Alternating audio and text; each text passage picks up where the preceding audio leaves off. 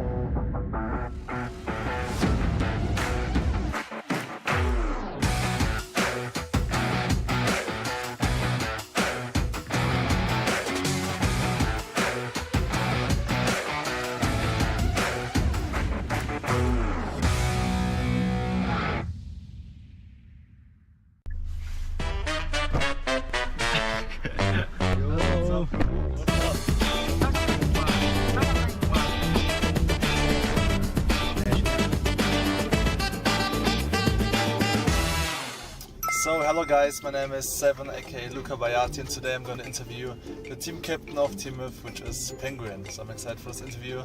Let's find out how he's feeling to what's the meaning of your nickname Penguin? It's just Penguin, you know, the penguins. Yeah, I like this animal, so I just named myself Penguin. So since you're one of the best players in Crossfire West, do you think you can also compete on the global stage too? I guess all the West players can compete on the top level.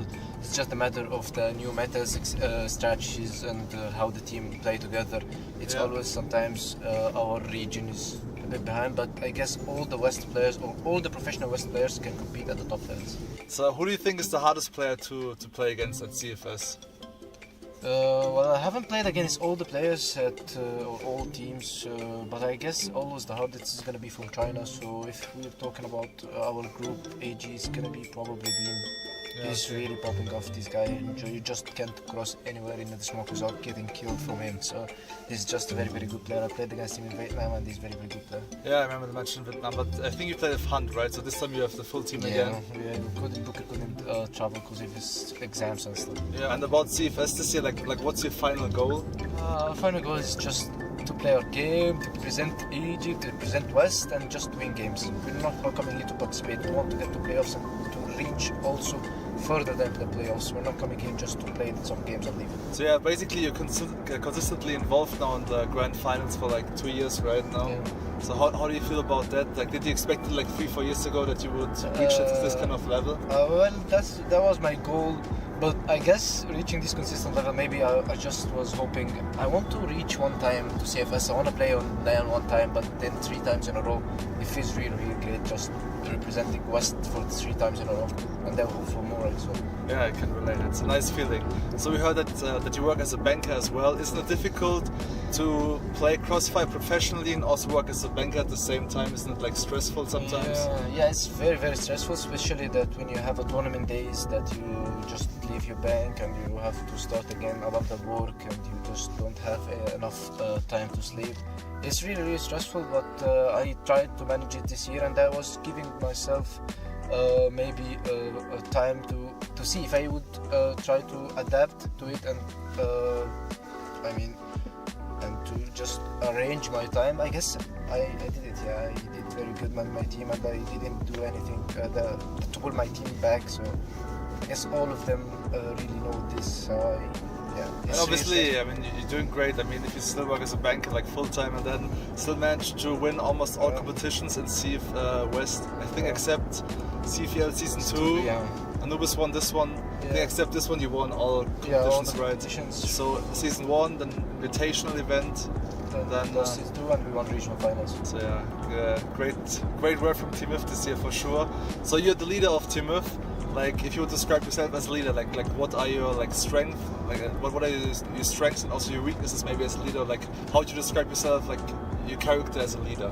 I'm the one who's, we have a coach, so I'm the one who's responsible of delivering the strategies that our coach make to our team, because he's not communicating with us in English, it's gonna be so hard, so he just explains the strategies for me, I get it in my brain, and then I try to explain the strategies more and more in details in game with my teammates. I look at the mistakes, watch the replays, analyze, prepare the papers for them, prepare everything, organize their flashes, smokes, pushes, dry runs.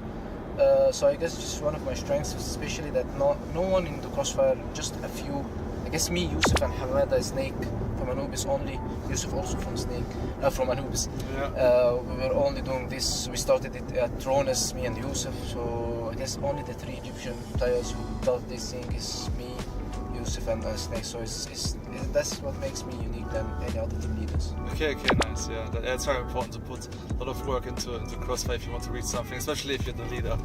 And how's the relationship with your teammates? Are you like friends, or is it more like family, or like are you just like colleagues at work? How would you describe it? Playing with my team, Yeah. I guess we're just like friends, family, more than family, but sometimes I don't think they like me because... Really? Yeah, because I'm too angry on them, because I feel sometimes the team is like the airplane mode. I think they're so lost in the game, no one concentrates, no one is communicating.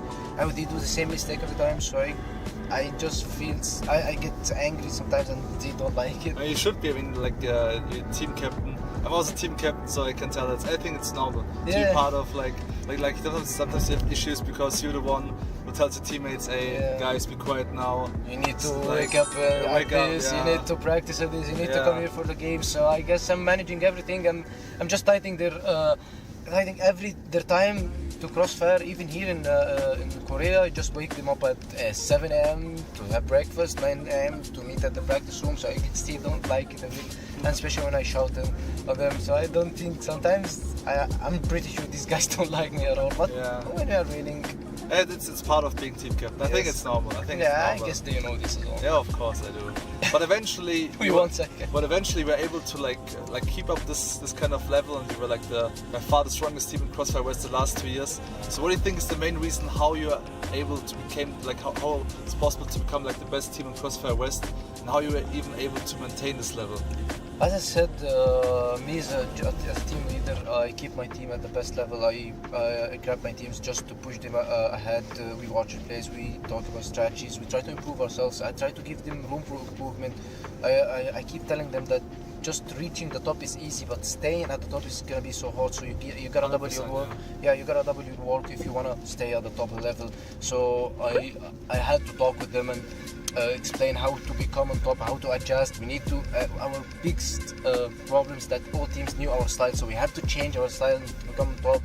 So I guess just maintaining our mentality that we are winners and doubling our work is the best points that we did to become on top. Yeah, okay. Yeah, so we're almost ready for the venue now. Yeah, thanks a lot for the interview, Penguin. Thank you. Job. I'm cheering for you, obviously, like representing like my region. Yes. So I hope you bring Crossfire West back to the top at least this year at CFS. Because next year I will bounce back as well. Okay. So thank you so much, bro. Thank you.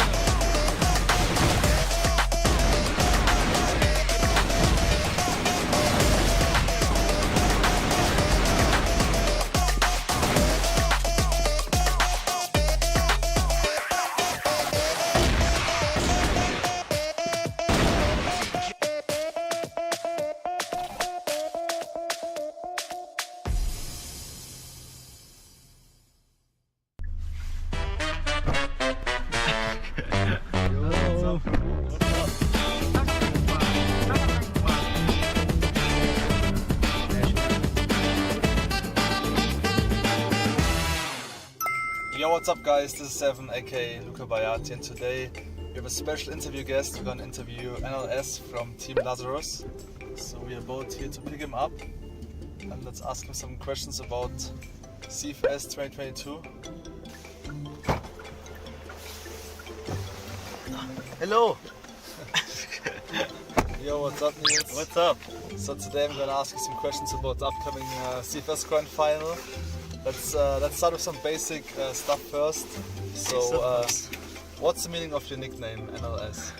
It's basically my first name. It's Niels. Makes sense, yeah. So, yeah. Because back then, I mean, I've been playing together with him like, when was it, like 6-7 years ago, like 7 years ago I think, in a team called Druckwelle. So Right. what was the reason why you changed the name to NLS?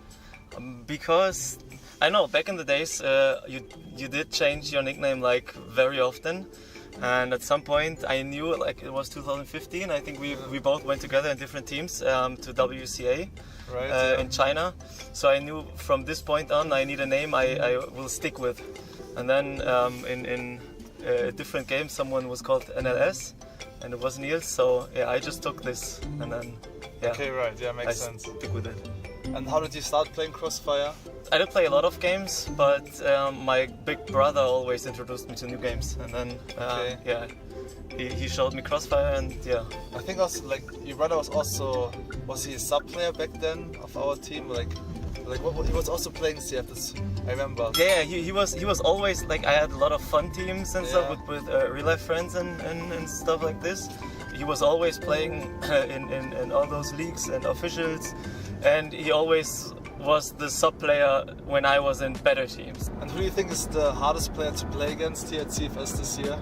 It is probably it's ZY, because there's always, okay, at least I think it's the whole team of AG, like hard to play against them, because all of them, they don't have a bad game. It's just a matter of who gets all the kills, and then the other ones get less kills. I think OO is always like consistently at the top. Like he's always first or second, he's never at the bottom. He always gets some more kills, and yeah, I'm very impressed of how he's playing. I have to admit, so you've been in Jeju now for 2 days, right? Yes. Like, how do you like Jeju Island so far? I was at Jeju Island already in 2016, after CFGI 2016, for 1 week, and we did shoot a video with the small get stuff. So I know the island already. Are you But still yeah, in I house think right with 70 kg and like other players, right? Yeah, with Revenge. Emzen, 70 kg, Revenge, yeah. STK. There were a lot of people, and we had a very great time together. So yeah, I love the island. It's very good. So your position is order, right? You're the team captain, you're the leader of Lazarus. Like, can you explain like what you mainly do as a leader? I mainly like do all the in-game stuff, in-game related stuff while we're playing. The aftermath and everything before matches is kind of Loon's job, so he does all the information gathering, and if he sees something, he just includes me, so I'm gonna watch it too, and then we tell our team.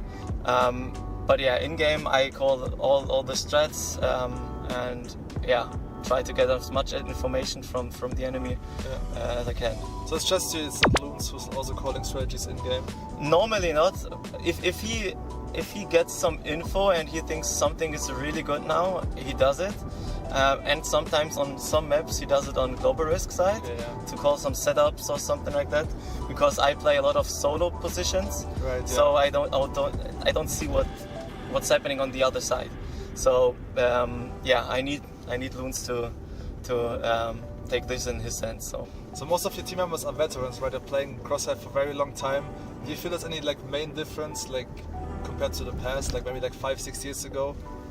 Every year you get some new stuff to learn from all the other teams, especially China. But in the most part, it's always too late because you gain a lot of information about how the matters you have to play. So we always kind of 1 year behind the Chinese teams, Right? Yeah. because we don't get a lot of practice. And this year especially, you're not able to watch the replays of the practice. Yeah, it's new. because they don't want us to see it. I mean, of course, now you don't need to hide anything because people can't rewatch the game in practice, but still there's less to learn, and if you don't see those things in the match itself, you will fall for it every time. So you also have like I've heard you have one job besides playing Crossfire, right? So how do you manage to like have like basically 2 jobs at the same time? Because I mean that's the reason why I wasn't playing the first game, because I had so much holidays to spare. Because you never know when CFS takes place, and you don't know if you have to go quarantine or something like that. So COVID made it a lot more complicated. In Europe, you don't need to spend as much time. I think now it's getting more. You need to spend more time because all the Egyptian teams are getting close to like not only Team With or Anubis, but also other teams are catching up. So I think in the future you need to spend a lot more time to because before the years, like all the German teams like Flipside, Penta, Lazarus had pretty easy to qualify for CFS. It was pretty boring sometimes. And I think this time it's the best example because GV didn't make it. I mean, they had a pretty bad group for them because they had kind of the best teams in their group, so it's pretty. But don't you think it actually like benefits us that like the gyms is becoming better? So actually, of course. Also, we are forced to also improve. I mean, it is better, but still, what Europe or like the West, Eumina needs to actually do to get better on LAN 2 is that we always make a big break after qualifying for CFS, and no teams plays until 1 week before the actual tournament. And then you need like 1 or 2 weeks to get back in form, in shape. The mindset is still a little bit off in Eumina. Thanks for the interview, and see you next time. Thank See you. you. Bye. Bye bye.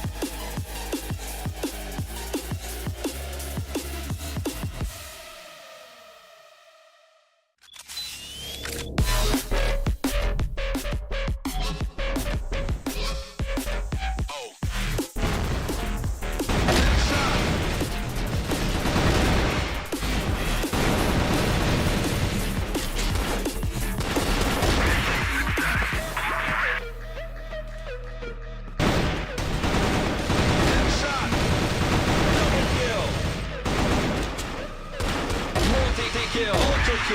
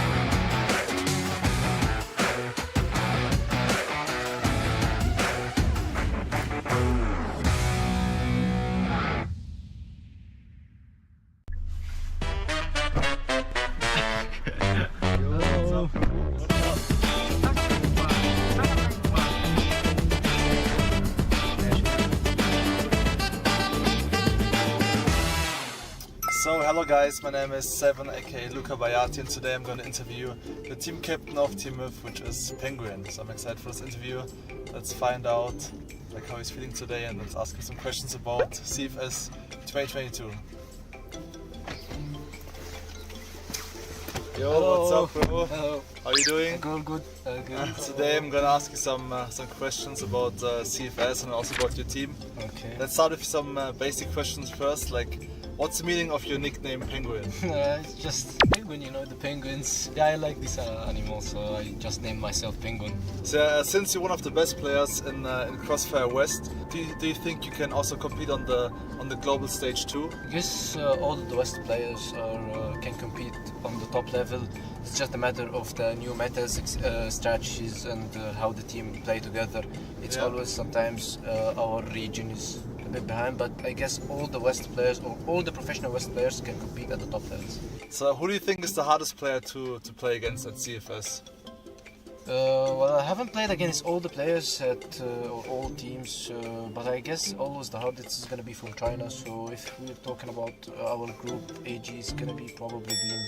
He's really popping off, this guy. You just can't cross anywhere in the smoke without getting killed from him. So he's just a very, very good player. I played against him in Vietnam and he's a very, very good player. Yeah, I remember the match in Vietnam, but I think you played with Hunt, right? So this time you have the full team again. Yeah, Booker couldn't travel because of his exams and stuff. Yeah, and about CFS this year, what's your final goal?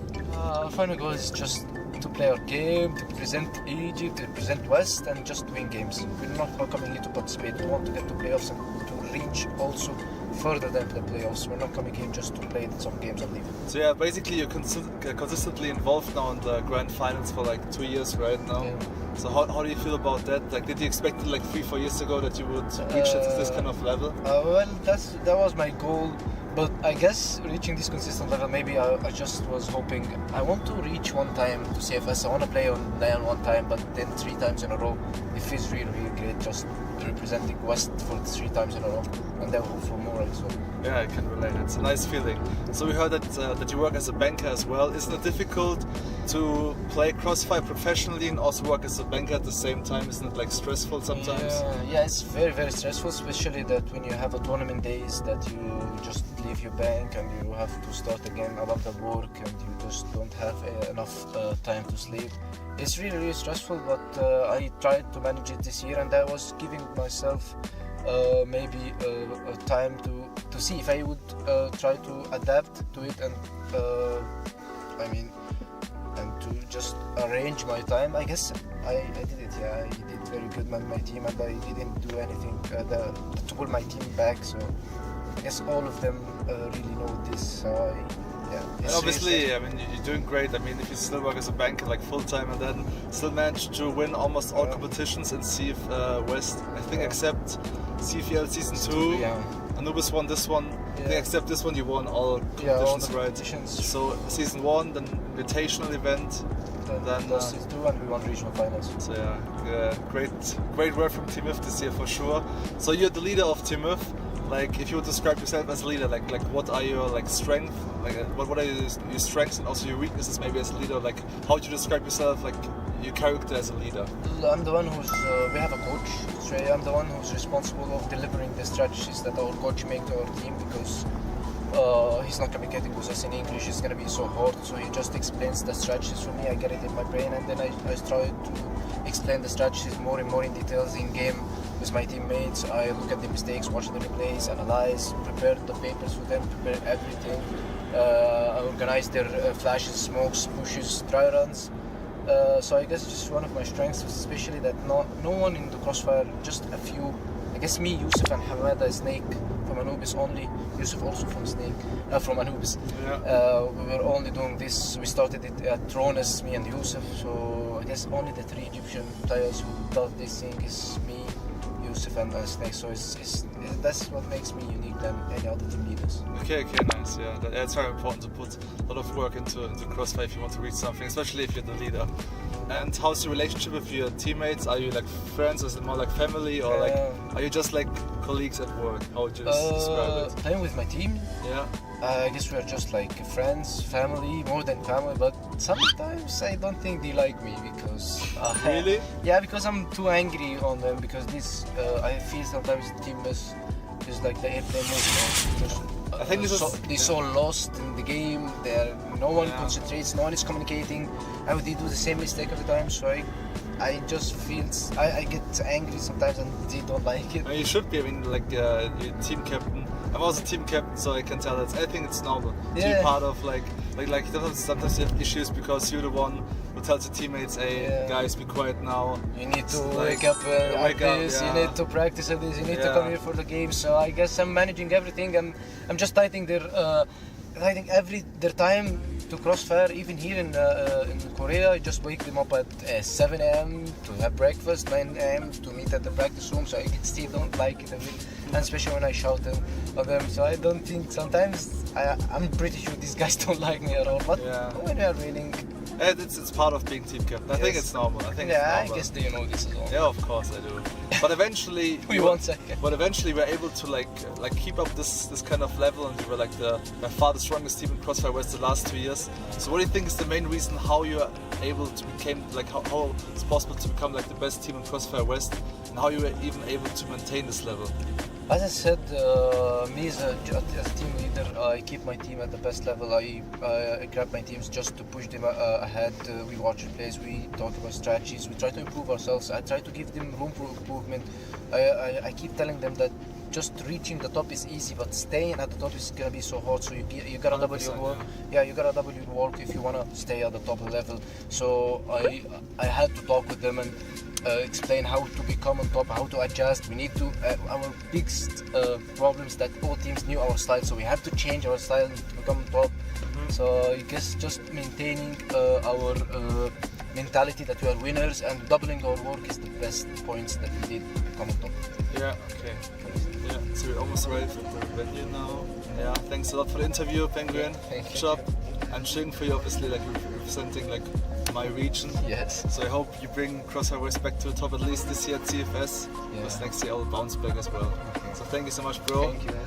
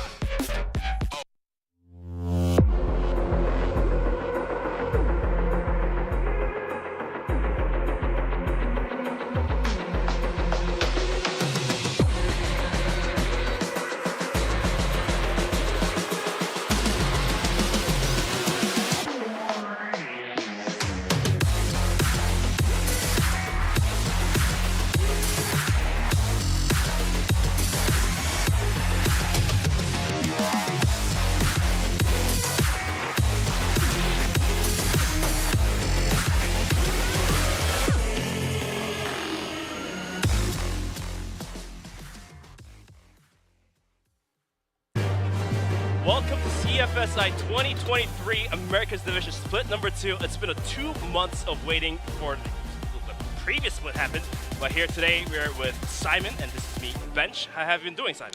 Been good, man. Been good. Looking forward to getting into the Americas Division. It's been a while since I've had the privilege of sitting here casting these guys. But as always, I'm expecting nothing but absolute fireworks from these teams because they are incredible players. And speaking of incredible fireworks and firepowers from these teams, Imperial from the last split, they were able to take down all of the contenders and taking the prize money by themselves. I think one of the matches were 2-0, another one was 2-0, and one of the games against VINCIT, they had to do it 2-1. But at the end of the day, it was Imperial. Let's see if the story continues on with split number 2. But this time, we do have different contenders from the last time, as we do see some old names like Ice Games now present onto the board. Yeah, it's going to be an interesting split. Definitely, like a new, not really a new roster, but like a new group of teams. Maybe someone can finally challenge the domination that Imperial has been putting out in this region. But just to double check everything, we are going to be here today, tomorrow, and the day after, July 21st to July 23rd. Our maps: Ankara, Black Widow, Compound, Eagle Eye, Mexico, Port, and Subbase. Absolute standard quality maps. And our teams, well, we're going to be looking at Imperial, VASCO, VINCIT Gaming, and Ice Games. And look at the prize money, just like that, $75,000 US. All of these teams looking at it. It was last time given to Imperial, but this time, who knows, it could be given to any of these teams as they have prepared a lot. But this is our schedule. America's Division will happen today through tomorrow and the day after tomorrow. And the EU MENA Division will be brought to you the week after, starting the 28th, 29th, and the playoffs happening on the 30th. And looks like it's going to be me and Simon once again to deliver you some quality Crossfire game. Yeah, EU MENA, always a region that's close to my heart. It's the one that I appreciate the most, but Americas is where everything does pop off. And just taking a look here, we do have Imperial against Ice. Then we have, I think... That's going to be Imperial versus IG for day 1. Yep. Then VINCIT versus VASCO and Imperial versus VINCIT. And then day 2 is going to be Ice Games versus SV, VG versus IG, and then Imperial versus SV to wrap things up. But today is going to be the big day, as it's going to decide the teams that move into the first place of the playoffs. So it's going to be Imperial kicking things off with Ice Gaming, VINCIT Gaming going against VASCO ESPORTS, and then to wrap things up, it's going to be Imperial versus VINCIT. Yeah, quality matches on the way, and the first day is always explosive. Everyone just trying to get a feel of each other. We do see some slow games, we do see a lot of fast games, especially on these first days, but what we do always see is close games. I guess it really has to come down to the map band picks, as these teams, especially in this region, is known for their fast tempos, fast pushes, just getting their enemies left and right, making them completely out of mind. Especially for Imperial, though, as they are able to defend these fast strikes coming through. But that will be today's matchup, and looks like we are going to be waiting for the match number 1 to kick things off. It's going to be Imperial versus Ice Gaming. Yeah, it is, and I cannot wait to get into this one. Yep. Let's take a look at the teams facing map number 1. It's going to be Imperial versus Ice Gaming. Yep. Imperial, Ice Games. Who do you think's going to win? I mean, gotta give the upper hand to Imperial. They've been looking pretty dominant throughout the last split as well, and coming into this split, their roster looks still looking pretty strong, but still gotta give a lot of credit to Ice Games, as they have been one of the oldest teams in the Brazilian region. They've been competing, I believe, ever since like the very first season 2, I believe. But since they have been on a hiatus for a little while, let's see if they still have it in them to break against the new ace of Imperial. Okay, I guess we can just go into the video then. I think we're going to take a look at all the teams, and we're going to have a look at the interview real soon. Real soon, but in the meantime, just gonna give you a little bit of a statistics of these teams for Ice Games. Their Brazil CFEL 2019 Season 1 was ranked at 5th.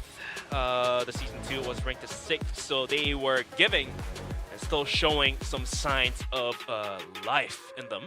But wasn't too great. 5th, 6th, 7th, 8th on average was around, I would say, like at max 6. But still, they were able to be invited to this current one against teams like Imperial, VINCIT, and VASCO. So definitely got to give a lot of credit to them, because you are not invited to these events if you are not worthy being invited.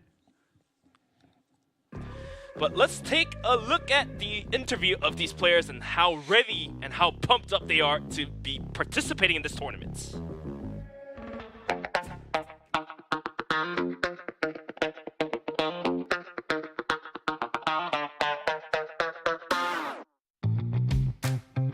Acho o Goken. Ah, claro que é o Goken. Na divisão da América, o Goken, da Imperial. O melhor sniper atualmente é o Goken. Não só na divisão da América, mas eu acho que o melhor sniper que esse jogo já teve é o Goken. Muitas pessoas acham que o Goken é o melhor sniper, mas acho que o MG no momento tá um pouco acima. MG.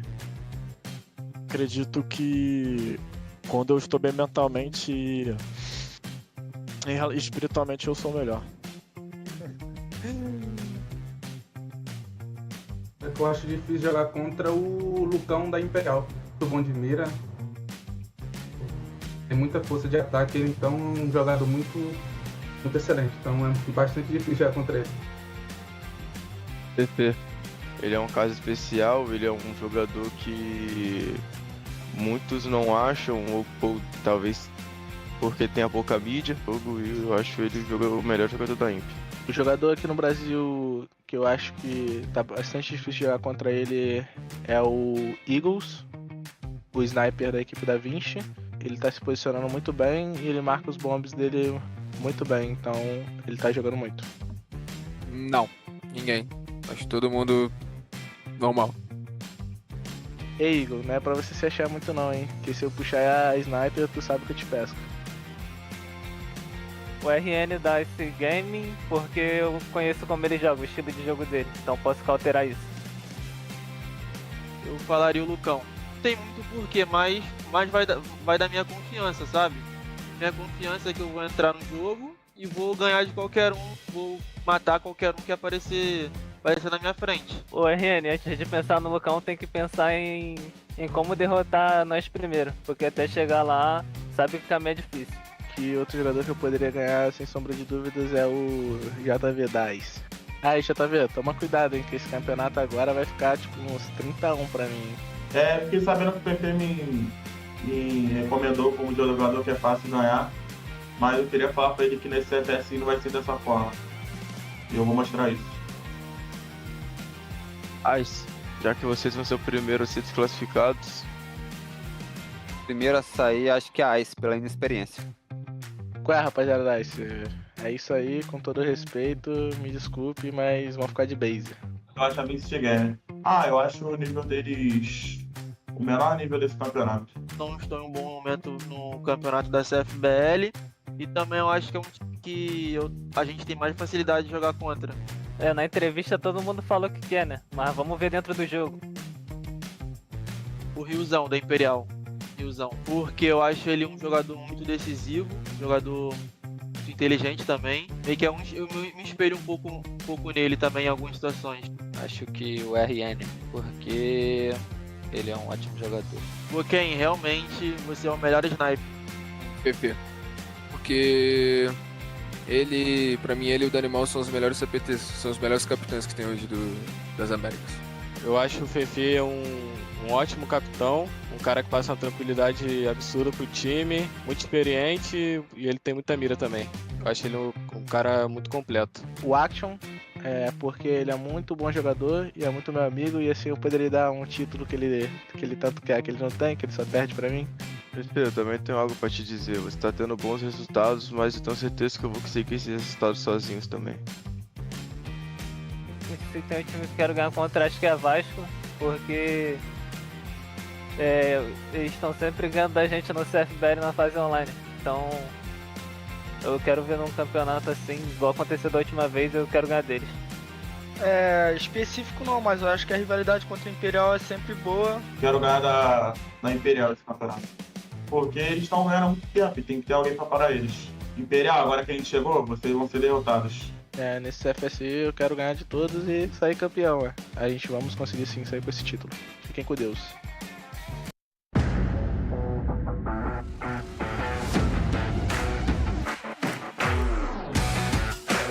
That was some great interviews coming out from these players, but we're going to be looking at the beautiful faces of Imperial. Had a little bit of beef there was JV and Feifei kind of shooting bullets between each other, but Feifei, luckily, is going to be able to face off JV in match number 1 against Ice Games.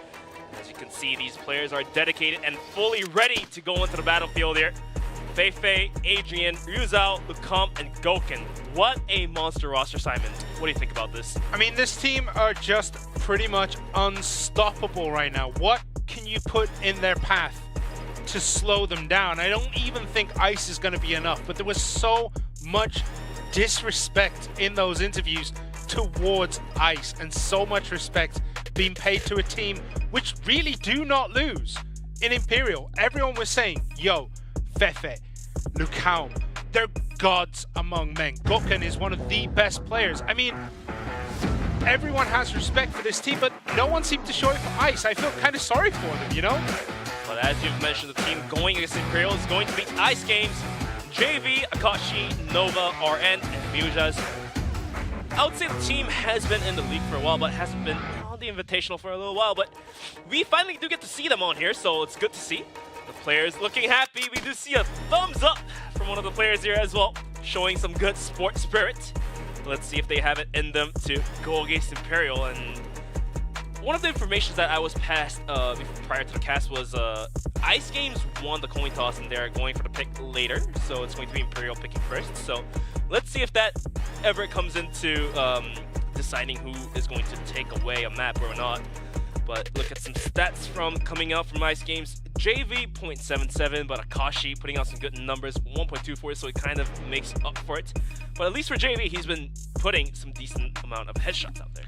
Yeah, it's worth noting that, like, even though we're saying that Ice has been around for a long time, this is a pretty much brand new roster.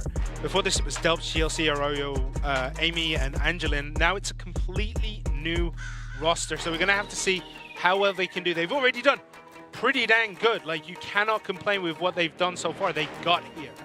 That is impressive enough.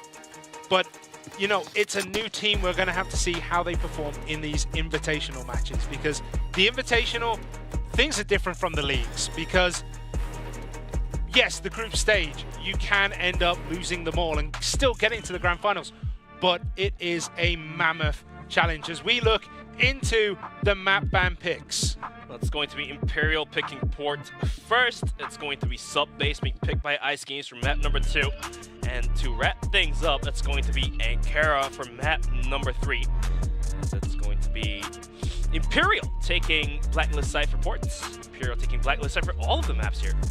Yeah, I really don't blame them. Where was Black Widow? Black Widow was banned by Ice. I mean, I can see that being done because you do not want to play Imperial on that map. But sub-base, I mean, the top teams play sub-base so much better than even the team that's like nearing the top. Like, sub-base seems to be that map that just allows the best team to absolutely dominate everything. It is definitely one of the deciders. And Ankara being last, you can't really complain. Ankara's pretty good. It's not as good as Black Widow. Like, I love Black Widow in that last spot. I think that's where it belongs. But Ankara, beautiful map. It's going to be interesting to see how the players adapt to this system of maps, because each of them plays differently. But yeah, definitely the map picks here are definitely justifiable. Port, one of the maps that's rather considered even, and sub-base and Ankara as well. But bringing to you is going to be some key points for this match. Imperial challenging their 4th consecutive championship title, as they were able to secure the last one into their belts. That's the 3rd one, and now they're trying to get their 4th one here. And then IG's debut match in CFSI playing against the defending champion is also happening today. And tell us a little bit more about Imperial's one-sided win, or expect IG's upset against Imperial. Do you think it's going to be possible or not? No. Why not? I just don't think Imperial are going to lose. I mean, they have the reason why it's going for their 4th consecutive, even though they've won the last 5, is because they changed up their roster at the beginning of 2022. So they changed up the roster. This will be the 4th consecutive for this roster. But if they win this will be their 6th consecutive first place. That is nuts. That is definitely a stats a team cannot put out. No, like without a great roster, not even decently. It has to be great. You have to be some of the best in the world. You have to be like some of the Chinese teams, like even the top European teams might be able to take a win or two from Imperial. But coming from Iceman, it's a massive, massive mountain to climb as we get into this first game. Let me see. Pretty much a bit of a rush up Central Street, just holding the doors, seeing if they can get anything. Not seeing anything through the smoke. I'm just going to pop another one. No, deciding just to switch back. Where Fefe going? Fefe climbing over sideways. Is he going to take a peek at A long? Let's see. Oh, Muse's all kinds of lost there. Just couldn't connect those shots, but RN does, at the end of the day, will try to equalize things back down by taking a double kill onto Fake and Adrian. JV adds onto the damage. But at the end of the day, it's going to be Lucom to the clutch share. Does take down Akashi to bring it down to a 2 versus 1. Lucom looking to get the 2nd kill by of his own. RN goes down in a 1v1. As Goken was too good. Here's the shot. It's going to be Imperial securing their first round. Sorry for that. Was 2-1, 2-2. Goken was apparently alive with a sliver of health. Oh, a pixel. That was like pixel. 1 health and change. Like he had nothing left in the tank and still managed to survive the rest of the round. So we're going to see just a couple of opening shots. Bit of a skirmish here, just trying to find out where people are going. We see pretty standard defense here by Ice. No one really sitting up on that A-long and gets punished for it as we see a big push from Imperial coming here. Are they going to fully commit? It looks like they are. There's 2 pushed right up top of C4, going towards the spot. They are going to find one member. I think that's Akashi. Akashi goes down. Ryuzao gets him. Lucam takes JV. And it's just Mujas with this sniper. Will he be able to do it? This is 5 against 1. A sniper, a pistol and a dream. And I don't think he's going to be able to do it. He's hiding. And he does not. That is a clean sweep here for Imperial. The breaking force coming out from this team looks very strong indeed. Ice Games wasn't able to defend it this time around. They're going to be having Muses posted up a little bit farther away. As Goken does go for pot shots through the smoke. Not going to hit those. If he's lucky, he might be able to find a kill of his own here. For now, Imperial taking the lead 2-0. 2 rounds on top. We're going to be having the lobby remade, so we'll see. We'll have a little bit of a delay here, but we will be okay with it. Yeah, I just want to point out that despite that, like, intense start, Port is actually, you know, Global Risk favored. Global Risk favored, and Imperial already securing 2 rounds into their pockets. I don't know if Ice Games has it to hold it, because so far, the rounds being played out with Imperial just playing with Ice Games like playing with children does not look so prominent for Ice Games to hold on to those dear rounds they need. Well, round 1 looked like it could have gone either way, right? It was very, very close. Like a pixel HP. Pixel on 2 people. Like, it was insane.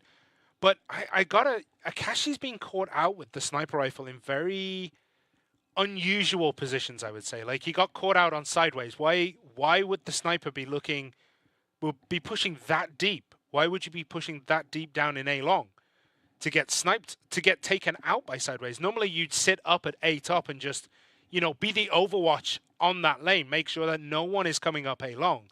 But he was just far too deep. I mean, it's easier said than done, but we do see a lot of aggressive armors, especially in this region, trying to capitalize off of their position, you know, delve their position deeper into the enemy's backline, the front line, try to get a pick or 2, and then get out alive. But with a sniper? If the mission succeeds, yeah, with the sniper, because with the you can one-shot people. Yeah. And if you're able to deliver that mission, you know, get a kill or 2, and then get out alive, good. But the problem here is that Akashi just can't come out alive. That's the problem here. It just feels like an unnecessary risk when you're going against one of the best teams known for their hyper-aggressive style, right? Like you might want to maybe at least the first round sit back and defend a little bit. Like make sure that you get your footing in the map. Make sure everyone actually remembers what the movement keys are. You know, like make sure everyone is just warmed up and ready, not trying to go for these strats immediately. I think there's a little bit of nervousness on the side of Ice, maybe, that they're going against the juggernaut that is Imperial. Or we can put it this way, if you think about it. Ice Games definitely being the underdog here, and to overthrow and overcome the percentage that they're being, disadvantaged of, they have to make risky plays, and what Akashi is doing is exactly that, trying to, take some risk and, try to capitalize on top of that. But so far, it hasn't been paying off, and maybe after losing 2 rounds in a row, like you've mentioned, it's probably time to go back to the drawing board and play by the books, rather than, making a bigger wager of risking your team to lose the map out.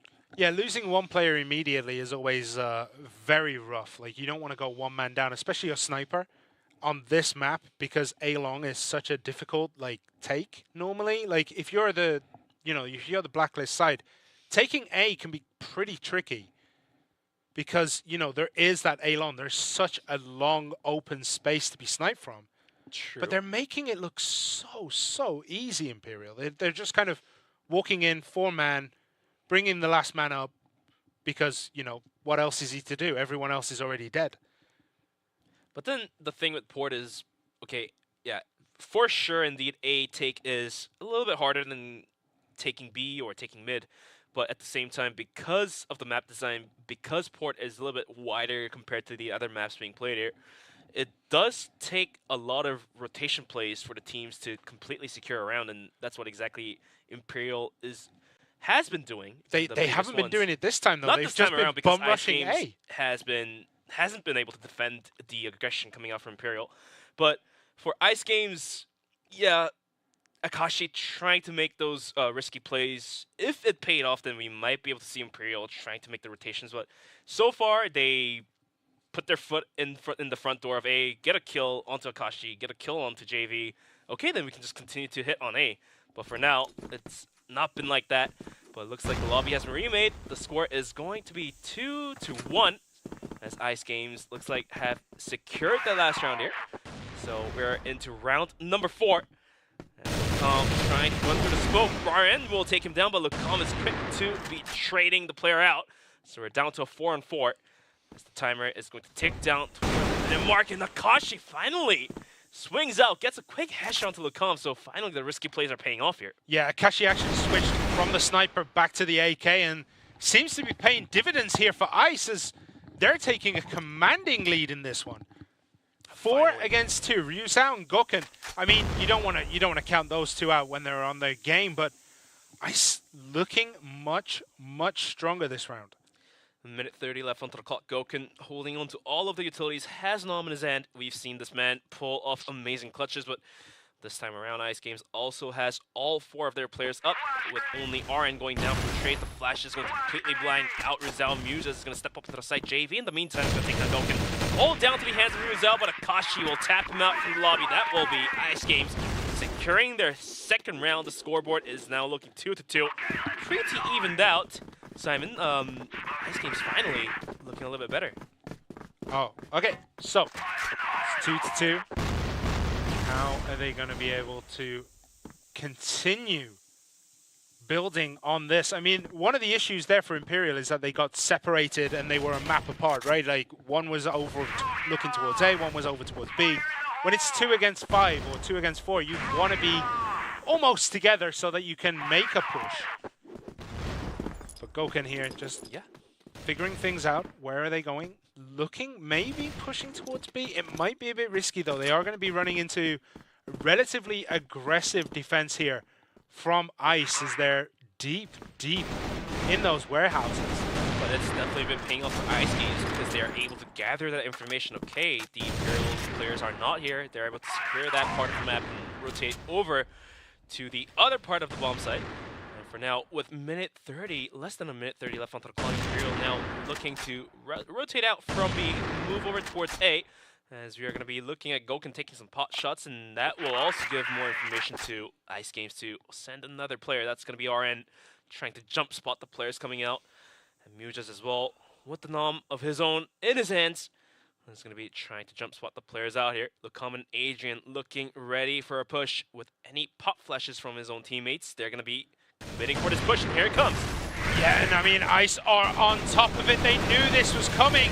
Can their gunplay hold up against Imperial? It's looking good so far. Goken goes down. It's 3 against 2. JV, RN, Nova. Left, Fefe goes down. It's Ryuzao against the world here. 1 versus 3. He's going to have to play this patiently, but he might get caught out. No, drops down, gets the shot, but he's going to have to play near perfect. And he does. What a jump shot that was. But it is not enough as IG take another round here. What a gunplay coming out from Ryuzao at the almost clutching that one out.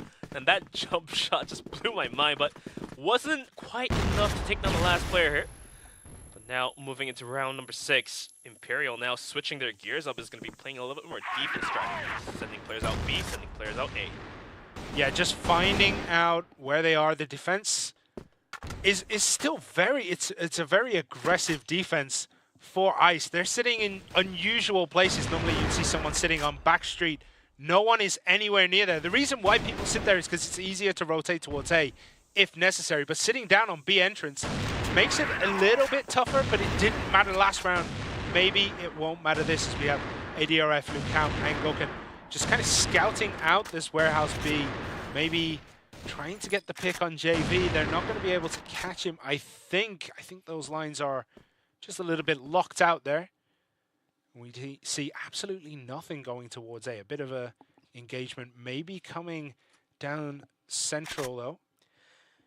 Minute 20 left on the clock, and then 3 players in the girl right out towards the B bomb site. Goken and Adrian opening things up, but Akashi popping flash is going to be tapping out 2 players. That'll be Goken and Lucam going down, equalizing things back down to 3-on-3. But in the meantime, Feifei gets caught out as well. All down to the hands of Ryuzao and Adrian with less than a minute left on the clock.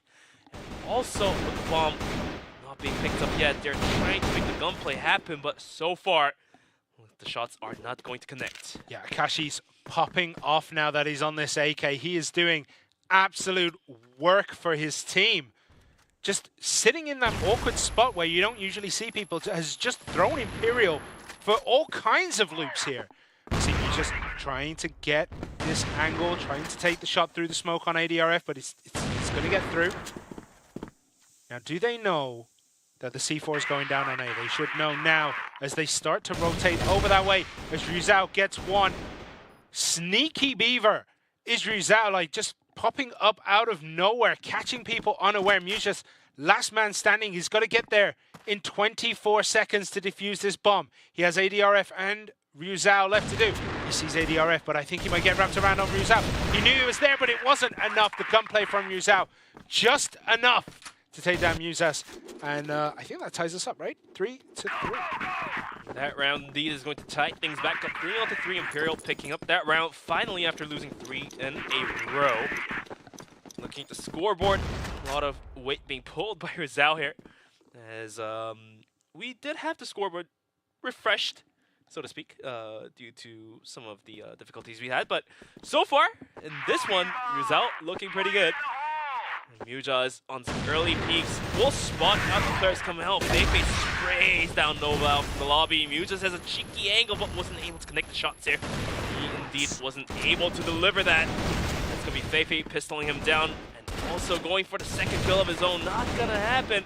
It's going to be Lucam to gun down RN. JV trying to put some damage into Imperial. Will find Lucam.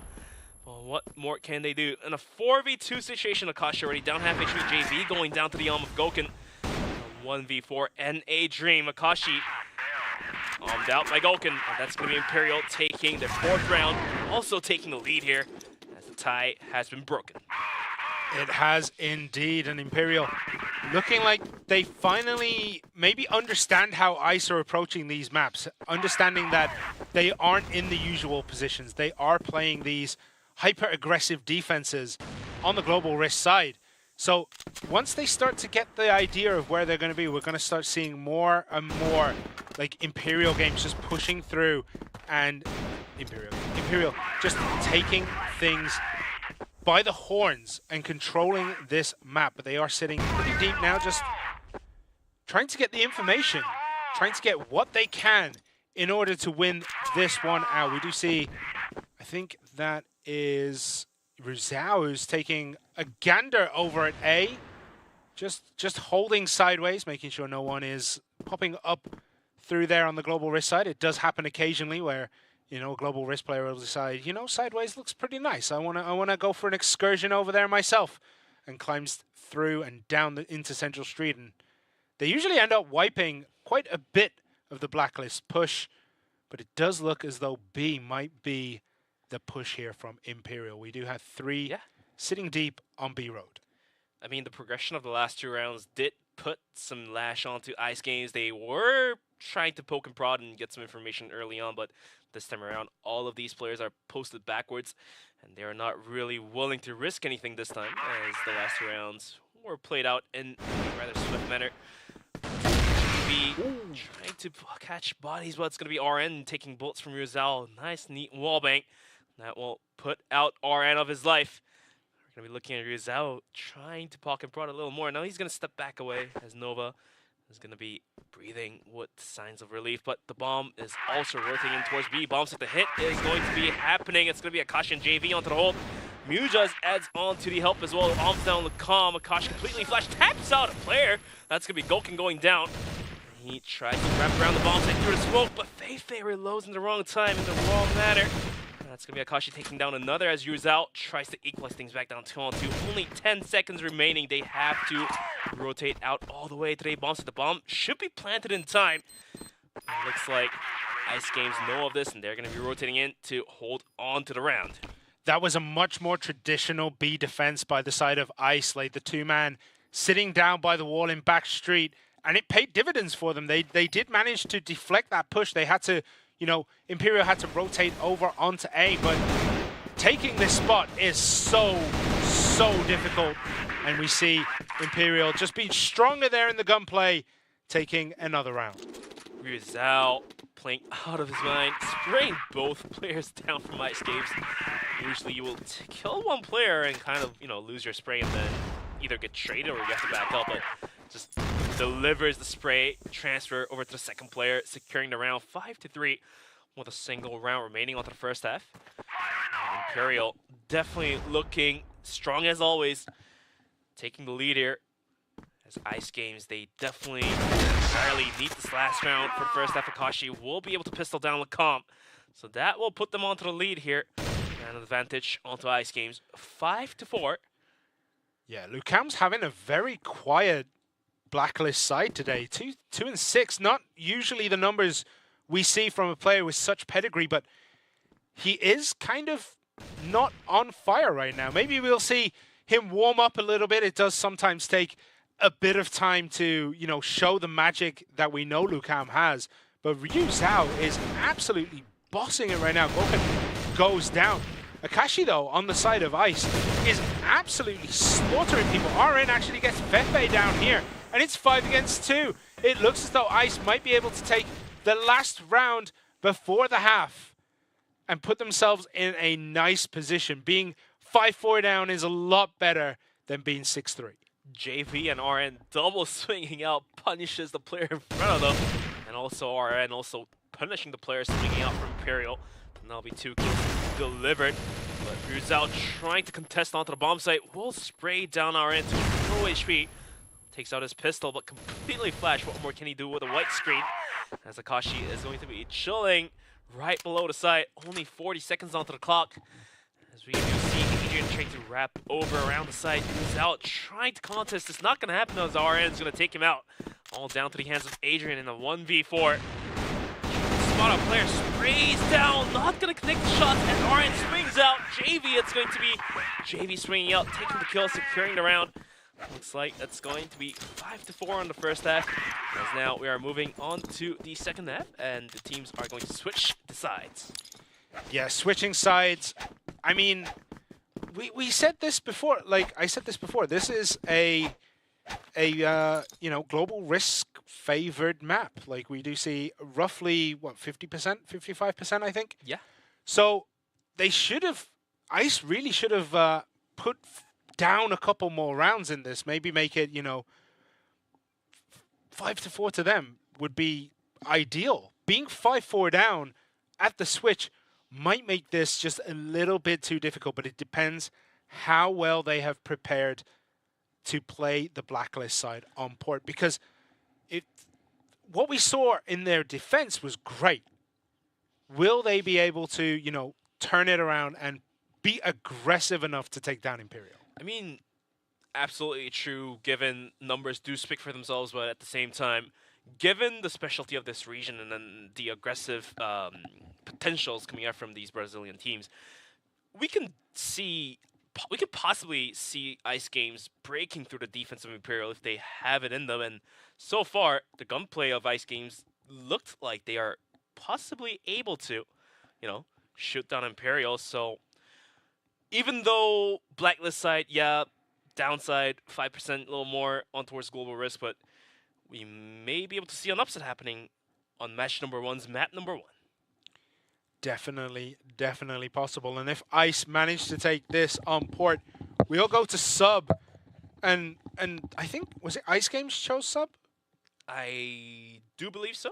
I mean, that's got to be scary that you lose your own map, right? If you lose your own map, if you're Imperial, that is, if you lose this map, and then you have to go to their map, what have they prepared? Because they're not playing Orthodox style, right? Like, ICE are playing a very different kind of crossfire right now, and we have to see what they can do on the Blacklist. Can they make a statement in this tournament, draw first blood from the behemoth of Imperial? And if Ice Games is able to take down Imperial, that spices things up for all of these teams, because VINCIT and VASCO are watching this as well. And if they do smell the weakness of Imperial, then Imperial could be the first one being knocked out. As you probably know, you do not know your own weakness. Yep. But the observers do. Yep. 100%. And 100%. if VINCIT and VASCO is able to sniff it out, that's probably the scariest moment for Imperial to happen. Yeah, I think if ICE take down Imperial, VINCIT Gaming are going to be like, oh, gods do bleed. And anything that bleeds, we can kill. And they have to play on the third match today, right? It's going to be Imperial versus VINCIT. That will be a bloodbath, especially if ICE can win this one. It's going to look as though Imperial is slightly weaker than we've ever seen them. But we have another half to go. There's so much more crossfire between these two teams to play before we get even into match 2. So we're going to see what we have in store here. ICE playing very slowly this time round. Yeah, definitely taking their time, playing with the clock, trying to get the information they desperately need to break through the defense here. But with more than a minute and about 2 minutes remaining onto the clock, they definitely have all of the time they need to play with the clock here. As you see, we do have 2 players. That's going to be RN and Nova posted out towards A, trying to pocket prod. But Gokun will snipe down Muses, and that is not the start they wanted to happen. No way, Jose. That's never what you want. You never want Muses taken off the board instantly. And we see Adrian here taking 2, but does go down. It's 1 for 1 right now, as Lucam gets quite a lot of damage on RN, who kind of got clipped in the shoulder there. Is stumbling away with next to nothing in the bank. We see a bit more rotation. Again, we see IG here just kind of pulling back, recouping, deciding, okay, are we going to go for A? It looks like we're going to go for A. And they're all going in. Now Lucam, 1 man up on top. What can he do? We've seen him do crazy things before.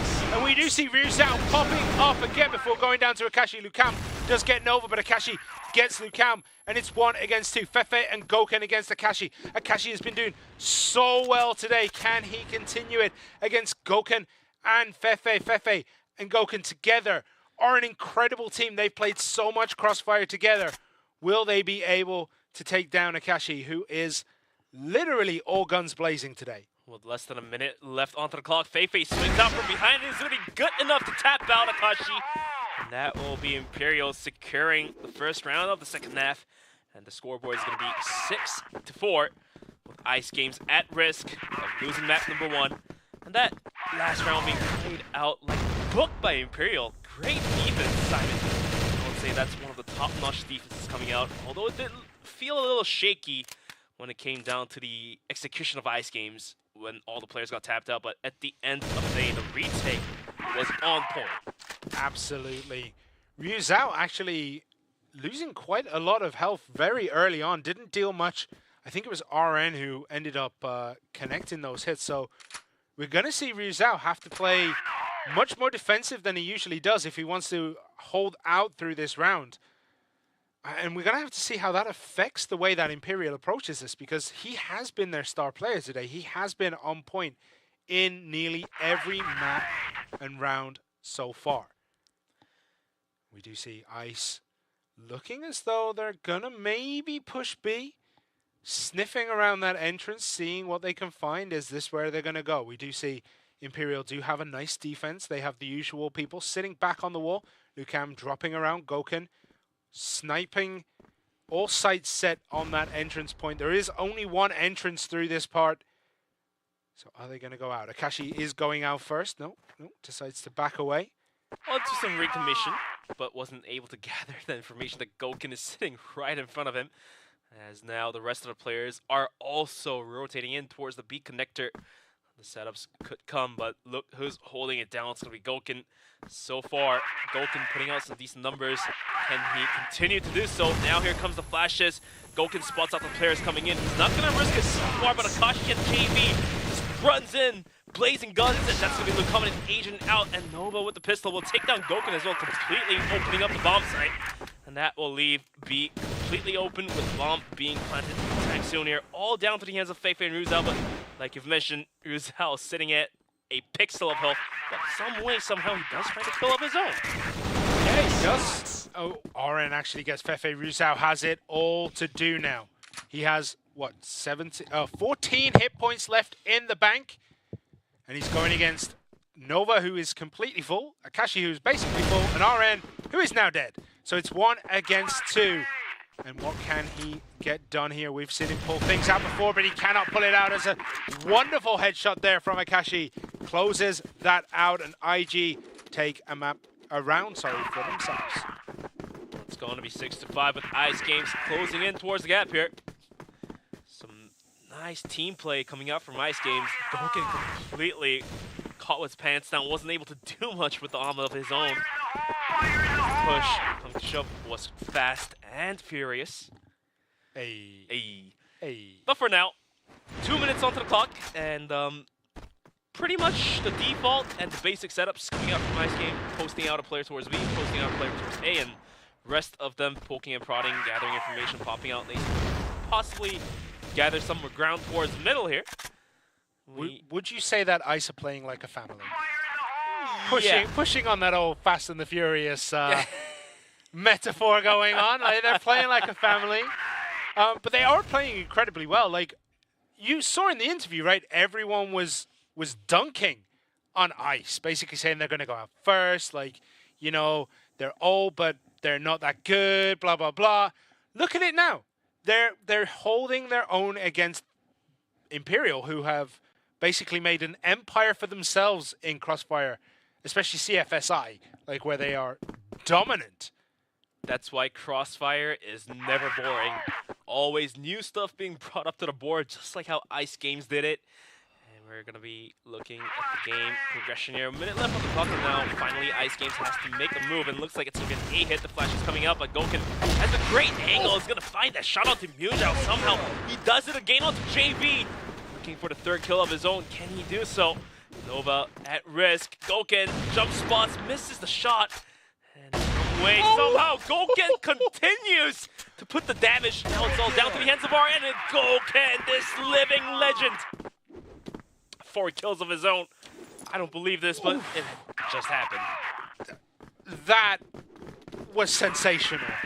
Oh my god. Like, the sheer reflexes to snap those shots, like the quick scopes into people, absolutely insane. And then, of course, he has to get a pistol kill just to say, like, you know, it's not because this gun kills everyone in one shot. I can also do it with a pistol. Absolutely insane pop-off there by Goken. Puts himself top of the leaderboard for this half, 6-1. He's playing out of his mind, but Ice really need to find a way to neutralize him. Put him on ice. I see what you did there, Simon. All right, so Fefe sitting, watching this this push come in. Is he going to spot it before he throws out the grenade? Tries to get it through the little gap in the roof. I don't think he caught anyone. He might have just caught Akashi, actually. Just a little bit. Just for a tad bit, but for now, Ice Games are posted out towards the beat connector here, looking to make the push anytime soon. Has the lineups ready for the utilities to be thrown. With only a minute and 17 left onto the clock, it sure might be a B hit, and here it comes. RN is going to be good to find down Feifei. LeComp holding onto the bomb site of his own with the supports from his teammates coming through. JB swings out wide like a madman. Be catching anybody's as he does with the spray down. LeComp in the corners for one kill. Good for two as JV will gun down two players, and Ruzao and Goken, hello, some way, somehow, all of a sudden it's all down to the hands of Mujaos. Yeah, that was like a blink and you'll miss it moment. That whole push collapsed within like, what, a second, 2 seconds? Maximum 3 seconds. Yeah, give it, let's say 3 seconds just for prosperity, but Goken finishing it off in pretty nice style there, but that push just completely got bodied. Imperial just absorbed the pressure. They waited. They even lost Fefe very early on in that engagement, and still Ice Games came out worse for wear. They just could not get that push connected. They could not get the bomb down. They couldn't hold the positions. They had to try something different. I think they tried to rotate a little bit, but by then it was already too late. So great defense here by Imperial. Ice Games really need to find something. They need to pull deep into their playbook. Find something that can take out this just rock solid defense by Imperial. Definitely got to give a lot of credit to LeComp for the last round there, because he was definitely holding on to his, you know, temper, so to speak. He didn't swing out. He was holding onto the corner by the back B side and just held it until his teammates arrive. And the moment his teammates arrive, he swings out, gathers the attention from Ice Games, which allows the room, which gives up the room for his They don't know Adrian's there. LeComp gets a double. Some way, somehow, the defense looks very strong. LeComp just getting kills left and right. Feifei to wrap things up. It's going to be Imperial picking up yet another round. And Ice Games just not being able to break through this defense. Now they're at risk. 9-5, and the scoreboard looks pretty darn strong for Imperial. Yeah, we were talking about how LeComp's had a pretty quiet day so far, and then he goes and does that and pops off, gets the quadra kill, and delivers that home. But they know this push is coming. It is spotted by Goken. Adrian's there. He is going to try to wrap around. Adrian actually goes down to RN, but he did get Nova as RN gets the countdown as well. RN popping off here. What else can this man do? JB swings down, will spot out a player. In the meantime, Ruzal at the end of the day will find one kill of his own though. Feifei coming from the side will find one, but wasn't good to find the final kill on Takashi, who was sitting at like 10 HP. That reload was very, very unfortunate there. I think he would have got the shot. I think it was lined up perfectly as he pulled the trigger. It's like, okay, now it's time to reload, and you're like, that's a stinger. That's a stinger. I think he could have closed. I think he had enough to close that out if he had a couple extra bullets in that AK. But that early fast rush coming out from Ice Games definitely caught Imperial off guard here. Was able to secure it around. It's going to be 9-6. Still Imperial onto the lead here. This time around, Imperial realizing what's happening. Akashi's going to be taken down to 1 HP. Did you see that? He saw like a slight muzzle flash through the smoke and just nailed the headshot. Yeah. What on earth, LeComp? Madman. Anyway, so we are looking around. Was it LeComp? I actually forgot during the time I was speaking who actually nailed that shot, but the reflexes on these players are insane. That's why there's a Feifei. Good to spray down one, but wasn't good to connect it to the second one. RN will trade him out. And all of a sudden, B-bomb site now only helped by LeComp calling for dear help. Rizal comes around. LeComp looking to go aggressive. This could be detrimental for Ice Gaming if they are not ready for this push. Yeah, and we see Akashi actually being very, very deep right now, playing very defensive. And, you know, as he's walking around, if he stubs his toe, he's down. Like, that is literally 1 health. So he's got to be very, very careful. Stray grenades or a severe gust of wind will take him off this map. If anybody sneezes on it, he's done deal for sure. Maybe if he even sneezes himself and, you know, sometimes you sneeze too hard, you bruise a rib. That'd take Akashi down right now. But we do see them sitting right here on long. Oh, Adrian actually gets decent damage as we get a kill zone here with Ruzao. And both of them together absolutely slaughter Ice Gaming. And that is the first map going the way of Imperial.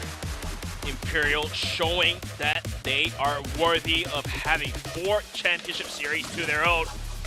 Looks like they are able to snatch the map #1 away from Ice Games, secure their map pick of fort, as now we are looking to go into map #2, which is going to be sub-base. This one's going to be Ice Games pick, so let's see if Ice Games has it to hold it.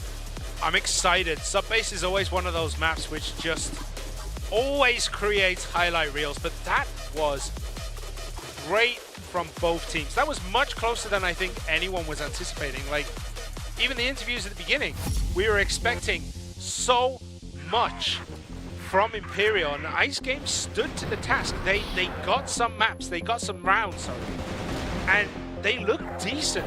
I mean, that last round was a bit rough. That last round, they did walk into a kill zone with the 2 best players pretty much in this region, looking at each other and just making that kill zone, but they looked good. Oh yeah. I mean, usually when you're going out through middle, you would smoke off one side and try to contest the other angle, but if they don't do it, they're going to be fighting against the 2 top players of Imperial, just holding it down, gunning it down in a crossfire situation. Yeah, but let's take a look at some of the highlights here as we were just talking about the course of the game. Great gunplay out coming out from Ruzao. This man was playing aggressive from time to time, and then he would also play passive from time to time, you know, putting Ice Games wondering, where is Ruzao? Because if a player that has to play aggressive is not present in the position that you are expecting him to be, then it kind of puts you in a big question mark. It definitely does. Is this the Goken quad kill? Oh, looks like it. He gets 1. Oh, there's 1. Make it 2. Yep. Oh, it was just... Like, you love to see it, and then, like, you know, I can do it with a pistol as well. Insane. Absolutely insane. Like, I love that. That is the highlight reel. That goes on your resume no matter what job you're applying for. Play at the funeral, too. It's the highlight reel of a lifetime, for sure, but Goken has a lot of these in his backpack. But that's that crossfire we were talking about, yeah, where, like, everything Ice just went down instantly. We do have just confirmation of just how close that was, apart from Ruzao with a 3.0 KD spread. 3.0. 3.0. That should be illegal. I think that's one of the best numbers being put out in this region. Better than I don't think I've had a 3.0 KD. I've the seen last one. 2.8. I think I've seen a little bit higher, but 3 is still nutty. Like, no matter what we're talking about, a 3 KD spread just should not happen. But Goken also putting out some decent numbers. 1.71. Some numbers that he's been constantly putting out is above 1.5, I believe. But for the side of Ice Games, I would say the numbers don't talk for themselves. They definitely put out a good effort. Muja sitting at 0.08, I believe. Yeah. That's unfortunate, but, you know, there's still a lot of work to do. Go back to the drawing board, prep some more tactics, and maybe you're able to take the map point of your choice, because we're going to be moving into sub-base for the next report. Just forget it, put it on the back of your head, and just wrap it up and go through it. I mean, every map is a new game, basically. Like, that's what you have to do as a professional player, right? You have to treat every map individually. You don't want to think, oh, well, we lost that map, we're going into this one. Like, we lost that so badly, we're going to lose this one too. Everything is a new game. Like, everything is reset. Like, you've played sports, right? When you go in at halftime, you're losing 5-0 in a football match, and you're like, the manager straight away just goes, okay, so it's 0-0. How are we going to win this? Like, that's the mentality you need to have. And we have The map data shown below. Look at that. Oh, absolutely insane numbers here. The Subbase last map report was 44.9% for Blacklist side and 55.1% for the Global Risk side. Subbase looking pretty even, although Blacklist does have a slight edge, but that always can be changed, like we've observed in other teams playing the map. Mexico, though, 35.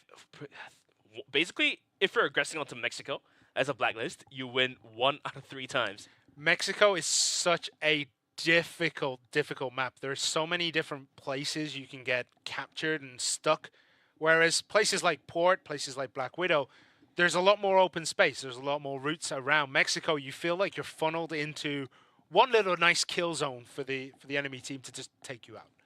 Especially Mexico's water towards B's bomb site. It's just impossible to take it if I've seen it being taken more than 2 once. Global Risk players are holding it down. I think I saw it taken 1 time. So the progression of Mexico usually plays out in the manner that Blacklist will try to aggress onto A bomb site, kind of in a baiting manner, try to drag the players from B down towards A, and then rotate towards water and try to take it. They never hit water solo as it is, but that's Mexico. It's not being played on this one, as it's going to be Port, Subbase, and Ankara. And as we have finished map number 1, it was, I believe, 10-6 to the side of Imperial. We're going to be moving on to Subbase, which the numbers were looking pretty even, 50-50. A little bit more edge on towards the side of Blacklist. Imperial, 1-0, 1 more map. If they do take Subbase, they can close it out. Otherwise, we're going to be looking at Ankara for map number 3 and Ice Games. I hope they have devised a plan to win this map, because after losing Port, you're going to get knocked out from this one if they lose the map number 2. Yeah, but there's still everything to play for, right? Like, losing now doesn't mean you're out of the tournament. You'll be here tomorrow, and I think ICE are playing 2 games tomorrow. Yeah, because Imperial and VINCIT are playing 2 games. So ICE are going to play 2 games tomorrow. They only have 1 game today. After this, if they lose, they can go out and say, like, okay, let's go watch VINCIT and VASCO, make sure that we know what they're all about. But it would be nice to go in with a win, especially on Subbase. We've seen, you know, like the little kill corridors that appear, like pushing through machines. And it's one of those weird maps that has so much charm and has produced so much good crossfire over the years. I'm excited to see what these 2 teams can pull there. Are we going to see like that little nook right by the stairs that always seems to end with somebody getting a triple kill, whether it's Global Risk or Blacklist, Global Risk. I got my words mixed up. Absolutely. But that little nook always ends up being like a massive swing when anyone tries to take it, because when you go in and you're expecting it, no one's ever there. When you're like, okay, no one's ever holding that little nook, and you just ignore it, you don't check that corner, you get absolutely annihilated, because that's the one time someone's going to be hiding there. But absolutely, you're absolutely correct, my man, but we're going to be moving into map number 2. That's going to be Subbase Imperial kicking things off onto the side of Blacklist. And like you've mentioned, it's always better to step off with a win on the group stage, because it decides your place going into the playoffs, and it's always better to not reveal your tactics if you are able to play less amount of games compared to the other teams. Always not the best if you're going to have to play all of the games. You're about Feifei. Contest with JV completely punishes Feifei with a quick headshot. That's a player down to the side of Imperial on a 4v5. As Adrian also posted out pretty close towards the double doors. Could be tapped out by Akashi if he realizes Adrian is sitting right in front of him. I think he's aware someone's there, but he has no idea where he's moving. That's one of the things about this map. It's so... There are certain places where you can just sneak through with just a little bit of smoke. Like, towards the end of, like, the smoke duration, you can still get through without being spotted. But we do see Machine Room. It looks as though we're going to get a B push here by Imperial. So Mujas, I think, did he catch sight of someone then? Now he definitely knows that there's somebody right in front of him. Agent jumps across the crosshair of Mujas, was luckily enough to be surviving there. In the meantime, Nova did rotate in. Less than a bit on the clock. Nova swings out. Wasn't able to find a kill as Golkin trades out Akashi. Adrian with the nade is going to be able to find the kill onto RN. Onto a 3-3. Mujas with the gunplay, the pistol. It's going to be good to take down Adrian. Nova as well adds onto the kill, leaving Golkin all alone. But we saw this man getting that 4K last map. Let's see if he has it to make a 4K this time around in sub-base. If anyone can do it, Gokun can. As he's going to be sitting down. He does have the C4, so that's not been isolated out yet. So he has everything he needs to try and get this done. But, I mean, how's he going to one-man push into B here? Does he know something's right? No, he doesn't, as Mew just jumps out and takes Gokun off the field. 3 kills there. And nice showing here by Ice. Ice showing why they have picked this map, showing the reasons of choosing sub-base. Secures their first round coming in to map number 2. Adrian is going to tap out JV. Fast early aggressions. Feifei now invents. Poke and prot will spot out the tip of the head there, not going to land the shot.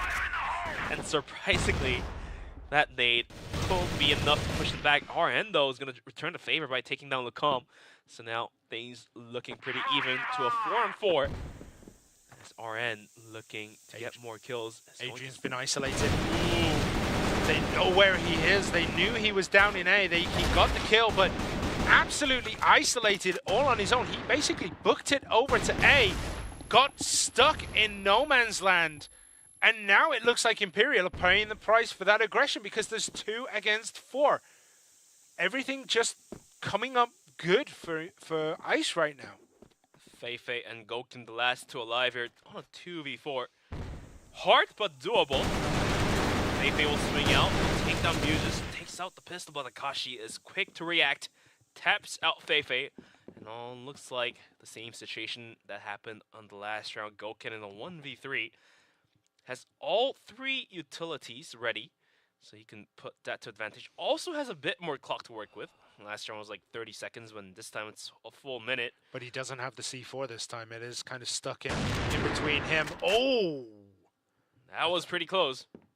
He had it there. Oring pops out, but nope. Gokun goes down. Oring gets it. And that's another win for the side of Ice. Ice looking great, securing 2 rounds in a row. But now they have to continue their lead. Otherwise, it could be the repeat movie of what happened on the last map. Secures 2 rounds and then Imperial just breaks you down, taking 3 rounds in a row. You don't want that to happen. And for now, Machine Room being controlled by Imperial, not really poke and prodding, as they do realize Ice Games does put out a good defense in this part of the map here. So they're waiting for the players of Ice Games to peek into their crosshair rather than them pushing out. But they do rotate back instantly. They are going back towards room entry. They're gonna take a look, maybe an AC, see if they can see anyone coming. But all guns are blazing through this corridor here. Is that Gokun? Gets 1. Adrian in a duel against JV. JV taking down super low, has to back out that one, wave that white flag. But Adrian as well did take a lot of damage. That looks like about 20-30 health there. So not a lot of health on these 2 players, but for now, advantage on towards Imperial. And Nova out of nowhere, and Akashi as well will take down Adrian and Lacombe. Now Nova going for more kills, goes for the duel, backs out of this one. They will pop a flash. Good. Yuzao is good enough to find the kill here. Akashi swings out, able to find the kill there as Feifei is going to take down Akashi down to a 3v2. Was that a grenade? That never happens. Nobody gets grenade kills in this game. That was nuts. Mujas gets that grenade kill, and it's 2 against 2. Nova and Mujas against Yuzao and Gokun. What? Oh, the bomb is going down? Yeah, it's down. Okay, so now they have to hold here in the storage lockers. Now jumping over the bomb, and he gets it. Gokun and Yuzao do manage to bring 1 win to their side. It's 2-1. Definitely a lot of effort being put out by Gokun, taking the kills to begin things off, but this time around it's going to be Mew just finally showing some signs of life in him. Takes down Gokun. How did he even get that angle? That seems almost impossible from where he was to where Gokun went down. Yeah. That's I felt like he was doing some kind of like bullet bending stuff there to try and get it round corners, up and down elevations. Like, that's insane. We can call it network one tap. But that happened, and Goken goes down. But Imperial does feel a bit more relief that they were able to take a round there. But starting things off with losing Goken, now things are at risk. JV onto the hole there, pops out the flash. Adrian will swing out, gets spotted out, but Lucom is going to be there to trade him out. So the bomb side now at risk. Feifei will catch Nova on the rotation, and that leaves RN to work magic when Mujas does find the pistol shot there, equalizing things back down to 2-on-2. How did Rizal not get caught out there? The bomb will be planted, and now we go into the post plant. We do indeed, and we see in the old control room there, we do see both members of ICE just chilling up there for the moment, trying to get these peaks down onto the the nuke and the sub, and they are pushing out.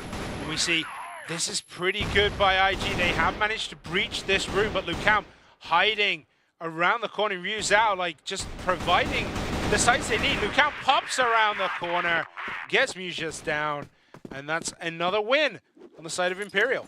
Until Mujas took out Goken, we were just thinking that Ice Games might just have it. But for now, Ryuzao still looking pretty darn strong. Map number 2, Adrian will swing out, find the kill Ryuzao as well. And onto but JV onto a strong, very strong hold, take a triple kill of his own. And all of a sudden, Imperial almost being shut out here as Nova takes down Feifei as well. All down to the hands of Goken. But JV and Nova sitting on pretty low HPs here.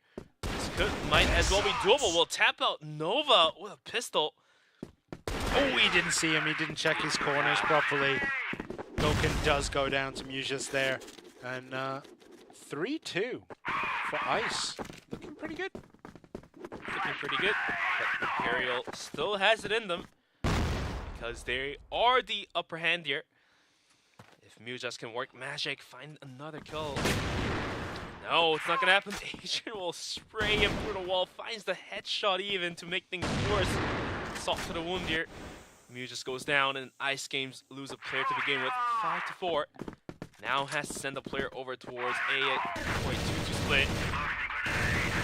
Well, they're looking, Imperial looking like they're just gonna go straight through Machine Room here, go up towards A, but they are playing it relatively slowly, so they're not playing hyper aggressive just yet. As we see, pushing over towards the hallway, gets him down. Goken gets Akashi, and that's another big pickup there. Reach into lockers, and that's just murder, she wrote. This looks like it's all over. It's wrapped up. A nice little bow on it for Imperial as they get a flawless victory there. Not a single player on the side of Imperial taking an ounce of damage. Akashi, when he was in vents, when he swung out, we were thinking, it might be good to take 1 or 2 kills here, but Goken was watching it apparently, bombs him down instantly. Going to number 7 is going to be RN taking down Adrian. Feifei will find the double kill of his own. Mujas will, at the end of the day, will find the kill there. Down to 3-on-3. But so far, Mujas taking down super low. Ooh, some way, somehow, Mujas with a sliver of health will take down Ryuzao. And it's all down to the hands of Lucam and Goken. But Goken can work some magic, like we've seen him pull things out. Has all 3 utilities, minute 45 left onto the clock here. Lucam trying to clear out the corners here, as we do see a player rotating out. Hold it down, yes indeed he does. We'll take down Lucam and make things harder for Lucam. Goken. Yeah.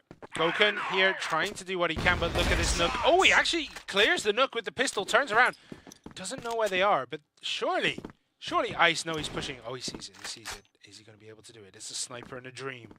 Mujas pops around the corner, he misses the shot and is punished for it with Mujas' pistol. And that is another win on the side of Ice Games.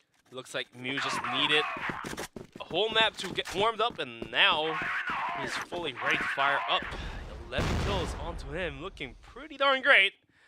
Definitely a lot better performance coming out from him compared to the last map there. But Ice Games finally taking the lead. JV even swings out. Why gets a double kill? And Ice Games looking pretty prominent here. to a 4-3 onto the scoreboard, trying to make it 5-3. And so far, Rizal, he is trying to put the hurt into the hands of Ice Games. Tried to swing out from Machine Room, not going to happen as he will pull back. Thinking otherwise. Yeah, he's not going to get the drop on Nova here just yet. I think, oh, they see each other. They know he's up there, so they're going to go on the hunt. He's trying to drop down, trying to cover himself, but it's not going to be enough. Nova does go down to Ryuzao. Adrian here, what can he get done? He has nothing left in the tank. He's literally a sneeze away from death. Ryuzao pops around the corner, gets another one. Lucam gets Mujas, and that is it. Another win for Imperial there. Imperial equalizing things back down to 4-on-4 with one more round remaining onto the first half. And some recap, I would say. The most important one is that definitely Mujas is popping off now. And Gulkin almost getting out-armed from time to time. That naughty one-tap from the arm from Mujas, that was insane. Although, I believe Ice Games at the end of the day lost the round. But if Mujas continuously puts out that kind of performance, then we might be able to see Ice Games taking a map point. Absolutely. Like, Muses feels like sometimes he just has that sixth sense feeling through the wall, you know? You see absolutely nothing, but you're like, you know what? Now's a good time to click. Takes the shot, and somehow managed to get the kill before, like, well, anyone even knew they were there. Like, it's insane right now. This map producing so many door kills, so many wall kills. It's popping off, and I don't think anyone expected Ice to be sitting 4-4, like losing the first map port, the first half 5-4, and sitting at 4-4 now on sub against Imperial. Like, this is not what we were expecting whatsoever, is it? Not at all, Simon, for sure. When we were coming into the first game, even we were thinking, okay, Ice Games might not be able to hold it against Imperial, but looks like when he opened the book, stories are wrote different, as Ice Games is definitely capable of holding it down against Imperial. And with just a single round remaining of the first half, they are able to close the first half out with 5-4. Then just a whole second half could be different, and we finally might be able to see Ice Games breaking that underdog story here. Yeah, taking us to Ankara, which is one of those maps which I feel like anyone can win Ankara. Like, it's just one of those maps which, yeah, it goes any way. Whoever is just better at gunplay on the day can take that map. But Port was good. Subbase is looking even better for Ice. Like, there was a lot to take away from Port, right? They had a lot of good. They had a good first half. Second half, yeah, they only got 2, but they still looked decent. Subbase, they look like a solid team. They look like they've been doing this for years. They look like they've been playing Subbase their whole life. And hence is the reason why they picked Subbase. And, yep. And you're absolutely correct on Ankara. The team with better gunplay usually takes the map away. And so far, most of these players on both of these teams have their gunplay on the top-notch level. We've seen Ryuzao get those kills. We've seen JV just popping off.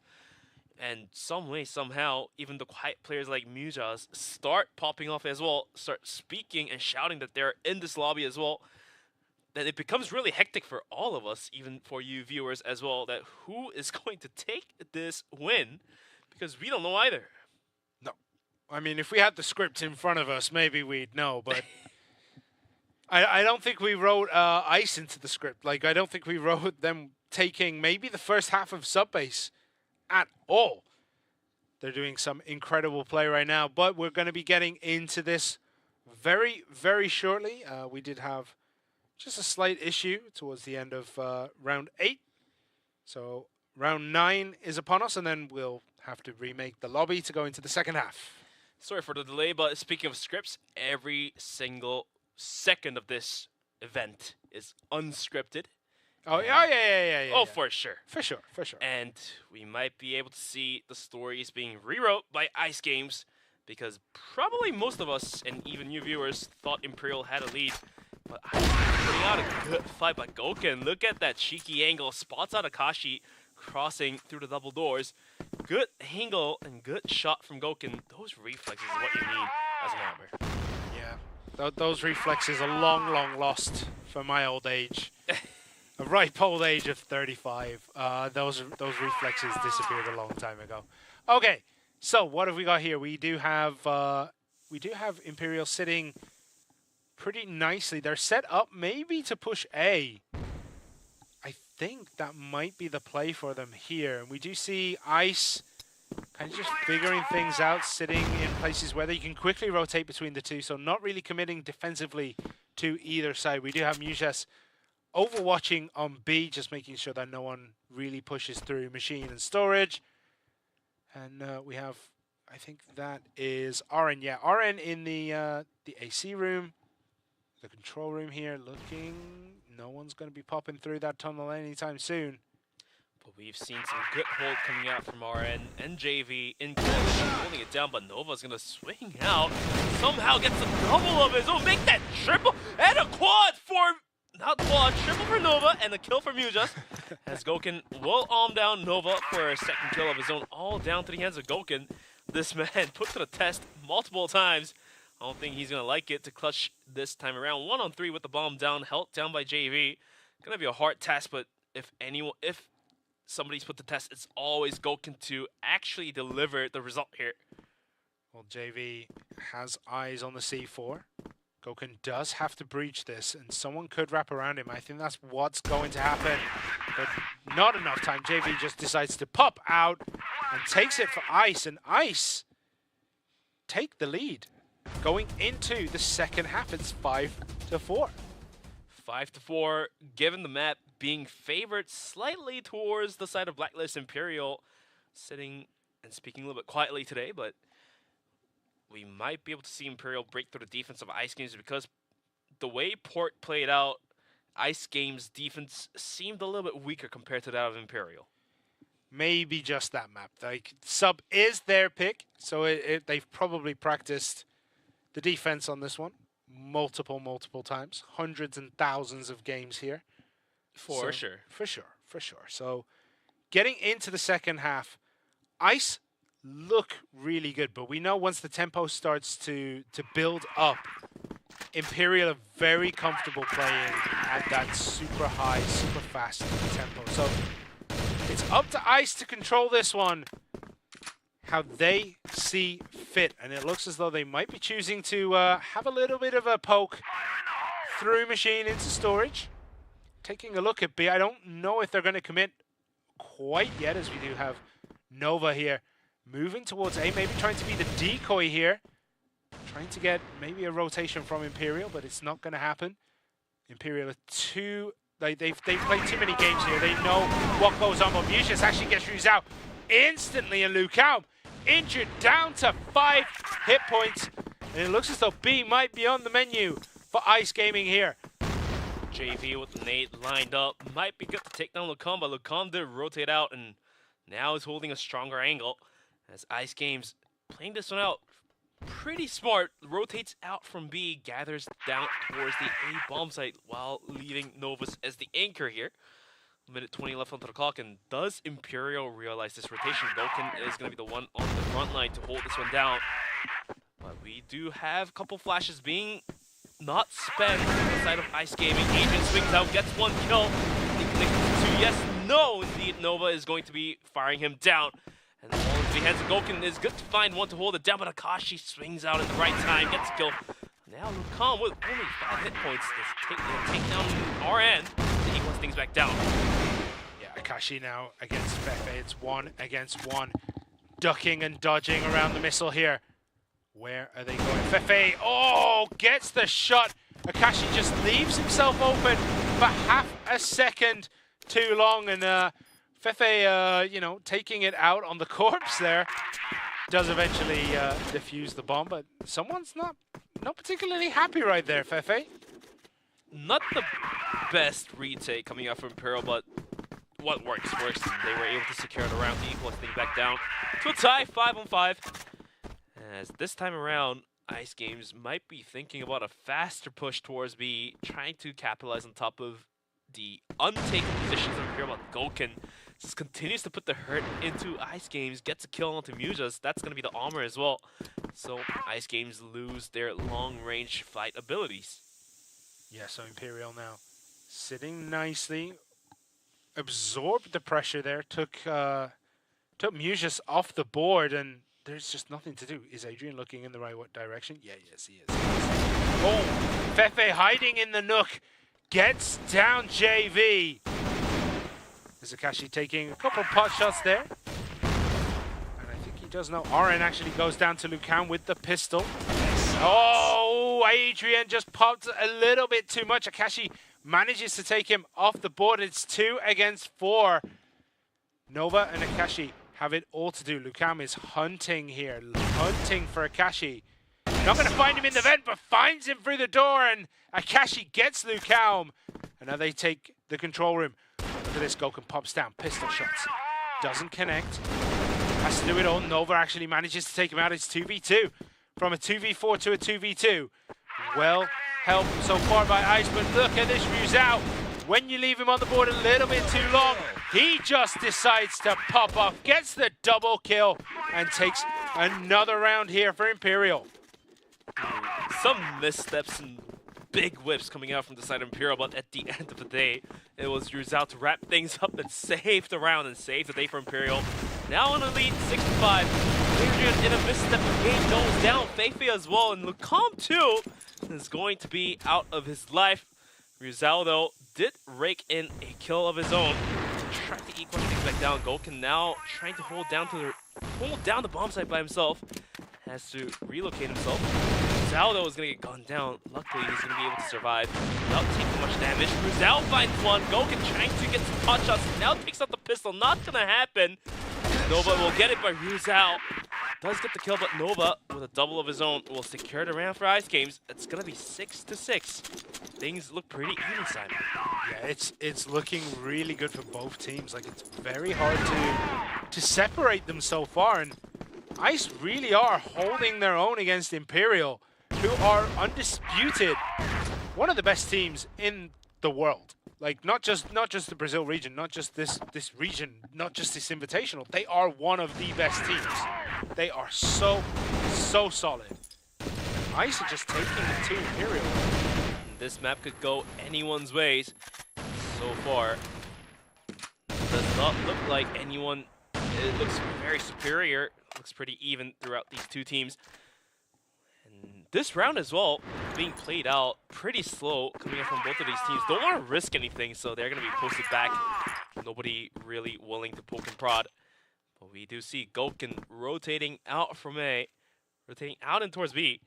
And Ice Games gathered out towards the A bomb site as well. This could be a hit happening anytime soon with only minute 20 left on the clock here. I think Imperial sense the dangers in the water here. I think they know A is the target. They're going to start off, and that is the go sign probably for Imperial. Adrian gets the kill on JV. And we see people trying to wrap around. Nova actually takes down Adrian. Lucam gets RM, while Fefe takes Akashi. Lucam gets a double kill on Nova. Mucius actually takes Fefe off the board, and it's 3 against 1. Mucius on his own against Ryuzao, Goken, and Lucam. Ryuzao and Lucam posting very positive numbers right now. Goken 2-3, same as Mucius. Oh, what a sneaky peek that was. Let's have a rifle, but Lucam is going to be good to take him down. Imperial secures the lead. That's going to be 7-6, I believe, on the scoreboard. With only 3 rounds away from Imperial securing it again. Away from Ice Games. It's Ryuzao now playing pretty aggressive, but it's going to be Feifei to take down Nova to open things up. So cheeky angle, wasn't able to find the shots there. Feifei with a double. As well, will find a kill. Ryuzao too, leaving Akashi all alone. Let's find one to equal, trying to equalize things back down, but it's going to be 4-on-1. Hard take, as Ryuzao will, at the end of the day, will secure it towards Imperial. That's going to be 8-6.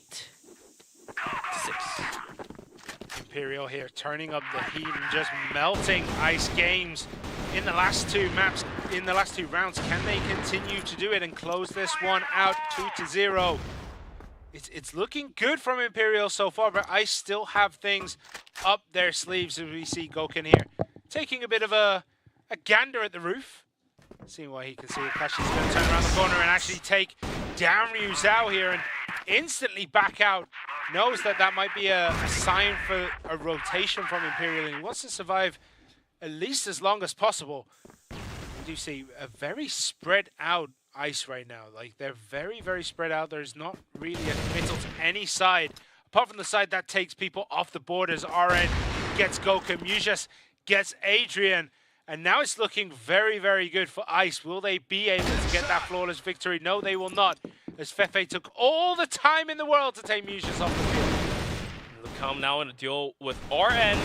Spotting out yesterday, he will find one. Feifei adds on to the damage. Nova swings out from the backside, takes down Lucam. All into the hands of Feifei. The nade will put a bit of hurt. No, it's actually going to miss completely. The bomb is now planted. Feifei swings up, but Akashi is quick to react. Taps him out. As Ice Games now close the gap. 8-7. One more round towards the side of Ice Games. And looks like these rounds look pretty even. Nobody is taking superior lead. Indeed, they are not. We do have Nova posting a very good score. Akashi popping off when he needs to. Nova actually eats a grenade to the feet there, and JV and Nova very, very deep, trying to break through A very quickly. And they might just get trapped here as Fefe gets one, and he knows one. Oh, he didn't check the nook. JV pops out, pops him off. Adrian here does manage to take him off the board. It is 4 against 2. Mujas and RN have it all to do against Rizal, Goken, Adrian, and Lucam. As RN looks here, doesn't get it done. Lucam takes him off the board, and Mujas has basically sniper in a dream right now, and I don't know if that dream is going to come true. He has it all to do. Adrian might be the first. No, maybe Lucam will pop out just a little bit too much. He does get spotted, and he is. Mujas gets down Lucam, but that gives all the information to Imperial. They know where he is. They know he's stuck in no man's land, and they know he needs to push onto this C4. It looks like Goken barely missed him. A sliver of smoke here is going to pop out the nade. It's not going to put much damage. It's going to be Adrian swinging out from the backside with all the information given to him. Secures the kill, secures around Imperial at map point and match point. As the rounds are looking 9-7. They're a single round away from the Ice Games being taken out for map number 2. Goken taken off the board. Lucam gets one back against Nova. And it's looking pretty good. It's pretty even right now. Trading back and forth. Does get the kill on Lucam. RN picking up a very, very important kill. It is 3 against 3. Mujas, JV, and RN against Fefe. Ryuzao and Adrian here. Not much could have been done by Nova as he was taken out in a swift manner, but things look pretty equal, 3-3, as we do see the armor from the side of Ice Games still alive. Mujas holding on to the arm, and all 3 utilities. Minute 40 left on the clock, and the round is being played out pretty slow here. They want to check every single angle, every single corner. Don't want to risk anything because they are at risk of losing the map and losing the match point. Yeah, but B is very vulnerable. I mean, Ruzao is basically a one-man army on his own at times, but there's not much defense here right now. It looks as though they think A might be the target. Because, you know, Ruzao actually gets the scouting information. That's going to be go sign for Imperial to rotate and help a brother out. So he's backing up, making sure that he does survive. Let those with more health, you know, start laying things down, and maybe he can clear up. But C4 is down in A. We do see a long rotation from Ruzao and Adrian here. They're going all the way through. They're going through machine room. They're going to take it, try to get through the back here and catch everyone unaware. It's going to be Feifei on the front line for the retake. Ruzao and Feifei will find Mujas and Noran, leaving JV all alone. Feifei swings out, almost taking him out. The pistol is going to be good. The defuse is going to happen, and it's going to be Imperial securing map number 2, and so is the match. Absolute dominance there towards the end of that, but that was much, much closer overall than I think anyone was anticipating. Absolute great showing from both teams, from Ice, from Imperial. Imperial do take the win, but Ice have everything to be proud of. That was sensational from them, considering everyone was absolutely clowning and dunking on them in the initial interviews. Ice Games did not fall out completely. They were holding things together for sure, and they definitely put out a good fight against Imperial. And teams that picked, basically all of the teams in this invitational picked Ice Games as the weakest target, but looks like it might not be like that anymore. If you're Vincent and VASCO, you're going to be looking at that going, wow, we really underestimated Ice. We might have to reevaluate things, because they went toe-to-toe with Juggernaut and came out looking great. Like, that's a scoreline you expect to see two top teams pull out. Yes, you lose overall 2-0, but those map scores were very, very close. It was very darn close.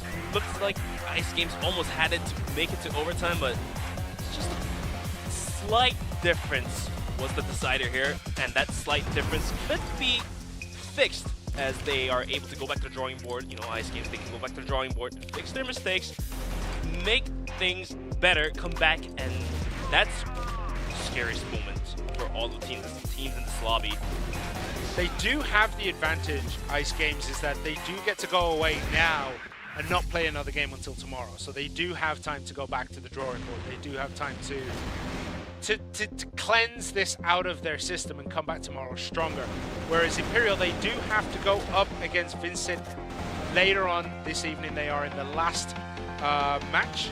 It will be Imperial and VINCIT, and next up it will be VINCIT and VASCO. But let's take a look at the numbers here. Who's putting up 3.0s this time? Absolutely no one. The score is going to be 10-7 with Imperial shutting it out, but it was definitely very, very close.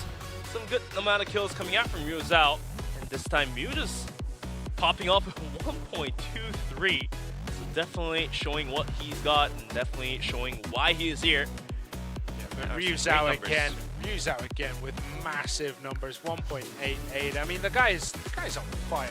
When in doubt, call Ryu out. Yeah. He will solve the problems for you. It's insane. But every member of Imperial had their moments, right? Everyone had a highlight reel in this match.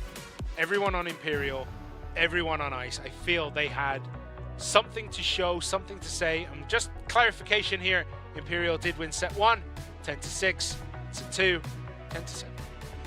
But definitely gotta give a lot of shout out and credit to Ice Games. The scoreboard does look 2-0 towards them, but they definitely put up a great fight, revealing the weaknesses of Imperial. But the MVP is going to be Ryu Zhao. Definitely expected, showing superior gunplay, 2.4 KD, the numbers that you usually don't see on other riflers. 2.4 in 33 rounds. That's absolutely insane. That's nuts. That just shouldn't happen. The guy is cracked.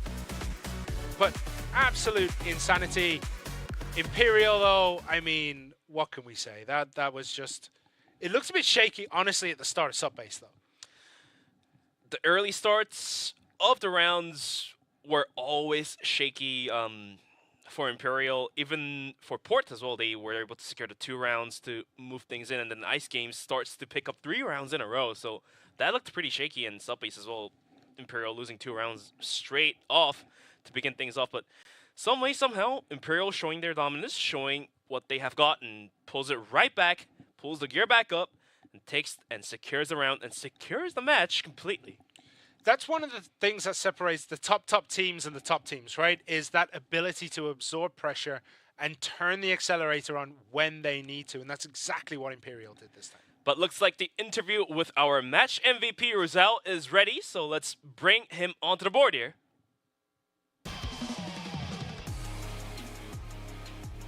Hello, can you hear us? We are the Casters Crossfire, and Ryu Zhao, congratulations on your win. And how do you feel about that win against Ice Games, as Ice Games put up a really good fight against you guys?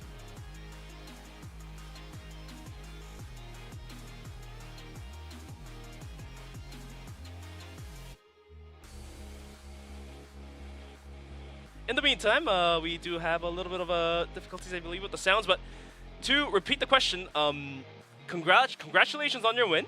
How do you feel about that win against Ice Games, as Ice Games put up a very strong fight against you guys? 10-6, 10-7, not a complete dominance, but rather one of the harder, bloody fights. Looks like we might be having a little bit of a technical difficulty. We can talk about the MVP a little more. Rizal definitely worthy of given the MVP here. He had superior gunplay, like I've mentioned. He was gunning down 2 players, 3 players here and there, and then he was the one to go on to the retake, be the first one out in the front, because if you're the one peeking into the angles of the blacklist side holding, you are usually tapped out from the lobby, but Rizal will swing out, somehow survive the shots coming his way, and taps out the player that's shooting towards him, and that's a key moment and key factor for a first player in the front line to go on to the retake.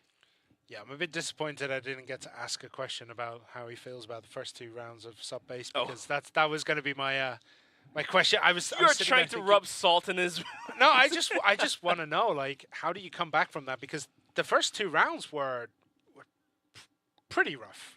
But looks like we have solved all the difficulties, and we're going to be moving back right into the interviews. So finally, Rizal, can you hear us? Hello, hello. Congratulations on taking this first match here against Ice Games. 2-0. Good scoreboard, but Ice Games definitely put up a good fight. How do you feel about Ice Games now that the interviews you've given earlier was kind of just rubbing it, but now Ice Games put up a really good fight. How do you feel about them? Do you readjust their scores, or how do you feel about them now? Or are you still considering them to be weak? Riozão, parabéns pela vitória 2-0, mas foi uma partida bem difícil. Depois do jogo de hoje, tu reconsideraria as palavras que tu falou mais cedo sobre a Ice Games? Então, sim, né? Porque a gente conseguiu a vitória, pois eu acho que elas são uma equipe boa, porém como tá chegando agora, mas elas têm muito o que demonstrar ainda e tá vindo muito bem no campeonato. Porém, a gente cumpriu com a nossa palavra. Well, we fulfilled the word. Okay. On port, you absolutely popped off. I don't know if you know the exact KD, but you ended up with 3 KD. How did that affect your performance going into sub base? Like, were you Cloud9, like, I'm gonna just destroy everyone, or feeling, you know, I have to do this one more time? Com relação ao teu KD ali, como foi que ele te influenciou a atitude durante a partida? Foi bom porque eu gosto muito de jogar campeonato, ainda mais quando é ou etapas finais do playoff. E o meu time todo até elogiou, falando que sempre acontece, né? Porque na fase de grupo eu não jogo com 100%, mas eu me surpreendi e gostei do resultado. It was really good. During the group stage, I don't usually play that well, but I was surprised with the result. All right. You also have a game against VINCIT Gaming later tonight. Do you feel confident now that you show what you got? You've popped off with 3.0 KD in the first one against Ice Games. Do you feel confident going against VINCIT later tonight? Como está o nível de confiança de vocês para enfrentar a VINCIT mais tarde? A confiança, independente de qualquer time, é sempre 100%. E a gente vai continuar mostrando por que a gente é o top 1 no Brasil. Independently of our adversaries, we will always be confident. We have already conquered everything we had to in Brazil. That is bold, but thanks for the interview, Rizal. Definitely deserves the MVP for sure as well. And looks like we are going to wrap things up here for the first match here. See you later, Rizal. Thanks for joining us. Thanks for joining us. Oh, and we're back. And we're back, right on the screen. But that was the interview with Rizal. Definitely some bold statements. Basically, they're proclaiming to be the best in the Brazil, and we do not disagree with it. We definitely agree with it. And looks like they are going to be pretty confident going into the second game against VINCIT. But before that happens, we also have to deliver to you the game of VINCIT versus VASCO. And then Imperial versus VINCIT will come. So let's see what is going to happen. Coming up next is going to be VINCIT Gaming against VASCO. Please stay tuned. It's going to be a bloodbath as these two teams were going against them fist and bones in the last split of split number 1. CFSI 2023 Americas Division.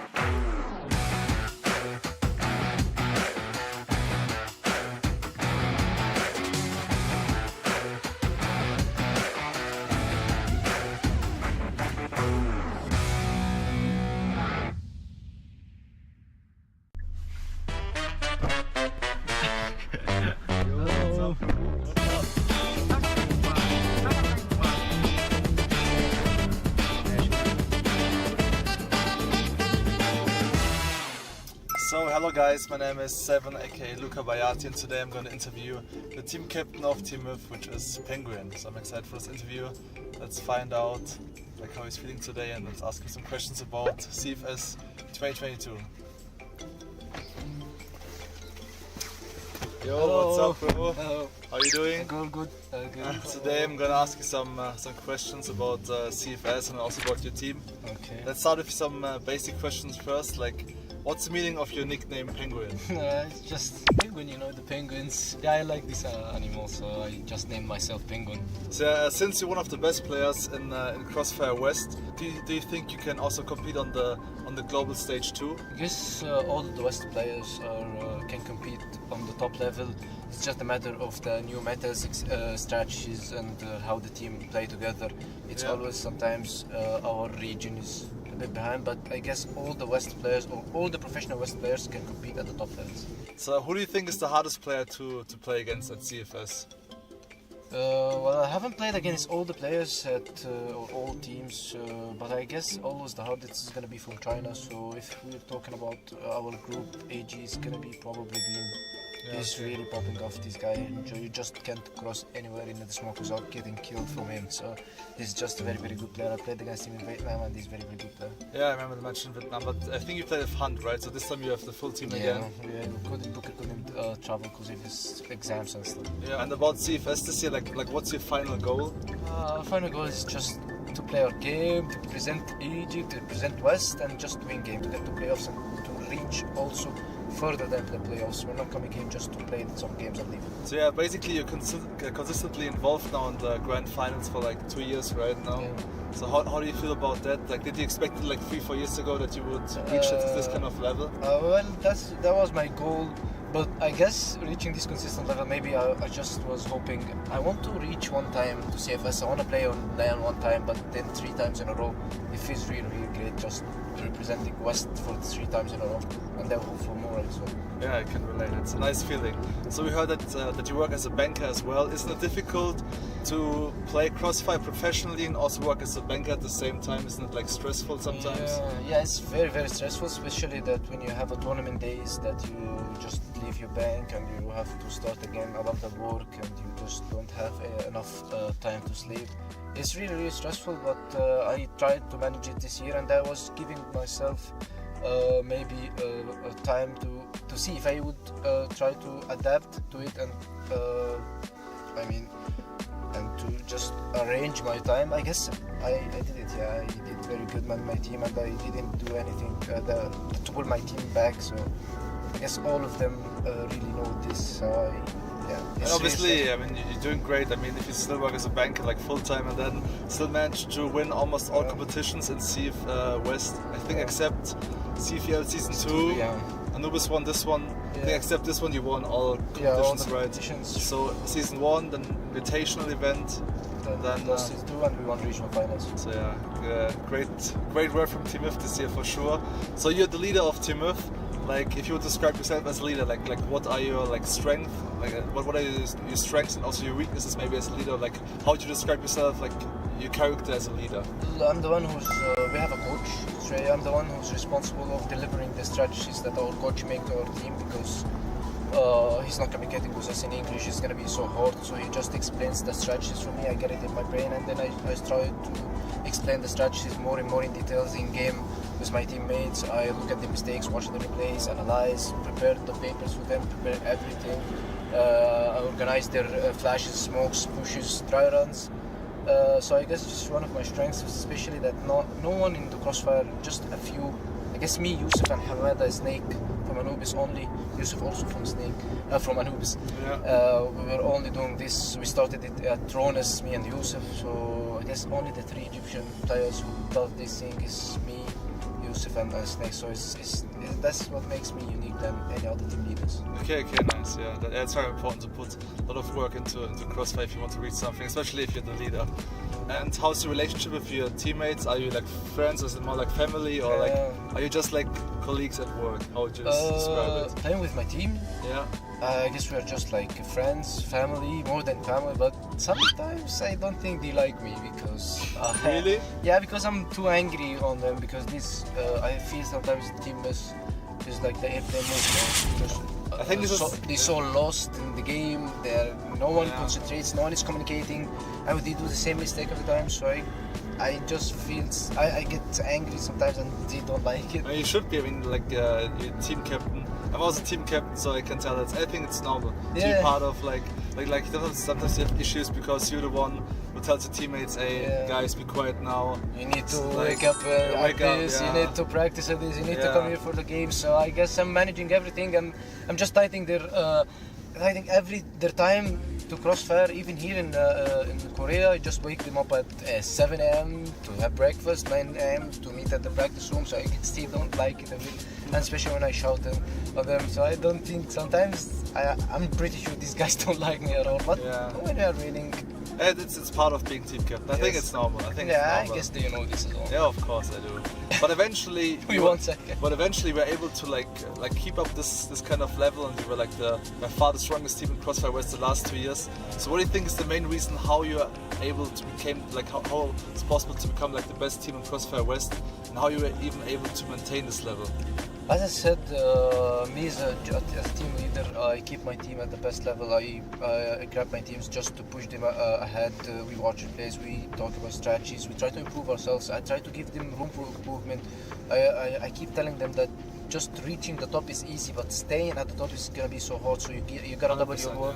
Yeah, you gotta double your work if you wanna stay at the top level. So I had to talk with them and explain how to become on top, how to adjust. We need to.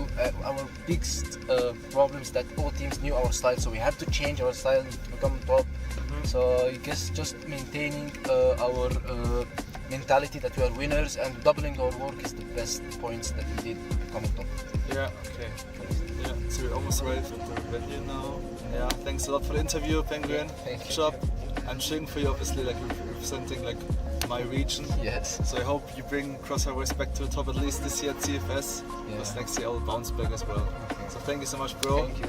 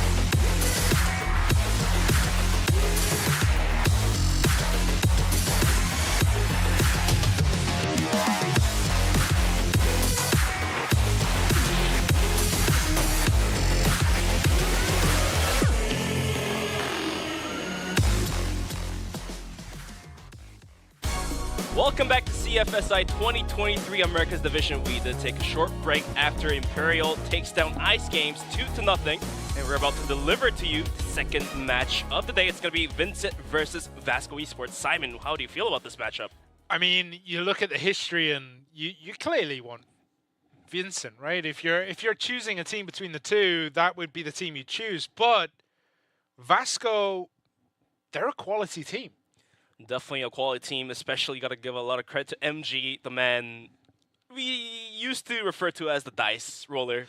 If he rolls 6-6, then he will pop off, get kills left and right, even take down Imperial, but if he doesn't, then he does speak a little bit quiet. But for now, we are going to be looking at today's matchups. Imperial versus Ice Gaming has been wrapped up 2-0, and we're going to be leading you into VINCIT Gaming versus VASCO Esports, and then Imperial will play again against Team VINCIT Gaming for match number 3 to wrap day 1 off. And these are interesting matchups. I don't think any team has had a definite edge against the other team, especially that Ice Gaming spoke for themselves. Yeah, Ice Gaming really did show up in that last game, even though, you know, you look at that result 2-0 and you think, how could they show up? They still put in a very solid performance against an exceptional opponent. VINCIT Gaming versus VASCO, this is going to pop off, and as you said, it could go either way. And we're going to take a look first at VINCIT Gaming with Danimals, obviously an absolutely insane player. And I mean, what can we say about VINCIT that hasn't already been said 1,000 times before? They are a quality team. And their roster looks stronger than ever, bringing back the old legend Danimals, followed by GDSZ, Eagles, KN, and Borizin. What a roster, and they were able to perform really well in the last split as well. And these players looking all dedicated and ready.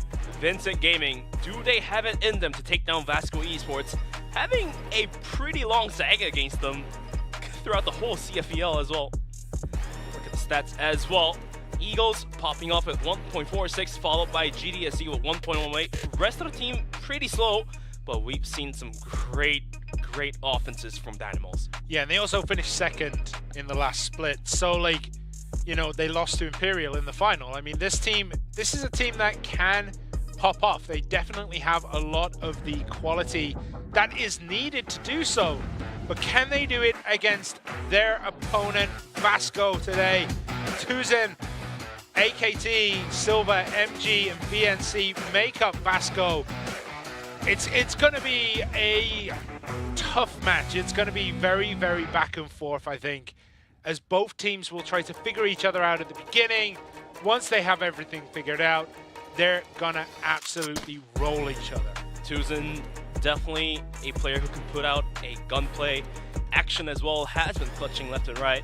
But definitely got to give a lot of credit to MG. If the man is feeling it tonight, he is going to be able to take down VINCIT.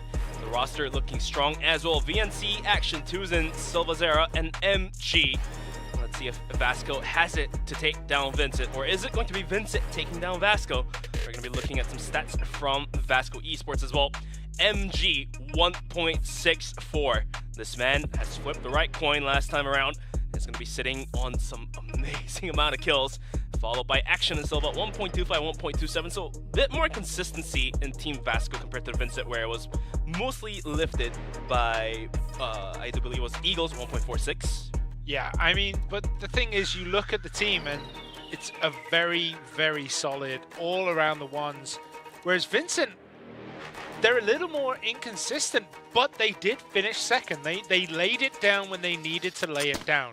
Usually, well, not usually, but sometimes you can see a team who have a horrendous day 1 and day 2 come back in day 3 and absolutely wipe the floor with everyone. And we get the bans and picks. We see Mexico banned, Eagle Eye banned, Compound, then Black Widow, Port banned, Subbase, and then if we need it, we will go to Ankara. Ankara not being the most favorite map by all of these teams, left to be picked as map number 3. Compound finally coming into play, so is Black Widow. Wasn't able to see that in the last matchup with Imperial against Ice Games, but Mexico and Eagle Eye banned out once again. These teams don't want to play on these two maps for sure. Well, it's going to be VINCIT to start off in Blacklist side, and all of these 3 maps, Compound being picked by VINCIT, and Black Widow being picked up by VASCO. That's quite interesting to see because I do believe VASCO has a pretty good scoreboard on Compound. Looks like VINCIT is pretty confident to take them down. Yeah, I mean, Compound and Black Widow are those 2 maps that I feel like every Crossfire player has played millions of games on. They know this map inside out, back to front. You know exactly where your opponent's going to be at any given time. So it does generally favor the teams that have been playing the longest. So we could see maybe back and forth on Compound, maybe, I don't know. It's all going to be up in the air because as soon as you get into the match, whatever the papers say is old news. It's no longer relevant.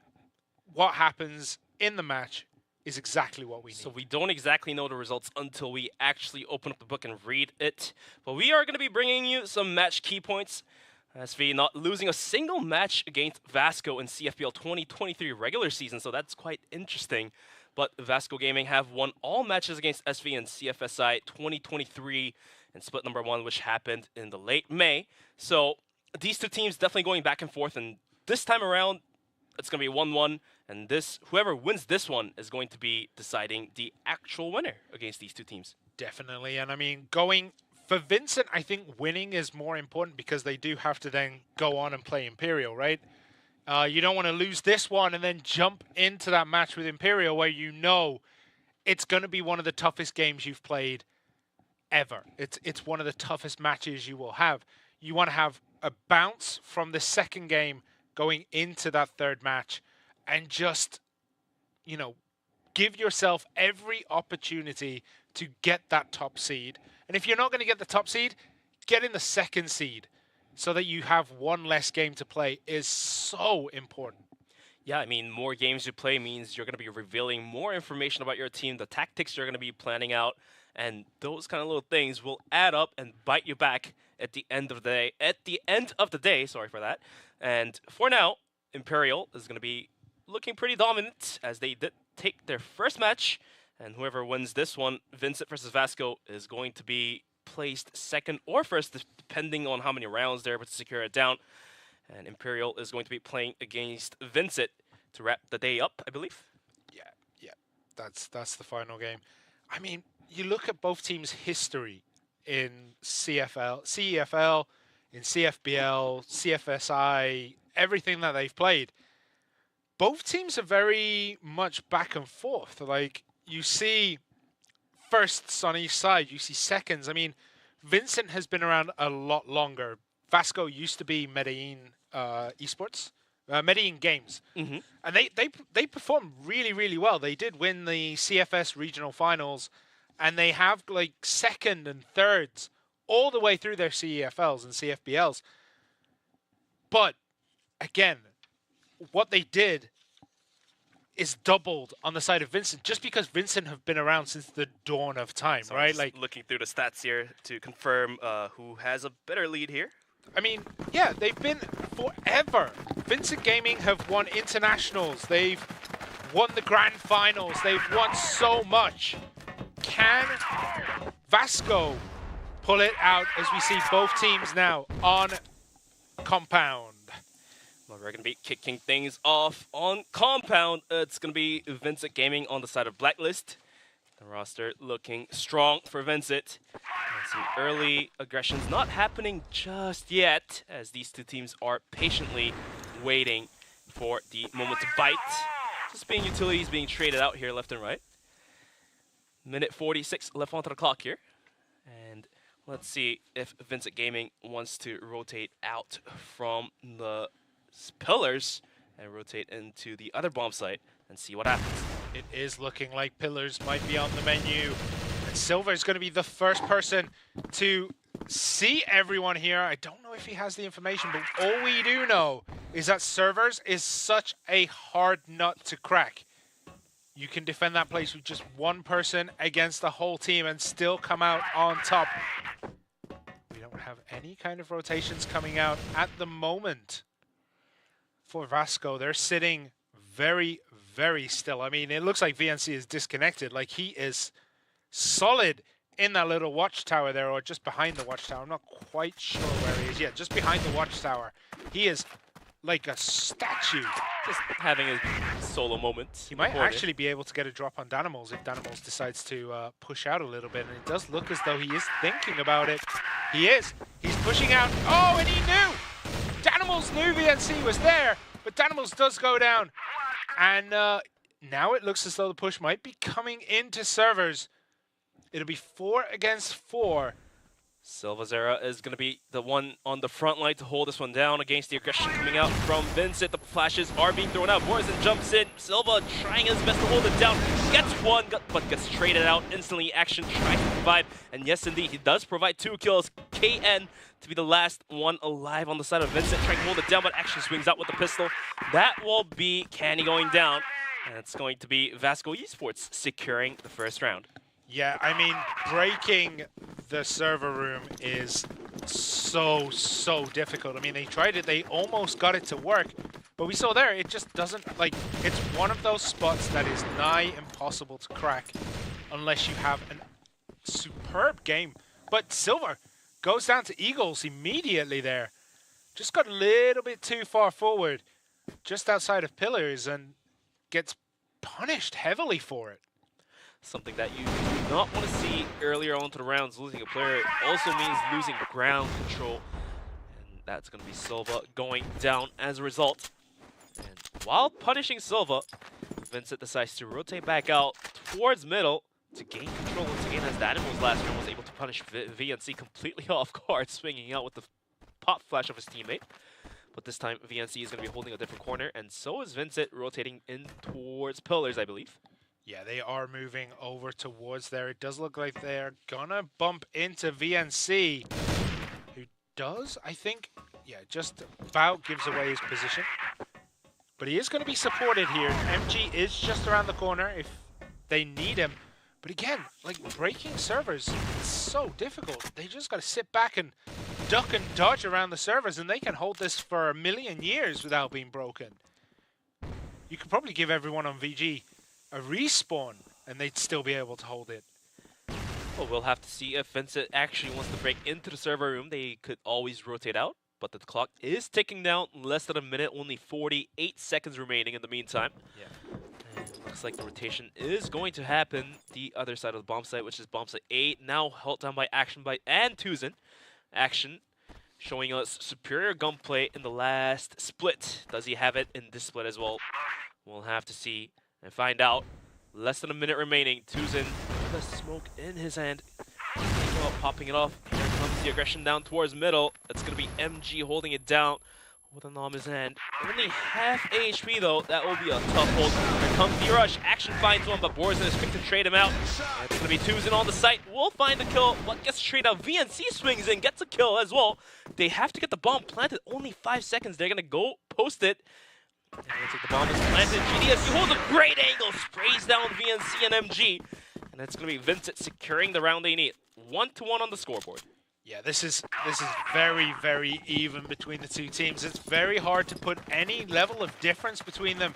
At the moment, they're playing so well against each other. That rotation there, just going into the old A site, was just executed perfectly. It looks as though it could have gone wrong, because VASCO, they were aware of what was going on. They rotated people out of B over to A, as you should. You knew the pressure was coming there, but they just could not get that defense to stick. And we see a lot of action now going through Central. We see very deep. I'm not sure who that is. It's VNC. Tuzin swings out for him, though. Yeah. Gets a headshot onto Borzin, so VNC survives that one. Borzin goes down, and rest of Vincit has to try to either gain ground on the pillars, or just simply back out and contest mid. But looks like they're looking to contest pillars once again. MG does take a bit of damage, has to fall back. Danimals is always going to be on the front line. He's the entry fragger, leads the charge. That's why he's sitting on the lowest KD, but that's the fate of entry fraggers. Yeah, it is. Action though, 5-1 so far, absolutely popping off. Where is he now? That's a place where you don't want to go. He is over at A, sitting nicely, tucked away in the corner there by the workstations.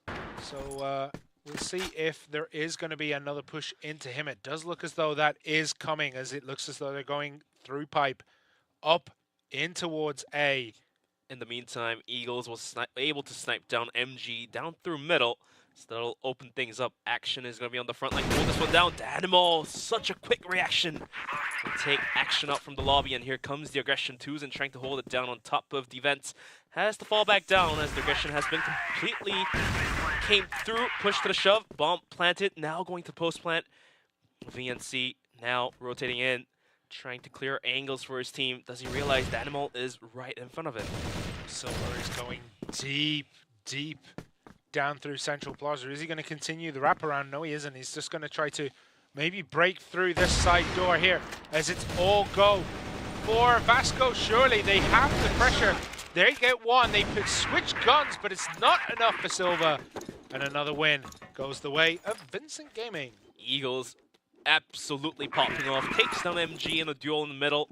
And also arms down 2 players on the retake situation. This is one of the hard shots to hit, I believe, if the Global Risk side is rotating in towards connector. Hard shots to hit, but at the end of the day, he is going to be able to secure 2 kills of his own. Down there, 3 kills in total. 2 minutes left onto the round here. VINCIT Gaming taking the lead, 2-1. But VASCO more than definitely can hold it down and tie things back up to 2-on-2. They definitely can. Where are VG going? Vincent, where are you looking at? They're looking over towards pillars, maybe a push into B. We know how difficult they can be. They're going to walk into Silva, who's just holding that nice little corner. Behind the boxes here. Did he get spotted? He gets spotted through the window. Eagles just continues to put the hurt into the side of VASCO. Calms down Action, one of the top fraggers of the team right now. That will hurt even more, as now Action cannot provide for his team. Flashes coming through. VNC on the hold down, gets one. Borzin will take down VNC. Silva quick to trade him out though, equalizing things back down to 3-on-3. But the hold seems to be good enough to push Vincit away from the B bomb site. Yeah, it is enough this time round, and what toll has been paid by VG. They're sitting very, very low right now, actually. I think, just Gods, who could go down to a swift breeze, but I don't think he's going to go down quite without a fight. And Kenny holding the C4. 40 seconds onto the clock, and GDSE and KN sneaking down towards middle. Here's the flash. Here comes the push. But Tuzen is going to be holding deep in towards A bomb site, leaving mid open. And if Vincit makes a misstep of rotating in towards B, that might put the end to the lead here. But it looks like Vincit having a better idea of going towards the A bomb site. They're going to be creeping in. Yeah, but does Silva Tuzen realize this? I don't know if you can see Silva here. He's wrapping around through the back, and once he knows all 3 members are there, he's going to be popping out of a place where they don't expect him to come from. Holding an angle right now. Did give away his position through that tower. And a good plant. Now they just have to hold it. Silver aggressively pushing forward. Sees Eagles, but didn't quite catch a shot. As Eagles gets MG, but Silva picks up a double. Eagles and Gods down, but Kenny finishes it up. And VG. Wow. Just absolute dominance. And also shows that why Eagles is the top player for this team. Has great arm skills and also has great rifling skills.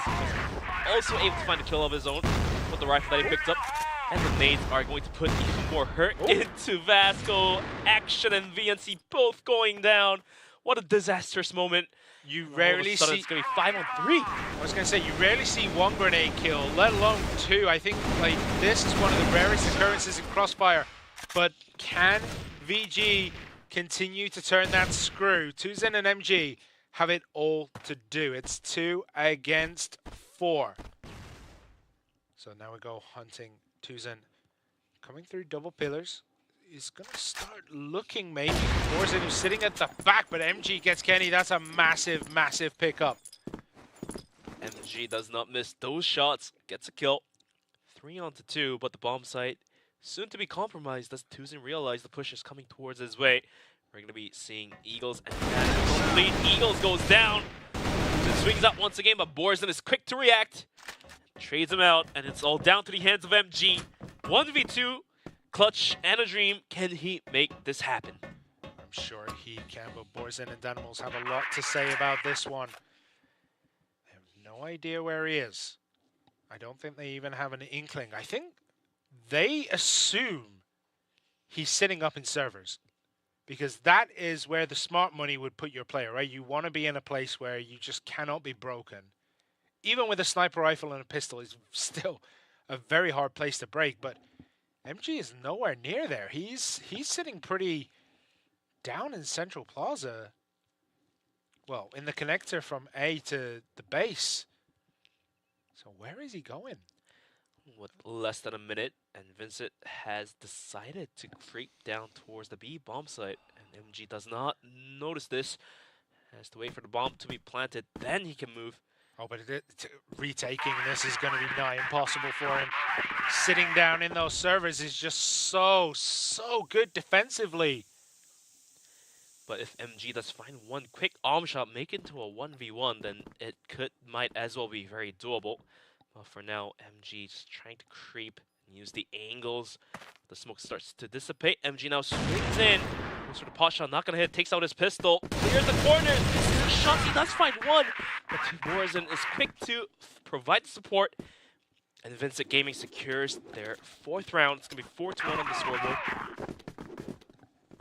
So, a dominating start here for VINCIT Gaming. Whereas VASCO, they've had a very slow start of things. They are not looking as tight as we have seen them in the past. And it's all going wrong for them right now. They do need something here to kind of turn the tides and bring victory back for their team. But look at that. Action goes down instantly. VNC goes down. Silver is very, very hurt. And everything going right for VINCIT Gaming in this one. Tuzin just holding this corner, not giving away his position, waiting for someone maybe to just poke ahead just that little bit too far out. It might be GD's SC, who's very much considering popping out of that window. Taking a look at Silver and MG. The Nate not doing too much damage, but Silva has to back out of this one. The Animals gets caught out by Tuzin. Ian as well finds a double of his own, leaving MG all alone to the test here, 1v4. And even tougher as he's only sitting at 16 hit points. Tries to peek the angles here. Eagles is waiting with open arms, wraps it up. And VINCIT Gaming will continue on with the lead, 5-1. This is looking like an absolute rout by VINCIT Gaming on Compound. I mean, what do SV have to do to pull themselves back in this one? VASCO, how can they get back into it? Gonna be a tough one indeed. But for now, we're gonna be having a quick tech break as these players are trying to redevise their strategies. As you can see, these players looking to get some rounds in, get some rounds back. For VASCO, having a quick water break as well to get rejuvenated. Just pointing out, like the pictures in the background there of previous victories. The previous victories in the background and all the medals and badges is a bit of a flex that not many Crossfire players can have. Like a storied team, VINCIT Gaming, they have the history, they have the victories under their belt. And having it in your stream room, the room where you practice, the room where you play your matches, is just a little bit of a flex against your opponents. Definitely a flex against the opponents, but so far the progression of this map number 1 of match number 2. 5-1, only 3 rounds remaining. VINCIT Gaming definitely looking strong. Is able to aggress onto the defense of VASCO. Just breaking force is too darn strong, and VASCO just not able to hold it down. What do you think has to be the key change for VASCO to actually successfully defend against the aggression? I honestly don't know. From a mindset perspective, they really needed this break. I'm just going to say that they needed something just to give them a reset, for the captain to come in and say, like, guys, look, we're down, but we're not out. Yes, it was 5 rounds in a row, but we can still do this. We're still strong. We can still pull this back. on a technical standpoint, what have they got to do? They've got to start nailing those shots. They've got to be in better positions. It looks as though they keep getting caught out by rotations that they don't see coming, or just they don't quite have their finger on the pulse of the map. Whereas VG, they're measuring the heart rate accurately. They have the Apple Watches on, measuring the pulse, knowing exactly where everyone is. Just the game sense on the side of VG, on Vincent, is just too damn strong right now. I think you are making a valid point, as the gunplay from VASCO a little bit weaker for sure, and the positioning and the team play aspect of VASCO also falling off a little bit as well, where in the past you would see two players trying to double peek or like cover the angles of each other, but for now VASCO not really providing these kind of team plays. They hopefully use this break to their advantage, you know, go back to the drawing board and fix and screw in the screws that was pretty loose, but Eagles just continues to put the hurt. MG goes down. Again, he was just a little bit too vulnerable there. He was way out in the open and punished very heavily, MG. So, again, VASCO have it all to do. They're a man down. They're four rounds down here. And they really do have to make a big change in the way that they're playing right now if they're going to win. Gonna be a tough ask for VASCO for now, as MG is already down and dusted. 5-4 with a man disadvantage. VASCO, do they have it in them to hold pillars down? VNC spotted out, has to back out. Will be able to smoke off the quarter for any pushes coming through. Holding down servers, like you've mentioned, it's definitely a lot easier in the meantime actually to take down Eagles to equalize things back down 4-4. Minute 13 left on the clock in VASCO. Can they hold it? The aggression is now going to happen anytime soon once the smoke starts to dissipate. Maybe they could go for the rotation over towards the A site, which wouldn't be a bad idea because, again, this B side is so difficult. And that looks as though that is exactly what's going to happen as they are moving down through double pillars. GDZSZ being the last man there, just holding things down, making sure they don't get wrapped on, making sure that, you know, this is actually a surprise and not, you know, scripted. But SV, VASCO, they're looking to find a way to defend this. They only have one man over. Oh, no, it's two, I think? Yeah, 2 and 2. So they've split up, which will make holding A just that little bit more difficult. Then actually takes a stray bullet through the smoke. Grenades go out. Out comes the pop. Silva onto the hole here. Spots out the players. Sprays down one. Not quite good enough to take down the players. The Animals and Borzen will continue to put the hurt into the side of VASCO. Silva, action goes down. All into the hands of Tuzin and VNC, but Tuzin gets tapped out instantly, and VNC as well. Sitting on only 3 HP. Couldn't do much, as KN will wrap that up. And the rounds are going to be 6-1 with only 2 rounds remaining onto the first half, and VASCO in desperate needs to get any rounds in. We'll have to think otherwise because right now, MG cannot hold down middle. They can't hold down middle. They can't really seem to hold down anywhere right now. As VNC pops up, gets one, makes it 2, makes it 3, and that's exactly what the team needed. They needed that triple kill, but even with that, it's still a 2-on-2. Danimals and Eagles against Action and MG. Well, that's pretty much the same comp for these two teams. Armor and a Rifler versus Armor and a Rifler. Action and Danimals both being entry fraggers as well. So let's see if this neat 2v2 could go anyone's ways. As you've seen, MG has been hitting some good shots as well. But in the meantime, Eagles definitely looking a lot more superior. I just like that everyone died in double pillars. Oh, absolutely. Everyone. All 6 It's a members. massacre. It's just one of those spots where, like, if something goes wrong, it can go horribly wrong for your team. It's just, it would have been much nicer if they'd have made a smiley face, but they got pretty close. One more I would have done it. I mean, they could move one off the mouth, or, you know, maybe the guy just lost an eye. We have no idea.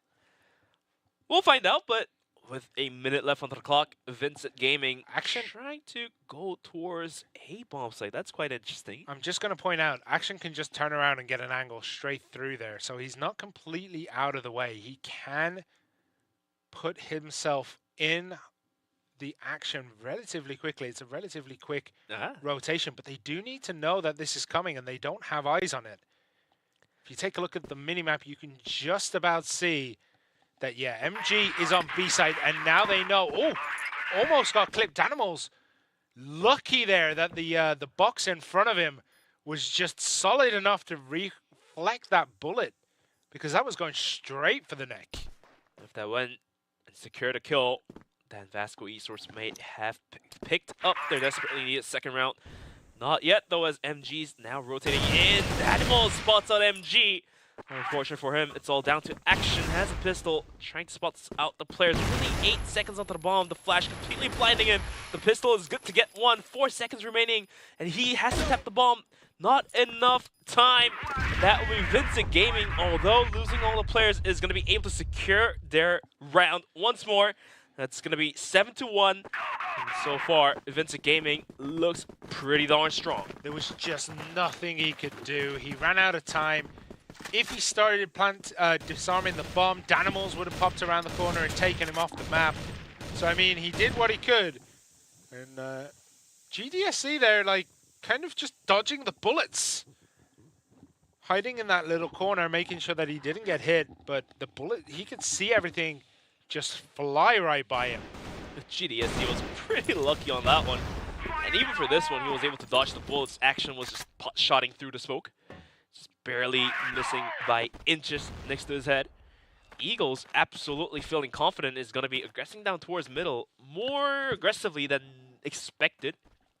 Yeah, holding Central Plaza is generally a good idea because it does give you that option to rotate from B to A or wherever you want to go. Nobody really ever wants to push up through the GR base, but we have seen it a few times where the Global Risk will just completely cave in to Blacklist in that little corner. But that is usually when a team is absolutely dominating, like Vincent Gaming is, so we might see it here. So yeah, they are now moving through Central Plaza, and again, this is why it's important to hold this location. It does give you that freedom to quickly move between Pillars, Plaza, and A. Less than a minute remaining, and the aggression is down towards mid, towards server. Right. They're going to do this push coming to shove. Action's going to be holding it down, but does he have it? Danimals almost spotting out Action. Those crosshairs placements look pretty good. Poison is going to be leading the charger. Silva has to back out as the flash completely wipes him out. Tuzen holding the corner. It's going to spray out to make that almost a third. But Danimal and KN will continue to help the team out, equalizing things back down 3-on-3. Danimal now in the bomb site completely sprays down MG. So now they are able to plant the bomb. But Silva coming around the corners as he realized Danimal is riding right in front of him. Do they have the bomb in that corner?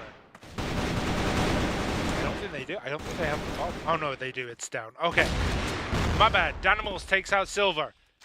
So now it's a 2 versus 1. VNC has it all to do. Danimals is actually a sneeze away from death, but it doesn't matter. He lands the shot. And this is a commanding lead by Vincent Gaming. 8-1, one of those scoreboards that you don't see quite often, especially if it's Vincent against VASCO. These two teams going toe-to-toe, but not this time around. It's going to be Vincent Gaming taking definite lead in map number 1 of Compound as we are waiting for the lobby to remake for the second half to kick things off. I mean, if VASCO was able to pick up like at least 1 or 2 more rounds, then things could have been different, but this is going to be a really tough ask for VASCO to do a comeback. Absolutely. I mean, you now have to win every round in a row, basically. If you don't want to go to overtime. If you don't want to go to overtime. I mean, do they want to go to overtime in the way that the map's been going so far? I don't think they do. I think they want to close this out if they can. But again, the odds are stacked so heavily against them. Vincent Gaming, 2 rounds away from the first map victory. And right now, the solid money is them doing it within 11, right? Like, that's where you want to put your faith. You think the way that Vincent have been playing so far, how dominant they've looked, how they've been on top of every bullet makes it look as though round 10 and 11 are going their way, and they're closing this up very, very nicely. But we're going to be moving right in to the second half. Let's see if VASCO has it to make a comeback happen. Eagles almost catching that bullet there. Wasn't able to make the shot happen, but he does get the information that the rotation is coming his way. As now Pillars being contested, not being held on by anyone, so VINCIT Gaming is going to be playing this one quite passively, not going to be aggressing out as a global risk side here. Yeah, sometimes this strategy of just leaving double pillars is so confusing for your opponent because they're expecting people to be holding this location. We see so many fights in double pillars, but they're just not doing it, and it can throw off the balance. It can throw off every plan that VASCO have of pushing because they have no information whatsoever. So we are on board with Eagles here, looking through at that door, trying to get a peek. Can he see anyone? He knows they're there because the smoke comes out. But where is the C4? The C4 is actually in central as MG takes a massive hit there. And he is down to the grenade, and now the C4 is left in the middle of no man's land. It is behind the container, so yeah, they are going to be able to pick that up relatively easily, but it's not going well. They're already a man down, and VINCIT look much stronger. They're very well set up. They have 2 in servers, 2 in A, and then 1 just covering off that middle section because we know a push can always come up just like this. And they're going to get rotated on here. Gets the drop, doesn't get the kill. And that is an unusual performance there by GDSZ. Not quite getting the kill, but did get a lot of damage down, and that's what matters most because Action goes down because of it. BNC goes down because of it. They get taken off all too easily. But Silver and Tuzen, they have something to say about this. They pick up some very important kills, and there's Borzen and Danimals left in the middle of this match. That was a swift server take. Some way, somehow, VASCO completely annihilating the players of VINCIT inside servers. Some way, somehow, Eagles gets tapped out, KN gets tapped out, and all of a sudden the bomb is now planted into the post plant. Although, gotta give Tuzen the credit with super low HP breaking through the bomb site, but now it's in the hands of Borzen and Danimals to make the retake happen. 18 seconds onto the bomb, Silva barely missing that. Does he realize there's a player creeping in? Danimals gets spotted out. Borzen will find Tuzen now in a 1v1.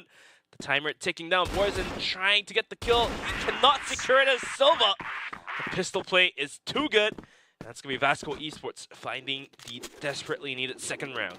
They needed that so badly, and that was a good way to come back into it, but they have so much work ahead of them. They did make that B take look far too easy, though. Like, they took B almost, like, that was probably the easiest B take I think I've ever seen in Crossfire. It was almost too easy for them. So it looks as though they're going to do it again. And this time they are going to come up with more resistance as Danimals and Borzen. They're just waiting. They know that, you know, VASCO are so desperate right now for wins that if something works, they're more likely to keep repeating it over and over and over again. And VINCIT Gaming, I think they're playing the psychological game here because you don't usually see a 3-man defense on B this early in a round. This is why Eagles is going to be rotating out towards middle, out from middle, towards the A-bomb site. And for now, VASCO as well, not really trying to push servers, will leave Silva as an anchor. And the rest of the players will be down towards middle. Now the smokes and the utilities are being lined up and thrown out for the aggression for VNC to push and gather the information, but GDSC is holding it down with an has to fall back as the utilities did draw his position away from him.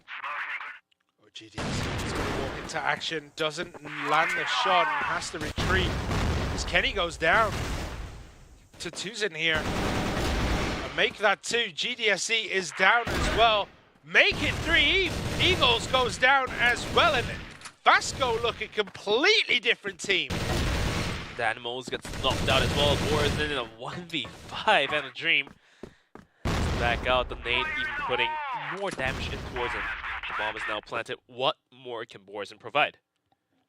Whatever it is, it's got to be something special because this is an almost unwinnable position, and unwinnable it is. And that is round number 2 in favor of VASCO, where we were thinking at the half maybe this would all be over by now. VASCO have come out all guns blazing and are absolutely taking it right now to Vincent Gaming. 2 in a row, can they make it 3? They only have 2 lives to play with before they lose this map. Not match. Definitely not too many buffers to make any risks plays, but VASCO Esports definitely looking a lot stronger after they have switched the sides. In some way, somehow, the dreams are still living on. VASCO Esports this time around gathering out towards middle early on with a minute 50 onto the clock here. The C4 now being picked up by Silva. It's going to be moved in towards middle as well. I tell you what they don't want to do. They don't want to lose this C4 in double pillars. Oh, not at all for sure. It's a hard take. If you drop the bomb there, you just cannot hold down the spray downs. It will put the hurt into you. Yeah, there's just so many entrances into double pillars that it could be very hard to just even pick up that C4. Obviously, they would have a slight advantage of being around Central Plaza, but still, it is a no man's land, especially if the rest of your team is in A. And, you know, the Global Risk side do have time to set up a defense of the C4. It's very hard to do. But we do see this one much slower on the side of VASCO. Are going to push up through double pillars, and it looks as though B is once again on the menu. Action comes out the window, gets taken down. Excellent spray control, makes it a double, almost a triple. Danimals hiding behind these servers. Does get VNC. Ah, gets Silva through the box with the headshot. And that is living proof as to why servers is so hard to take. Danimal just completely holding it down by himself, single-handedly shooting down all the players that was remaining. Hiding behind the boxes like you've mentioned, Simon. Servers, one of the toughest places to break as a blacklist. But for now, it's going to be KN holding it down. Action's going to gun him down quickly and swiftly, and VASCO Esports trying to continue to keep the dreams on, but there's no more life now. They have to either make or break. Yeah, VASCO have nothing left to play with. That was their last life spent. Ooh, nice 1-for-1 trade there. Eagles did take out Tuzin, but Action, you know, takes out Eagles, and Action now looking for more. Isn't going to find anything there. I mean, Vincent are playing very defensively. They know they have so much room to play with, right? They know they have 6 more rounds to mess around in. If they really wanted to, Vincent could just run down middle to try and defend and turn this into a team deathmatch for 5 rounds and still have 2 rounds to play with. GDSC making that arm shot pretty close. Unfortunately, with this one, almost getting the kill to equal things back down, but Danimals is going to be on the front line of pillars to hold it down with Boars, and VNC in action is ready to push through when the call is given. Danimals juggling himself through the windows here. I don't think he has spotted out the players yet. Less than a minute remaining. The C4 still lingering outside of A. They have to make the rotation quick, and looks like Danimal backed out of servers. And this opens up the B bomb site a little bit more vulnerable. And if VASCO Esports hits it at the right time, this could be a moment for VASCO. How tingly is Vincent Gaming's spider sense here? Because they should know that if nothing's going towards A anytime soon... Oh, actually Silva there getting a massive kill, because that could confirm the worst fears, but it doesn't, as Borzen does get the kill on Silva. And is that enough information for Borzen and Danimals to go push into servers? It doesn't look like it is, but now they're going to try and retake it. The C4 is planted. How quickly are they going to try and make this push? They're breaking in. Down the stairs, we'll get a kill. MG as well will add on to the kill there. And VASCO Esports keeps the dream alive, but the round's not looking too good. They still need to pick up 5 more rounds to go into overtime. 5 seems like too high a number, but Vincent Gaming not really changing things up very much. We sometimes see, like, when you have this massive buffer, you see an overly aggressive defensive push just to see what happens. Vincent Gaming, they're above that. They're like, okay, we're going to play every round seriously. We're just going to dominate through consistency. We're going to dominate through the fact that we are strong. We are the better team between the two of us. We don't need to do any super fancy tactics to try and win because we're just better than you.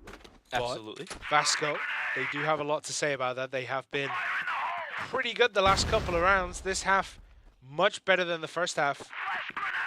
As we do see, pulling out through the middle. They are going to get captured there as GDSZ does get the sights. He does know they're coming. But does he know which entrance might actually get pinched in here? VASCO could get pinched. Dynamos is looking for it. Action is going to be taking the lead here for VASCO. Trying to poke and prod, clear out the angles.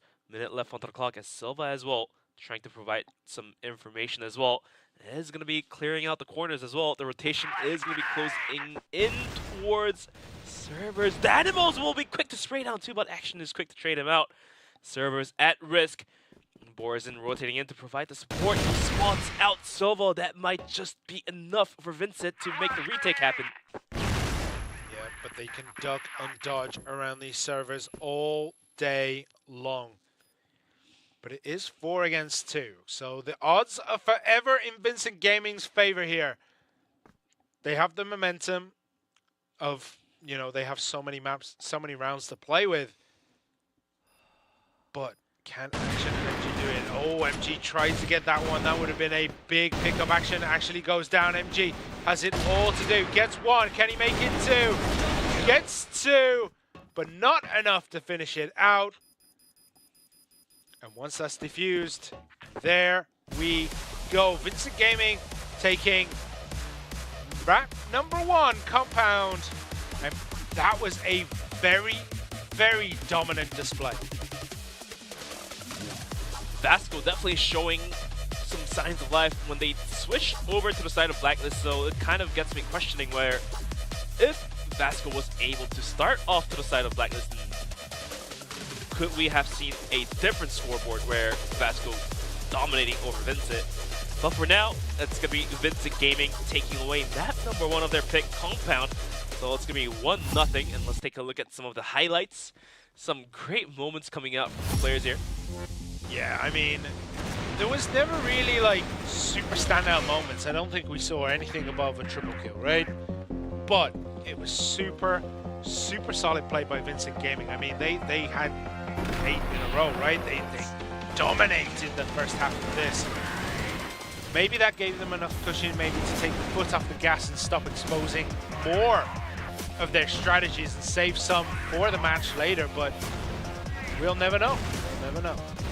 VNC with some superior gunplay, guns down 2 players, make that triple for him.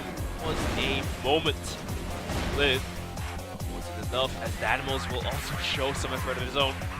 The rounds though, on towards Vincit for Blacklist, their aggression seemed to be well devised rather than just bum rushing as a ball. Yeah. So to speak, cluster, right? I mean, I would have liked to have seen maybe 1 or 2 bum rushes because those are always the best kind of action-packed 30 seconds. Oh yeah, absolutely. Like, is there anything more you could do in 30 seconds than have a complete wipe of a whole map? Like, there is nothing more satisfying than seeing it, but these are professional teams. There's a lot on the line. They both want to be up and in around that top spot. They want to get the top seed. So they are playing a lot more serious. They're playing a lot more solid. They're very defensive, VG. So we'll see how this goes into Black Widow after this. Because, I mean, Vincit looked good there. Will they look good on Black Widow? You gotta say they're kind of similar maps in a way, right? Solid probably is the right term to be used here. But the rounds are going to be 10-4, Vincit Gaming taking it away. Eagles putting out 1.40. Pretty consistent with these top numbers starting from the last May from the first split here.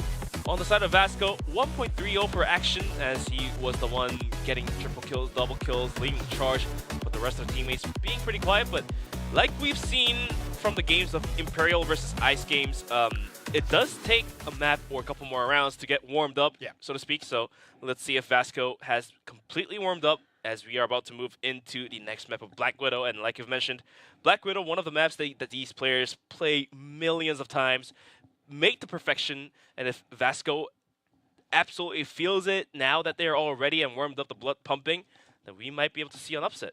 I mean, Action right now really should be saying to his team, like, look, guys, I got 1.3. Why are you guys sitting at 0.5, 0.6? Like, the rest of the team need to help bring it together, because Action was playing phenomenal, like playing really, really well in the face of adversity. Imagine if the rest of his team were picking up those kills, were getting 0.0, like 0.9 or 0.8, like something a little bit higher than what they were putting out there.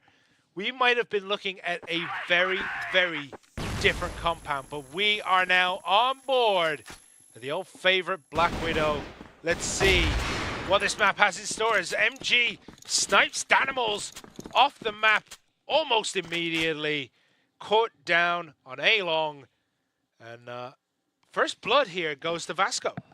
That was a great kill coming out as MG now starts to hit those lucky, not so lucky, but rather technical shots down through alongside it.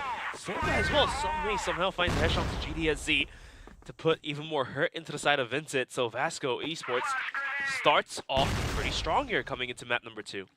They do indeed. We do have 3 in B, 2 in A as the defensive line for VASCO, and that's going to be hard to break when you only have 3 of your own. Where is the C4? The C4 is down in the blacklist spawn, so that's not viable right now. They do need to make a decision at some point, as Kenny, kind of getting stuck in the middle of no man's land, does eventually escape down B.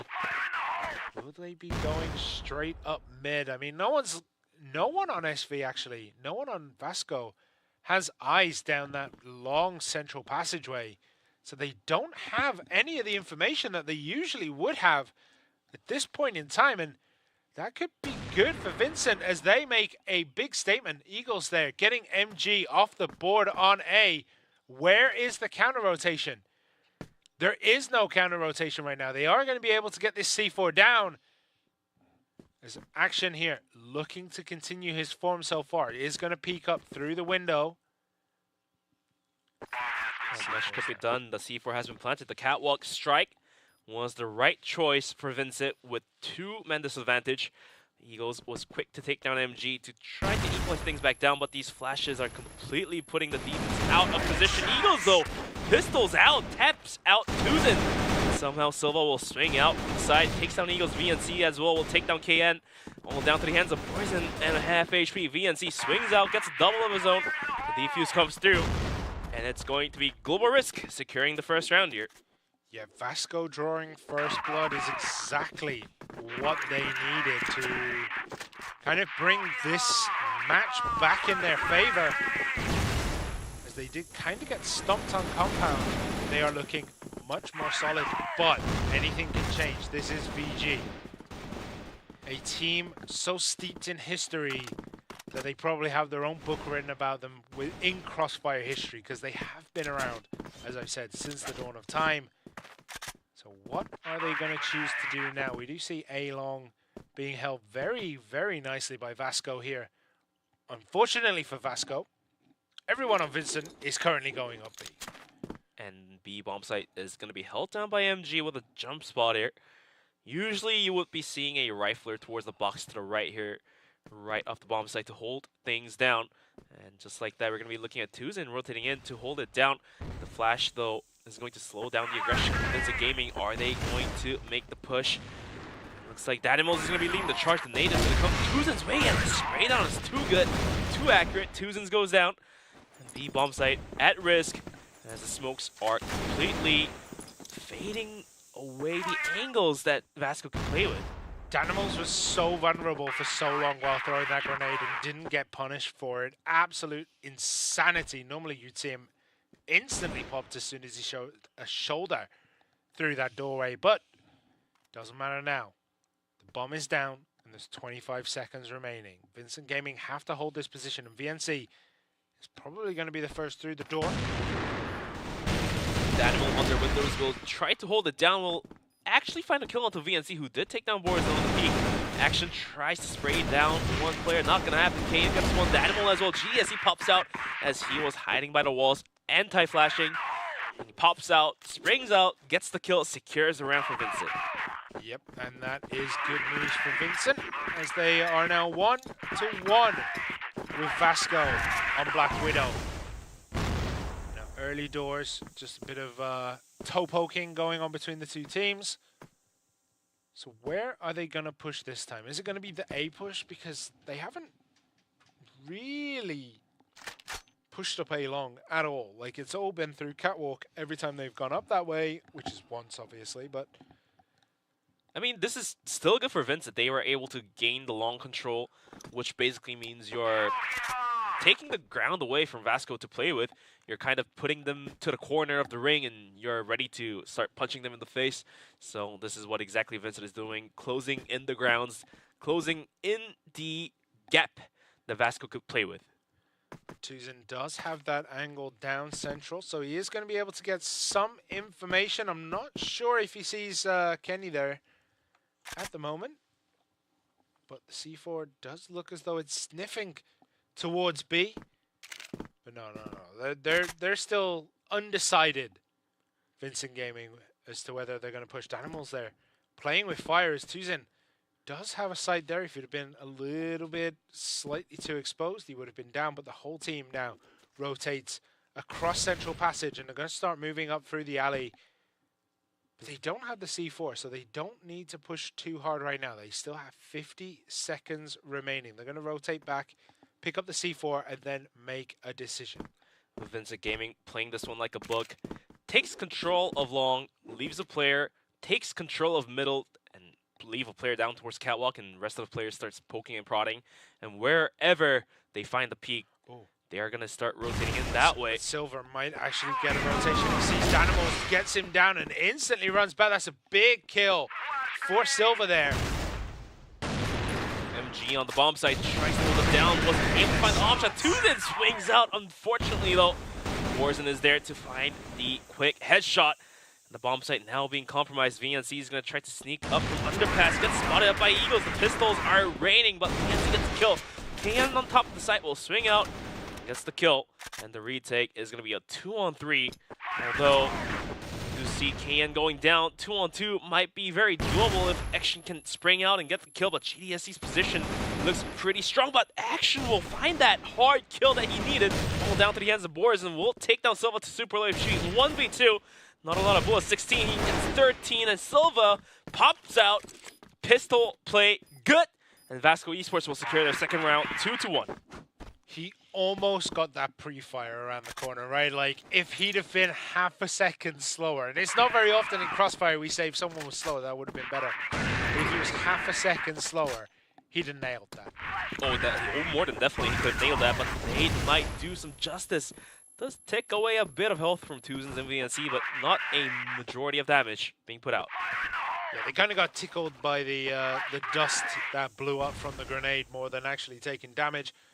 But it looks as though this is going to be a very, very aggressive push into B right now, as everyone and their dogs are there. But Vincent Gaming, they're being punished for this as they collapse to the guns of Silver and VNC. VNC wraps it up with a pistol, and VASCO take a 2-round lead here. It is 3-1. Absolutely showing a great performance, VASCO, after giving away their first map. Looks like they have fixed all their mistakes, you know, coming into the map pick of their own. Now they're showing some dominance.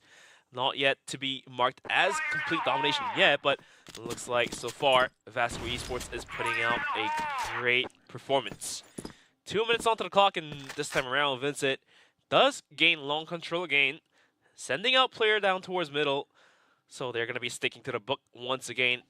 That last round just wasn't working out for them. It's a bum rush. Didn't work out completely, so they're going to be going with the default plays once again. Yeah, they gave it a shot. It didn't work out, so they go back to what does kind of work, but hasn't been working so far, which is to sit back, move between A and B, like kind of poke on one, poke on the other, try to get a reaction out of your opponent. But it hasn't been working out all too well. Danimals here trying to get a jump and a peek. Down catwalk, does see MG.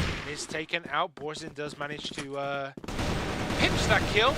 VNC gets Danimals. Borzin takes out VNC and shots coming from under the overpass, trying to get what he can. Action goes down to Borzin. Susan trying to get done what he can. He gets GDSC off the board, and Borzin takes down Tuzin. And that is a return shot fired there for Vincit Gaming. That A split was completely perfect, I would say. Onto the perfection by Eagles. Look at that edge onto action. How did he even land that shot? It's not even imaginable. But for now, Danimals will also take down Silva to put more hurt into the side of VASCO. Tuzin trying to hold down the bomb site by himself, but does he realize the rest of the team, rest of Vincit is rotated out towards middle? And A bomb site completely open, and looks like Vincit has kind of smelled that, is thinking about rotating a play here down towards the bomb site once again. It's going to be VNC though rotating. Did Borzin spot Tuzin jumping from that connector? I think he did. It looks as though he might have. I mean, Vincit Gaming had a window there where they could have easily pushed into B. Like, there was no real defense there. They had 3 or 4 members sniffing around that door, but didn't pull the trigger, decided to play defensively, which I think might be the smarter move. They're up 2, so while they have a man advantage, it is possible, but should it be done? The answer is probably no, as MG now knows exactly where everyone is, and we see a massive rotation here coming from Tuzin. Is he going to get there in time? Is he going to be able to give his team that little bit more? But look where VNC is. VNC is in the middle of no man's land. The C4 is down. And VNC is going to try and look for the rat, but GDSC, he knows it. He smells it. He felt it in the air. His web was down. He felt the tingles. He gets the kill. And SV now, 2 members remaining against a completely healthy team of Vincit Gaming. Sure, they don't have much utility left, but they don't even need it, as Danimals finishes all that up and ties us up 3-3. Vincit Gaming also showing what they've got. Great aggression, quick one to happen as MG was the solo player holding down B-bombs and had to back out as he did miss the pot shots and the smokes came his way. Had to wait for the rotation to come in, and VNC, like you've mentioned, getting caught in no man's land, making it even harder for the retake to happen. But this time around, Vincit Gaming is going to be taking long control once again, and this time it's not going to be a mid-aggression, rather it's going to be a B-bomb site hit while taking long. So this is a very smart move, because VASCO has to leave at least 1 or 2 players down towards A, and that weakens the defense. Silva swinging out, trying to gather information. Good positioning, but if he gets traded out, that could be detrimental. Yeah, he does retreat back, but I don't think he knows quite how many people are around that corner, because no one is rotating to help him here. You can see everyone is really on catwalk and the A short area, the underpass. No one is really helping out B, but it doesn't matter. They are going to reset. C4 now in the center into the spawn point. And are they going to decide on A? It's really hard to tell where they're going right now. But the moment Vincit decides to go on catwalk, that would be a nightmare. Look at this crossfire they have set up. Tuzin, Action, and VNC waiting with open arms. The animal gets spotted out, but luckily enough, he's going to be able to fall back. As he didn't swing out, he just jump checked, and he's like, oh, hell no, I'm not going in there. With 3 players waiting in front of him. But that saved the rest of his team, because everyone was behind him. He got the information needed that allowed Vincent to pull back and reconsider their options. But they don't have much time. 35 seconds on the clock.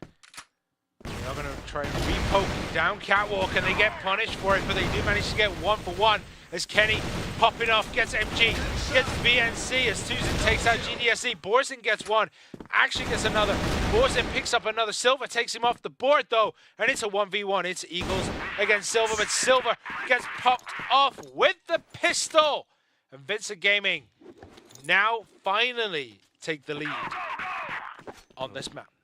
Vincit Gaming definitely utilizing. And then Eagles continues to put the hurt into VASCO. MG just cannot cross middle double doors as he gets punished over and over and over again. VNC trying to recover what MG has lost for his team. Gets out pretty aggressive down towards middle. Hides behind the boxes.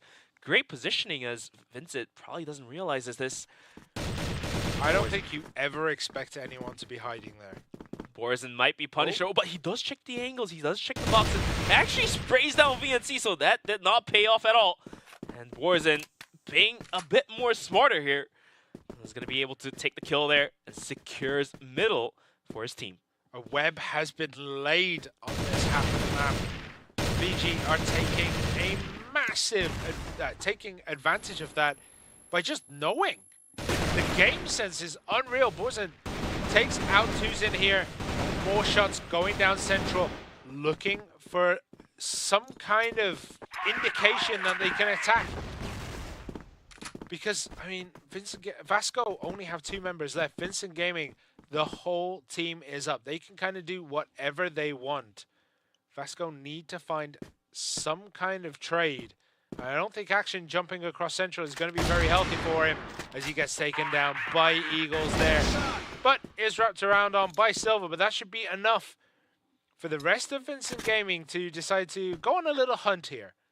And a 1v4 with the bomb planted, Silva sitting down towards middle, not much he could do. Decides to go for the aim duel down towards middle. Dynamos trying to spray down the nade line to do the justice here. Not quite going to connect here just yet. Looks like he has given up on the bomb defusal. Silva gets a kill, but at the end of the day, that will be a round secured by VINCIT. It's going to be 5-3 with 1 round remaining after the first half. And looks like the progression of this first half seems to be pretty similar to the last one, although VASCO was able to pick up a bit more rounds.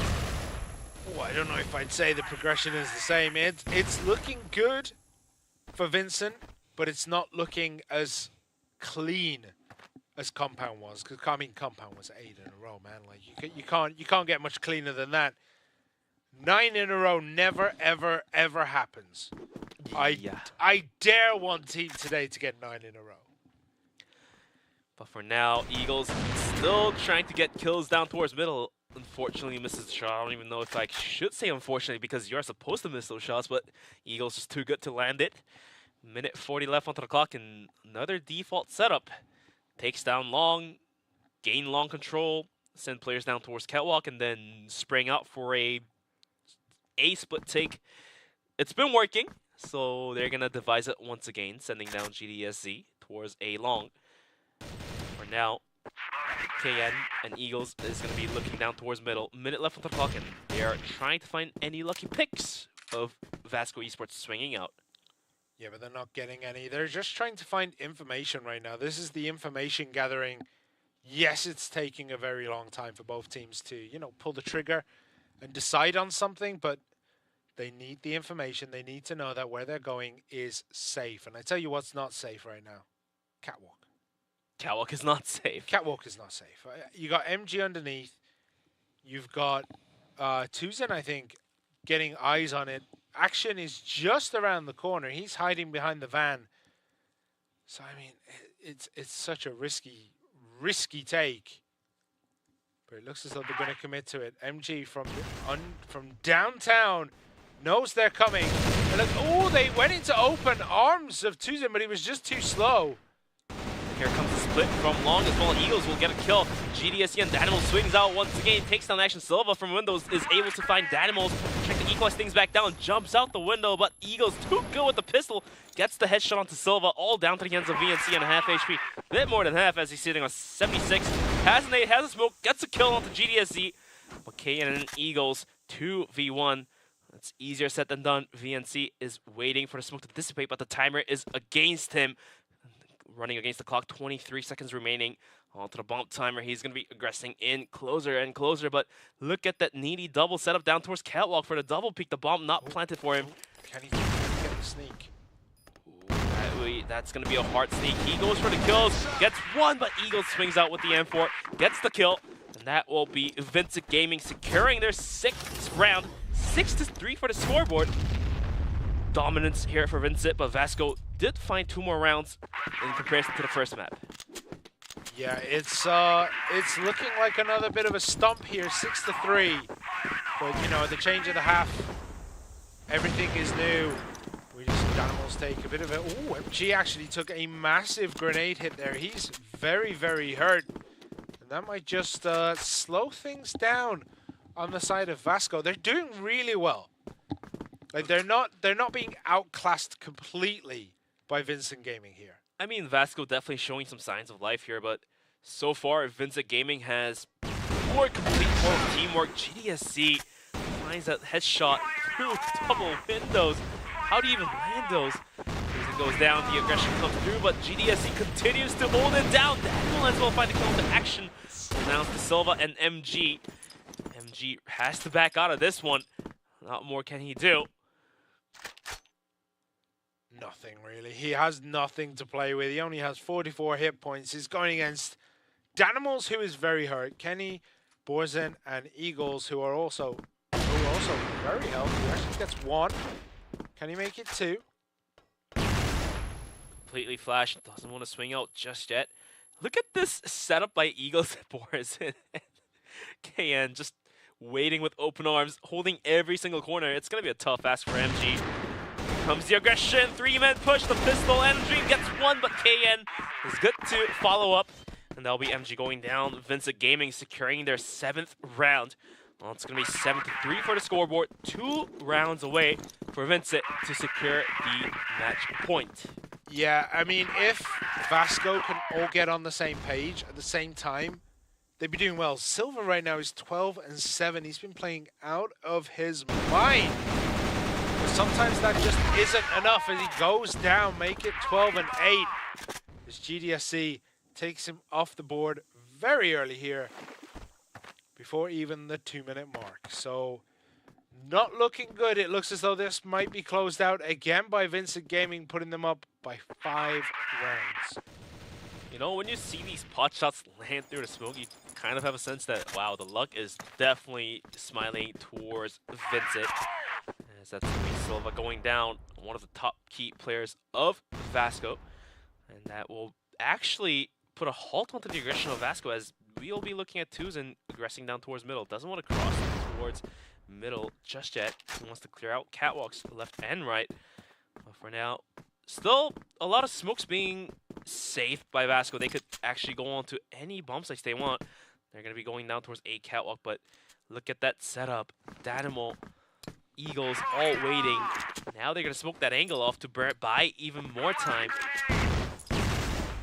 They will indeed. They are nicely holding this. They don't feel any pressure right now.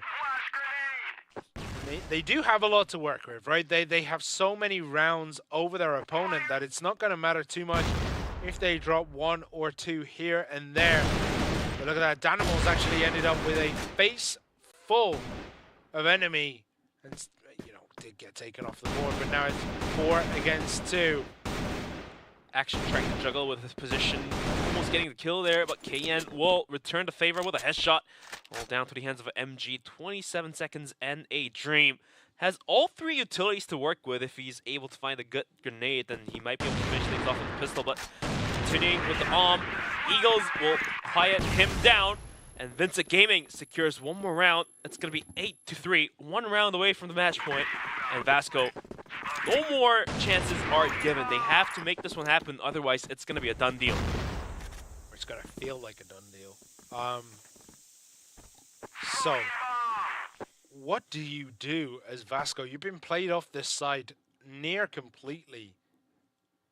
You haven't really looked like getting anything successful. That is how you start it. That is how you start a comeback. Actually getting 1. As you see a bit of a tussle with Danimals there. Danimals will take a little bit of hits. The 2's in, grenading out. Just making sure that he has the central passage covered, that his teammates have that free use. As Action actually gets another one here, as MG also got Eagles off the board. Danimals is very, very low, but it's not too low where he cannot take down Action. It's 4 against 2. Danimals and GDSC, they have a lot to do. Danimals picks up another one, but MG takes him off the board with the sniper rifle. So GDSC has to get 2s in here, and he doesn't. And VASCO get 1 back. Is this the sign of the comeback? Definitely got to give a lot of credit to Action there. He gets a kill, swings out middle all the way through the spawn, swings and wraps around towards B, gets a kill once again, putting Vincit to questioning, where is the enemy actually? So Action is going to provide that round for the team here. And that was the desperately need, the 4th round for VASCO. Can they continue on with the win here? Because right now, Vincit's still sitting 1 round away from making it to match point. Minute 55 onto the clock in VASCO. That was a pretty early mid-aggression last round, and this time around they're thinking about devising a different plan, different strat. Is going to be lurking out down towards middle, actually eyeing towards catwalk, which did not work out past couple rounds. So Simon, do you think it's valid for them to go on towards a catwalk once again or not? I mean, do the thing your opponent least expects, right?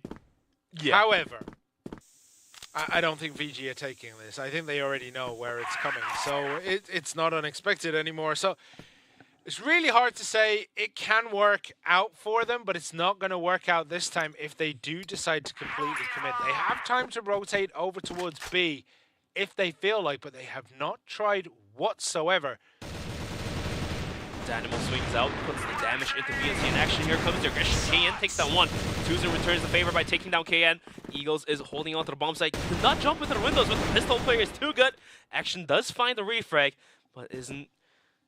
Actually, the bomb is gonna get planted, but the retake seems very doable for Vincit. Yeah, GDSC, he's literally right there. He looks out the window, he can see everything. He has a perfect seaside view. Such a nice house that he has planted in that corner. He can do whatever he wants. However, he's a little bit pinned in here. We do have Danimals and Borzin looking to find a way, and they do get Action off the board. Danimals makes it a double kill with Silver. And MG off the board as well. There goes the C4. Vincit Gaming 1 away from closing out a very dominant performance. 9-4 once the bomb got planted. We were thinking VASCO may just be able to take their 5th round, but the retake coming out from Danimals. This man's skill swings out, gets a double kill, which allows the room for Borzin to walk in and finish off MG, get the bomb defusal come through. 9-4, Vincit Gaming very close from closing this one out. VASCO has to make things happen, but Silva goes down, and looks like it just became a bit darker for the future of VASCO coming into map number 2. Yeah, and I mean, VASCO at least will have a day to reset if they need it, but Kenny does get the 1 kill. Eagles is down as well, and suddenly VASCO look as though they might actually have a say in this one. They were looking down and out, and now they have a man advantage. MD is going to get taken out here by Borzin. There's VNC looking around. They are looking at window, so, you know, VASCO are aware of where they could be. GDSC there almost put a barrel out to be spotted, as he does get quite a bit of damage there down onto Tuzen. Bad nade. I still don't think he knows he's there. Tuzen popping out some pot shots, not gonna hit as GDSC swings out from window, gets the Tuzen. Here comes the jump as well, and somehow VNC couldn't punish him for that, which leaves Action all alone, but Action does find one. Borzin will wrap it up. Vincit Gaming secures map number 2, and that will be Vincit Gaming taking the match point. It's going to be 2-0, just like what happened with Imperial versus Ice Gaming. 2-0, and it's going to be Vincit Gaming on the lead. Oh, what a game that was for Vincit Gaming. They absolutely ran the show against VASCO. Nothing seemed to get past them. They only dropped, what, for 8 rounds? Not shabby. That's actually a really good performance. And if it comes down to set differentials later on, that's going to look real good. I'm going to make some quick expectations here. I think Eagles is the MVP here. He was landing shots after shots. Ooh. Wouldn't be surprising to see Danimals on the MVP as well. But before we go into the MVPs, we've got to look at some set highlights here as well. There was so much going on in this one. This was a lot more highlight really than the map on Compound.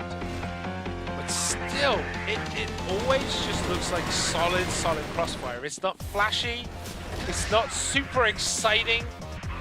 It's just efficient, effective, and it drew them the win. It got them that win they needed to go into that next map against Imperial, flying high. Like, these guys need probably on cloud 9 right now. They could take on the whole world with that position. Eagles. Basically, they delivered the skills to take the frags. Looks like Eagles was on point with that. GDSC though, providing the support in the very last round of the map as well, was a clutch that we're probably going to be seeing that anytime soon here. Okay, and pretty quiet, but look at the numbers on him. 11 kills already on round number 14. So I think everyone on this team has been pretty consistent. Yeah, it's really weird when you say, hey, he's been having a very quiet round, and he's been one of my standout players in every map so far. Like, he has been really good. Danimal's insane. 1.4, but Borzen 1.7, Eagles 1.5, and then you go look down onto VASCO. VNC and Silva putting up the numbers. Action got just zoned out of that map. He never really could get the same kind of flow going as he did in that first map where he was the highest KD on his team.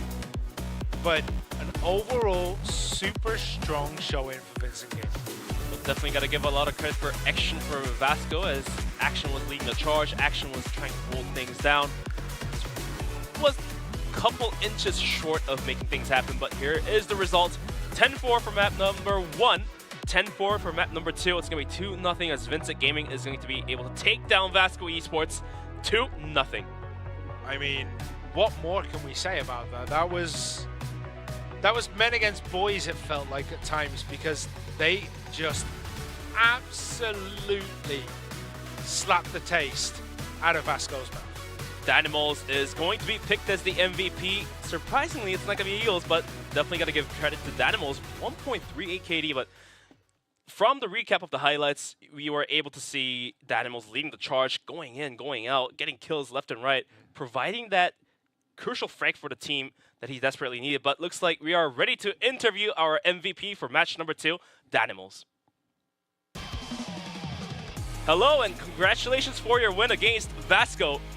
I mean, you've been around for quite a while. You've taken a long break and now you are back at Crossfire. How do you feel to be back at the battlefield? Danimal, você já teve sucesso no Crossfire, tirou um tempo para descansar e agora tá de volta. Como é que tu se sente de volta ao campo de batalha? Eu tô feliz, cara, em voltar a competir. Tava sentindo... É normal esse eco? É. Beleza. Eu tava com vontade, né, de voltar a competir. E eu tô feliz, é isso. I had the desire to come back to competition and I'm really happy. That's it. Okay, the next map you're going against Imperial now, a team you know very, very well. How does this match compare to what you expect from that one? Vocês vão jogar contra a Imperial no próximo mapa, um time que vocês conhecem bem. Como é que o desempenho de vocês nessa partida afeta o possível desempenho de vocês na próxima? Acho que foi um bom começo, né, cara? Uma boa estreia. Eu acho que a gente tá jogando muito bem, tanto as situações ali mid-round, quanto a mira também tá encaixando. Então acho que a gente vai bem para a próxima partida, mas eu acho a Imperial um time, pelo menos no momento, mais forte que a equipe da VASCO. Então é manter essa pegada, cara. I think it was a very good start. We had some very good situations mid-round, but I think Imperial is still a very much better team than VASCO at this moment, and we'll have to keep this pace. But definitely congratulations on the 2-0 against VASCO Esports. Looks like you guys look very strong. The roster is complete, especially with you and Eagles popping off like madmen. So let's just pray that you guys have the power to beat against Imperial.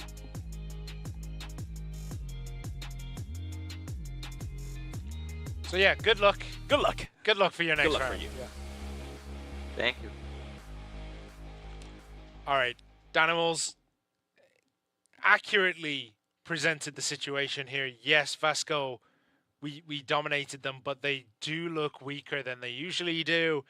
Imperial are going to be a very different team. I mean, we all kind of knew that, but you know, this next match is going to be all guns blazing. These are two of the best teams in the region going at it, so you will not want to miss it. It's going to be Imperial versus VINCIT Gaming. We'll be back after a 20-minute break, so stay tuned, don't go anywhere, and we'll see you later. Or not quite yet. Okay. Not quite yet. Not quite yet. But, like you've mentioned, Imperial versus VINCIT. Because these two teams know the caliber of each other, they are going to have to bring out that strategy sheet, you know, that they haven't been using against the other teams. So we might be able to observe some very special ones coming out. But yeah, like Simon have mentioned, we are going to be taking a quick short break and come back to you and deliver you Imperial versus VINCIT.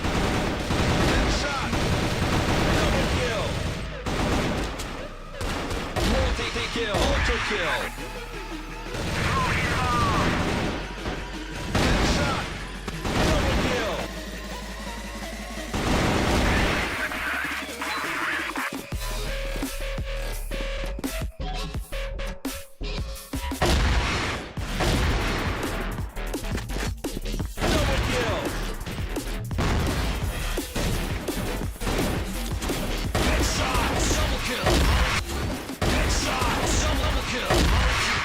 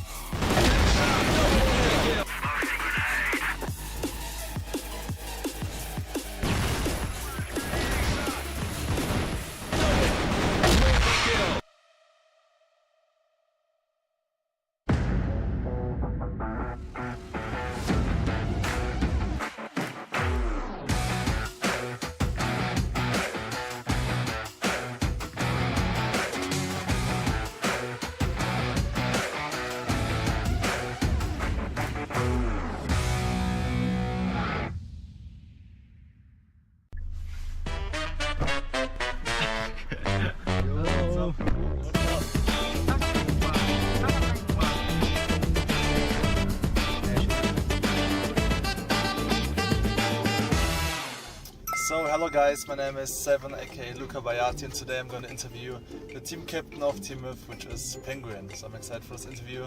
Let's find out how he's feeling today, and let's ask him some questions about CFS 2022. Yo, Hello. what's up, bro? Hello. How are you doing? Good. Today I'm gonna ask you some questions about CFS and also about your team. Okay. Let's start with some basic questions first. Like, what's the meaning of your nickname Penguin? It's just penguin, you know, the penguins. Yeah, I like this animal, so I just named myself Penguin. So, since you're one of the best players in Crossfire West, do you think you can also compete on the global stage too? I guess all the West players can compete on the top level. It's just a matter of the new metas, strategies, and how the team play together. It's always sometimes our region is a bit behind, but I guess all the West players or all the professional West players can compete at the top levels. So who do you think is the hardest player to play against at CFS? Well, I haven't played against all the players at all teams, but I guess always the hardest is going to be from China. So if we're talking about our group, AG is going to be probably Beam. He's really popping off, this guy. You just can't cross anywhere in the smoke without getting killed from him. So he's just a very, very good player. I played against him in Vietnam and he's a very, very good player. Yeah, I remember the match in Vietnam, but I think you played with Hunt, right? So this time you have the full team again. Yeah, Booker couldn't travel because of his exams and stuff. Yeah, and about CFS this year, like what's your final goal? Our final goal is just to play our game, to represent Egypt, to represent West, and just win games. We're not coming here to participate. We want to get to playoffs and to reach also further than the playoffs. We're not coming here just to play some games and leave. So yeah, basically you're consistently involved now in the grand finals for like 2 years right now. Yeah. So how do you feel about that? Like, did you expect it like 3-4 years ago that you would reach this kind of level? Well, that was my goal. But I guess reaching this consistent level, maybe I just was hoping, I want to reach one time to CFS. I want to play on Day1 one time, but then 3 times in a row. It feels really, really great just representing West for 3 times in a row, and then hope for more as well. Yeah, I can relate. It's a nice feeling. So we heard that you work as a banker as well. Isn't it difficult to play Crossfire professionally and also work as a banker at the same time? Isn't it like stressful sometimes? Yeah, it's very, very stressful, especially that when you have a tournament days that you just leave your bank and you have to start again a lot of work and you just don't have enough time to sleep. It's really, really stressful, but I tried to manage it this year, and I was giving myself maybe a time to see if I would try to adapt to it and and to just arrange my time. I guess I did it. Yeah, I did very good with my team, and I didn't do anything to pull my team back. So I guess all of them really know this. And obviously, I mean, you're doing great. I mean, if you still work as a banker like full time and then still manage to win almost all competitions in CF West, I think except CFL Season 2, Anubis won this one. I think except this one you won all competitions, all right? So Season 1, then Invitational event, and then Season 2, and we won regional finals. So yeah, great work from Team If this year for sure. So you're the leader of Team If. Like, if you would describe yourself as a leader, like what are your strengths? Like, what are your strengths and also your weaknesses maybe as a leader? Like, how would you describe yourself, like your character as a leader? I'm the one who's we have a coach. So I'm the one who's responsible of delivering the strategies that our coach make to our team, because he's not communicating with us in English. It's gonna be so hard. So he just explains the strategies for me. I get it in my brain, and then I try to explain the strategies more and more in details in game with my teammates. I look at the mistakes, watch the replays, analyze, prepare the papers for them, prepare everything. I organize their flashes, smokes, pushes, dry runs. So I guess just one of my strengths, especially that no one in the Crossfire, just a few. I guess me, Yusuf, and Hamada Snake from Anubis only. Yusuf also from from Anubis. We were only doing this. We started it at Trones, me and Yusuf. So I guess only the 3 Egyptian players who does this thing is me, Yusuf, and Snake. So that's what makes me unique than any other team leaders. Okay, nice. Yeah, it's very important to put a lot of work into Crossfire if you want to reach something, especially if you're the leader. And how's the relationship with your teammates? Are you like friends? Is it more like family, or like are you just like colleagues at work? How would you describe it? Playing with my team. Yeah. I guess we're just like friends, family, more than family. But sometimes I don't think they like me because. Really? Yeah, because I'm too angry on them because I feel sometimes the team is like the airplane mode. I think they're so lost in the game. No one concentrates. No one is communicating. And they do the same mistake every time. So I just feel I get angry sometimes and they don't like it. Well, you should be. I mean, like your team captain. I'm also team captain, so I can tell that. I think it's normal to be part of like sometimes you have issues because you're the one who tells your teammates, "Hey, guys, be quiet now. You need to wake up at this. You need to practice at this. You need to come here for the game." So I guess I'm managing everything, and I'm just hiding their time to crossfire. Even here in Korea, I just wake them up at 7 a.m. to have breakfast, 9 a.m. to meet at the practice room. So I guess they don't like it a bit, and especially when I shout at them. So I don't think sometimes I'm pretty sure these guys don't like me at all. But when we are winning. It's part of being team captain. I think it's normal. I guess they know this as well. Yeah, of course I do. But eventually, But eventually, we're able to like keep up this kind of level, and we were like by far the strongest team in Crossfire West the last 2 years. So, what do you think is the main reason how you are able to become how it's possible to become like the best team in Crossfire West, and how you were even able to maintain this level? As I said, me as a team leader, I keep my team at the best level. I grab my teams just to push them ahead. We watch replays, we talk about strategies, we try to improve ourselves. I try to give them room for improvement. I keep telling them that just reaching the top is easy, but staying at the top is gonna be so hard. So you gotta double your work. Yeah, you gotta double your work if you wanna stay at the top level. So I had to talk with them and explain how to become on top, how to adjust. We need to. Our biggest problem is that all teams knew our style, so we had to change our style to become top. So I guess just maintaining our mentality that we are winners and doubling our work is the best points that we did to become on top. Yeah. Okay. Yeah. So we're almost ready for the venue now. Yeah. Thanks a lot for the interview, Penguin. Thank you. Good job. I'm cheering for you, obviously, like representing like my region. Yes. So I hope you bring Crossfire West back to the top at least this year at CFS. Because next year I'll bounce back as well. Okay. So thank you so much, bro. Thank you.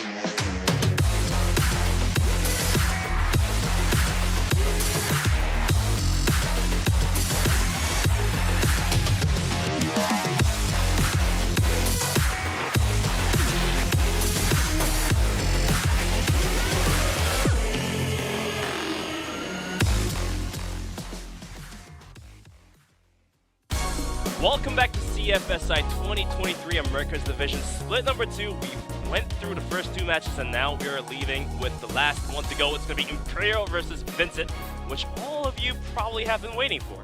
Yeah, absolutely. The winner of this match will go 2-0 on the day and put themselves in the driving seat to finish in the top seed position. Who is it going to be? Imperial versus VINCIT.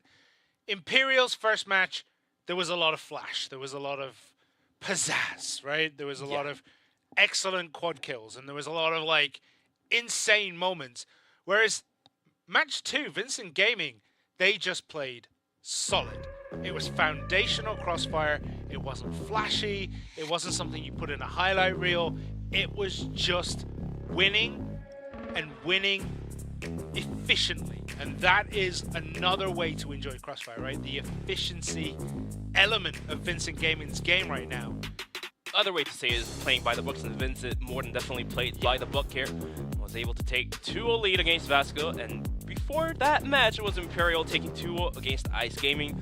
Although definitely got to give a lot of credit for Ice Gaming as they were able to put up some great defense. Surprisingly, it wasn't 2-1, it was 2-0, but came a little bit short of taking the map away from Imperial. But now it's going to be Imperial versus VINCIT. Like you've mentioned, it's going to be whoever wins this one comes in 2-0 and takes the driving seat.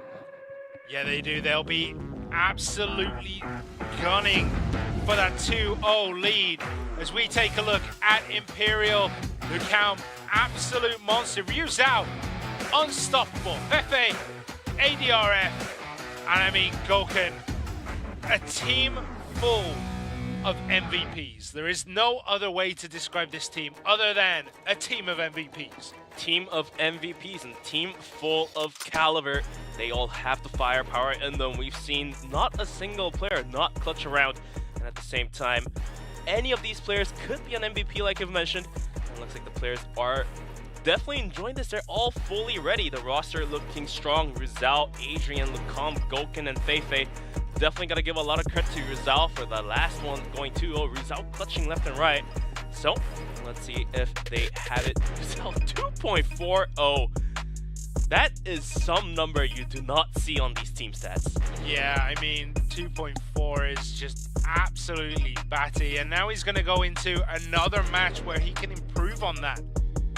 However, the caliber of opponent, without slamming Ice Games, because they did put up a great show. They took these matches much further than VASCO did.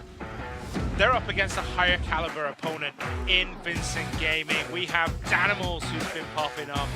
Forzen, who's been a little bit on the quiet side. KN. We have Eagles, who always comes to the show. GDSZ. VINCIT Gaming, again, looked solid. They weren't exceptionally flashy. They weren't exceptionally, you know, highlight really. But they went in, they got the kills, they got the wins, job done. They went in with a goal, they came out with a result. And that is the efficiency you were talking about. The roster, Boars and Eagles, Danimals, GDSC, and it's going to be KN to wrap the roster up. But with the interview we had with Danimals, looks like this team is feeling pretty confident to go against the long-standing champion of Imperial. The numbers look pretty even throughout the scoreboard here. Danimals, Boars at 1.3 at 1.44. Eagles with a 1.44 of his own. KN 1.25. GDSC pretty quiet, 0.82, but the numbers don't speak for themselves. You know, we've seen GDSC clutching rounds after rounds, so gotta give credit for him for that one. The key players are gonna be Ruzal versus Danimals. It's gonna be 2.40 versus 1.38, but like you've mentioned, VINCIT Gaming playing by the books, not flashy, but rather in a more sorted manner. So the numbers may not be the key factor here. Well, let's take a look at the map ban picks. We've been given the information that VINCIT has won the coin toss and went for the first ban. Black Widow banned, Mexico banned. Then we go to Ankara, we go to Subbase, Port and Eagle Eye have been banned, and then we go to Compound. Kind of sad that Black Widow has been banned out. That is one of my favorite maps to watch.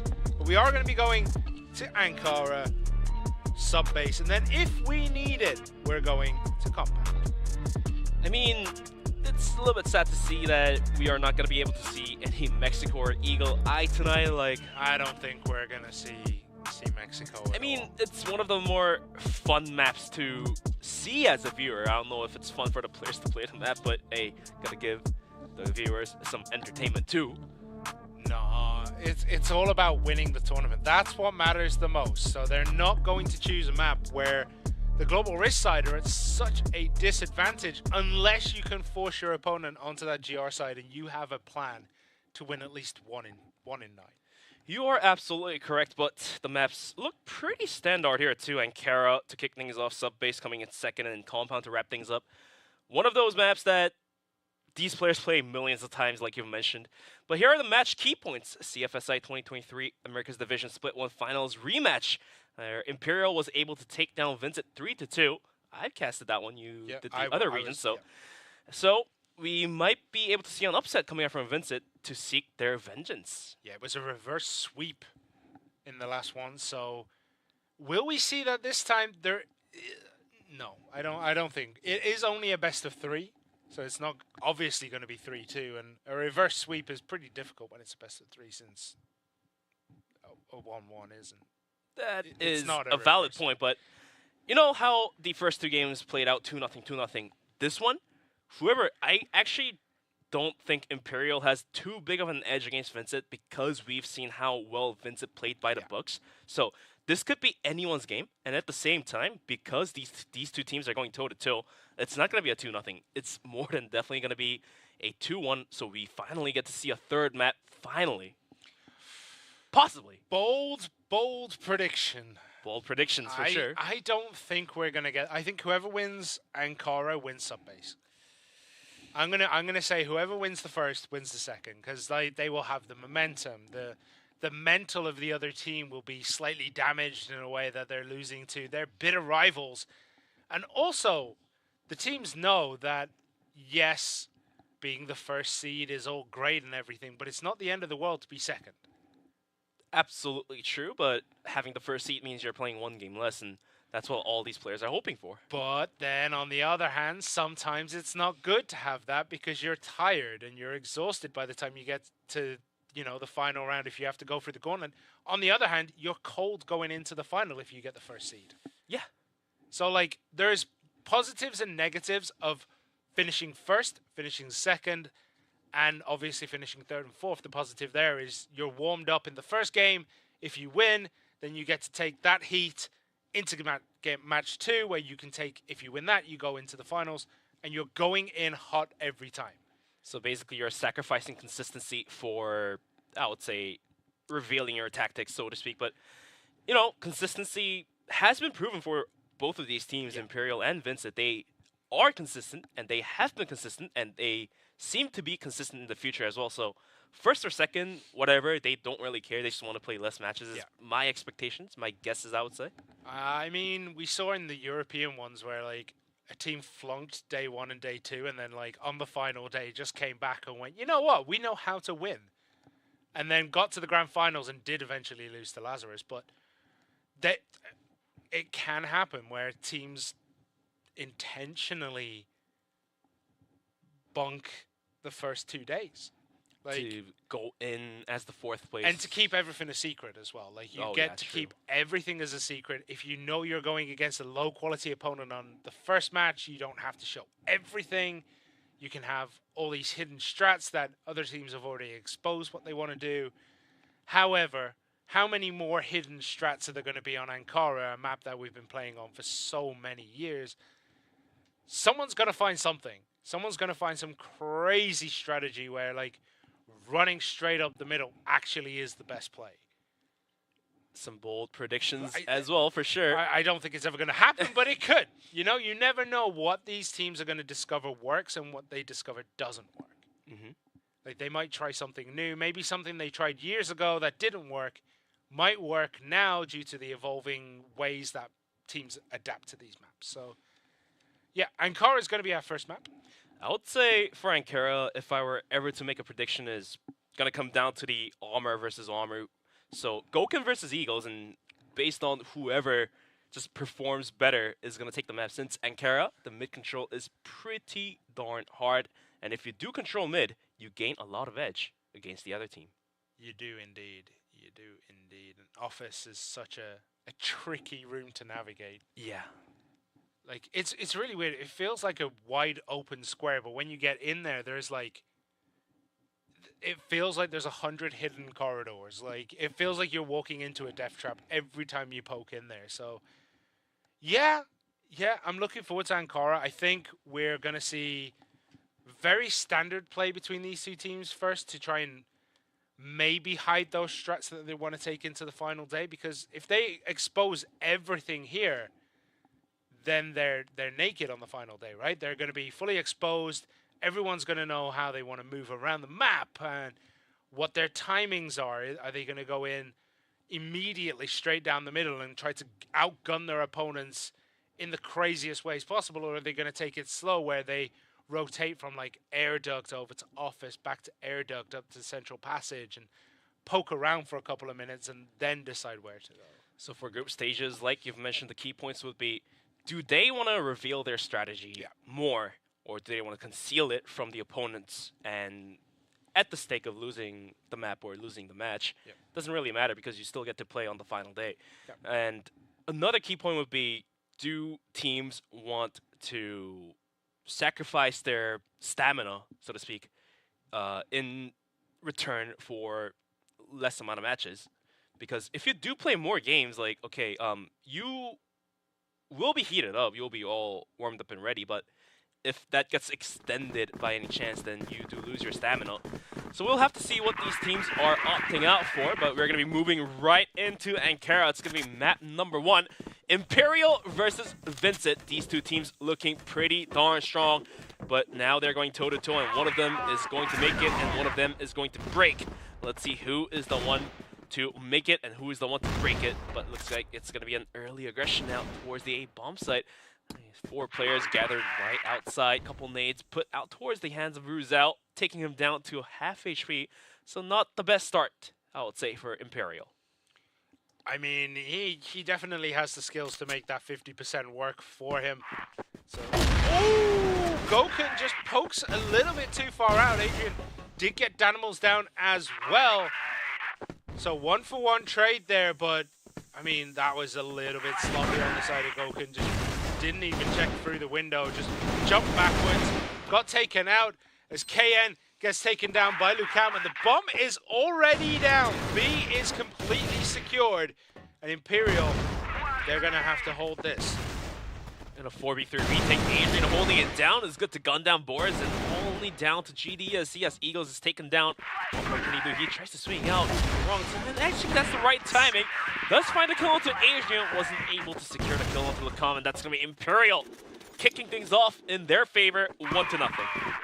Yeah, they look so calm, Imperial, like it's just another day at the office for them. We do have a 5-man movement now through quarters, so maybe they're going to try their look over on A. They're going to try to run in. They are indeed. All guns blazing as Adrian gets down GDZ, but Borzen gets down Fefe. 1-for-1 trade. Lucam pops up the stairs. Is he going to be able to get the kill? He does, but he's actually pretty healthy. I thought he was much lower. I was looking at Adrian, but Adrian is also there. He's going to get the drop on Danimals, and whoever else is coming around, Lucam goes down. Adrian here hiding around the corner, gonna poke through that chain link fence. The bomb is now planted, heading us into the post-plant situation. It's gonna be KN, Danimals, and Eagles for the retake, but the angles Imperial is holding are crucial. Danimal most likely will be leading the charger. Comes in. Do they have any more utilities to use? No, they do not. Radiant result pops up, but KN and Danimal somehow finds the shots. Goken swings out from the corner, but KN waiting will find the kill there. The defuse comes through, and VINCIT Gaming returns the favor. Once again, 1-1, tank things back up. Yeah, this is so close. Zooming in on the Imperial spray there, yeah, the spray on the floor. And it looks like they might be trying to rerun this videotape here down to A. As As they are making a 5-man movement that way again. Down through quarters. Maybe this time going through air duct. Yeah, they're going to go through air duct. Well, surely Danimals and KN, they have an inkling that something's wrong. There's no one off shit. Here they go. Fefe and Lucam lay down GDSC and Borzen. But it was a 2-for-1 trade. Ryuzao pretty quiet so far, trying to just get angles on what he needs to do. He's 0-1, Fefe 1-1. Lucam, though, is popping off. He is 4-1 right now, but does take massive damage from that grenade. And Fefe, stub toe, stepping on a Lego, will take him out. Danimal pokes a little bit too much, and Fefe gets another kill here. Big kill for someone with nothing left in the tank, as KN is going to start getting gunned down by Ryuzao. Does he know the rotation is coming around? He sensed it. He has an inkling. There's 20 seconds remaining. It's 2v2. Eagles going to start walking around the back, trying to get an angle down. And will Ryuzao poke a little bit too hard? No, he gets KN. And Eagles has it all to do. He's got a pistol. Does get down Goku. Nice shooting there. Nice control. Tries to defuse. Tries to get the movement from Ryuzao. But Ryuzao doesn't take the bait. Finishes it up. And that's another win now for Imperial. 2-1. I thought that Vent's take was pretty sloppy when the first player went out, just died out. But once the two players jumped down, GDSC and Borzen jumping down from their superior position in towards the open arms of Imperial, I already knew this round was goner. Completely opening up the bomb site as Imperial secures the second round retreat. Number 3, Danimal spraying down Ryuzao to a lower HP here, but that is not going to be good for a kill. It's going to be an underpass push. KN is going to be the one with waiting arms. Gets one tap onto Adrian, but Faith here does return the favor. Eagles with as well will take down Lecomte to hold on to the bomb site. That is one of the problems of going into B, as that's where Eagles has been living. And the guy can definitely shoot, that's for sure, as he did get a couple of kills there. Where is he going to go next? Now, it does look as though it has been taken. B is pretty much Imperials right now. They do have Ryuzao, who's in the middle of no man's land. He's going to walk up to GD's SC relatively soon. No, they decide to turn around. Will he get the drop on it, actually? Look at the HP situation, though. Ryuzao and Feifei sitting at, like, what, nothing. And GDSU is going to be good to take the kill onto Ryuzao, who's been taken down to super low. The bomb is going to be planted by Goken. Feifei is going to be holding it down with the AWM. But in a 4v2, this looks like a VINCIT Gaming's round if they're able to break through and retake it completely. The flash is going to completely blind out Goken. Yeah, they have the numbers advantage, so they should be able to easily take this, but the setup is really good as Feifei and Goken pick up 2 very important kills, but Feifei is down. Goken, one man, all on his own, and he is surrounded. Goken almost made that happen, but the defusal is going to continue as VINCIT Gaming is going to chase to next. It's going to be 2-2, tying things back up. Imperial versus VINCIT on map number 1 of Ankara. Like you've mentioned, now I start to believe what you've mentioned. Whoever takes Ankara is going to take map number 2. Definitely feels that way, doesn't it? It's so back and forth right now as both teams just... It looks as though Imperial, like, when... Okay, we've done the flashy stuff. We're going to play by the book as well because we need to win this. Whereas VG is just like, we're painting by numbers here. This is what we do for a living. This is what we want to do. We just want to win. And for now, Imperial is going to try to control mid, pop the nades through connectors. Not really going to put the curtain into VINCIT just yet.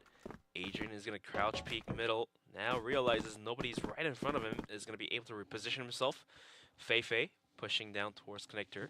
Does he realize Danimal is waiting outside the corner? Rest of Imperial, though, is going to be gathered outside of a bomb site. Held down by GDSC and KN. And this time around, hopefully VINCIT does not throw it up like that. They are holding on to the positions and uses and utilizes that positional advantage themselves. Oh, I don't know if they know GDSC is there. Also has the support from KN as well. Yeah. Gets one. recently pulled out, but it doesn't matter. Gets gunned down by Lucam, and that's 2 for 0 trading here. Pepe might actually go down towards it. No! Oh, switches to the pistol, takes out Borzin as Eagles gets Fefe, and Adrian gets down Danimals, and Eagles has it all to do. 1 versus 4. Half HP on the Dream gets 1. Let's see if he has it for the second one. Not yet, as Rizal guns him down. It's going to be Imperial securing the 3rd round. So things look pretty even if Vincit Gaming is able to take this round up, but we'll have to see if Imperial can just push forward with the lead they have. Maybe they can. So it looks as though A is the target this time round. They are already moving up through quarters. Are they going to go straight through long, or are they going to detour through pipes? Through the air duct? It looks as though GDSZ knows exactly where they're going. Maybe he's read the playbook or something, because he knows it. He gets Adrian off the board instantly. Now the utilities come down just to apply pressure to buy time for a rotation from KN. We pop up the stairs. GDSC, nice shooting there. Borzen gets Lucam down. Nice shot again. GDSC picking up another very important kill, and this attack has lost all its teeth. As Vincit Gaming have shut this down and isolated Fefe. Now they go on a hunt. All 3 of them drop down at the same time to close that one out. 3 on 3. As even as it could get, tying things back up. It's going to be a toe for toe, fist for fist. You know, if you put damage on us, we'll put damage on you. You get around, we get around too.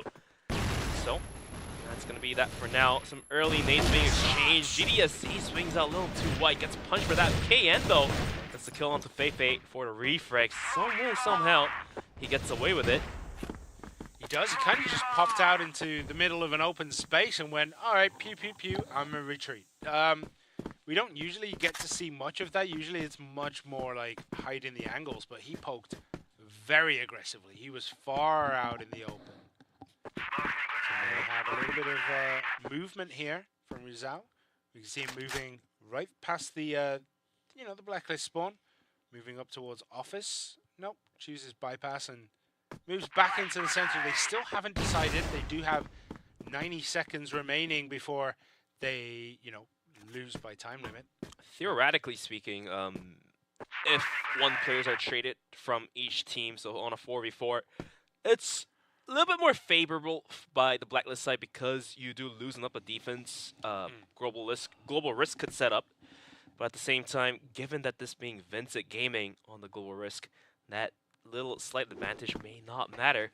As you can see, KN was trying to poke and prod, and he, at the end of the day, will be paid by taking down Lucam.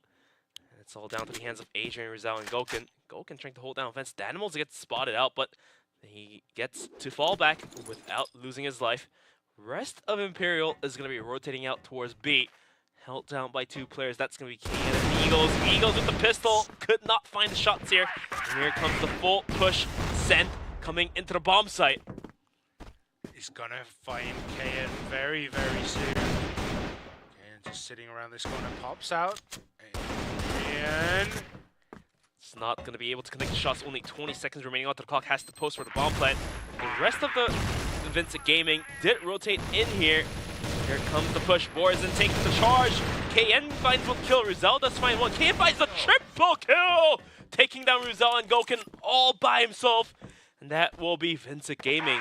First time taking the charge and the lead. 4-3 in favor of Vincit. Yeah, they had so much time on that retake, on the defuse there. They could have sat down, completed a Sudoku, and finished War and Peace in the time that they needed to get that bomb defused. That was a very nice retake there of the spot. Very clean, very efficient, and just getting the job done, which has been Vincit Gaming's MO so far this tournament. Absolutely, and like you've mentioned, both of these teams do not want to reveal special tactics they've prepped for the other teams. So these 2 teams are going to be playing by the books, and so far Vincit Gaming seems to be better at sticking to the book plays. And for now, Imperial, after poking and prodding down towards A bomb site, Goken did spot Danimals and GDSG just jump swatting through vents. They back out. They don't lose their life. And rest of Imperial kind of thinks about taking mid control here with Lacom on the front line, with Agent holding it down. Goken just poking and prodding, going for some pot shots, didn't really quite connect. And so for VINCIT, just burning time with using their smokes and flashes. Yeah, but they around here as Eagles gets one. Can he make it two? Fefe trying to push the issue here, whereas he could just retreat and rejoin the rest of his team. He's going alone. Fefe does get the kill and immediately backs up. Smelled blood in the water, went full aggression, got the kill, and backs out just a little bit, but he's going back in for more. He's a glutton for punishment as Danimals takes him off the board. Down to a 4-on-3 with underpass push coming through. Danimals, can he hold this one down? He does spot out, but Asian is better and quicker to reflect and get the shots off. Danimals taken down. Bomb site being compromised. Here comes the rotation from the rest of the players, but the bomb is more than definitely stuck and planted. And with the flashes delaying the hold, Goken finds a lucky shot. PDSC and Asian sprays down two. Quick manner. It's going to be Imperial losing that, or winning that. It's going to be tied back 4-4 once again, so it's really confusing to decide on who's going to be the winner of this map here. Yeah, no one really has a very strong advantage, but did you say luck shot? That was pure skill shot, mate. That was all skill. Skill comes with luck. I mean, it does, yeah. The rub of the green. Okay. Or we can say luck is part of skill. I mean, is it really though? It goes either way, I feel like. I mean, we could argue this all day. I don't think there's any luck involved. I think these guys are just honed in on exactly what is happening with their rifles. They know exactly what they need to do to get those kills. And you think it's all about luck. Okay, oh, it's not all about luck, but luck does play a bit of a part in it too. But for now, minute 40 left on the clock, and nobody wants to. Oh, Adrian almost catching up the Animals. The Animals running for dear life, and it's gonna be Adrian actually swinging out a little too wide. He went too. The Animal was waiting for him to swing out and make that risky play. Punishes him. And that's gonna be Adrian going down. It's gonna be 5-on-4 with a man advantage on towards VINCIT. There are times where you have to push the issue. There are times when you had to move back, and he needed to move back. Adrian getting punished for just being over-aggressive as Danimals goes down. Not sure what happened there, but he is down and out. 4 against 4, make that 4 against 3. He's out, trying to get one, he gets one, he gets two. KN goes down to a colorful pistol shot as Fefe plants the bomb. It's 2, make it 1 against 4, and it does look very much like Imperial are going to take a lead going in to the second half. Forzen with 3 HP and the green tries his best. He fires that angle, gets a kill onto Goken. Imperial will, at the end of the day, secure the first half in 5-on-4 with 1 round lead, but that lead could be overthrown anytime soon. It's also very, very slender. As we switch sides, Forzen looking for what he can find down that long corridor, down that central passageway. We'll see what happens, but for now, Eagles is trying to spot out any players from Imperial, trying to jump spot from Vents. We've seen him land those shots. But for now, Imperial definitely wants to hold onto the bomb site. They are tossing out those smokes, tossing out those flashes. So VINCIT Gaming cannot just bum rush into the bomb site. In the meantime, we are looking at the Danimals just poking and prodding on the left corner of the screen here. He, as on the minimap, just trying to gain control, gain ground for his team. As we are going to be looking at the C4 rotating out from A towards B as well.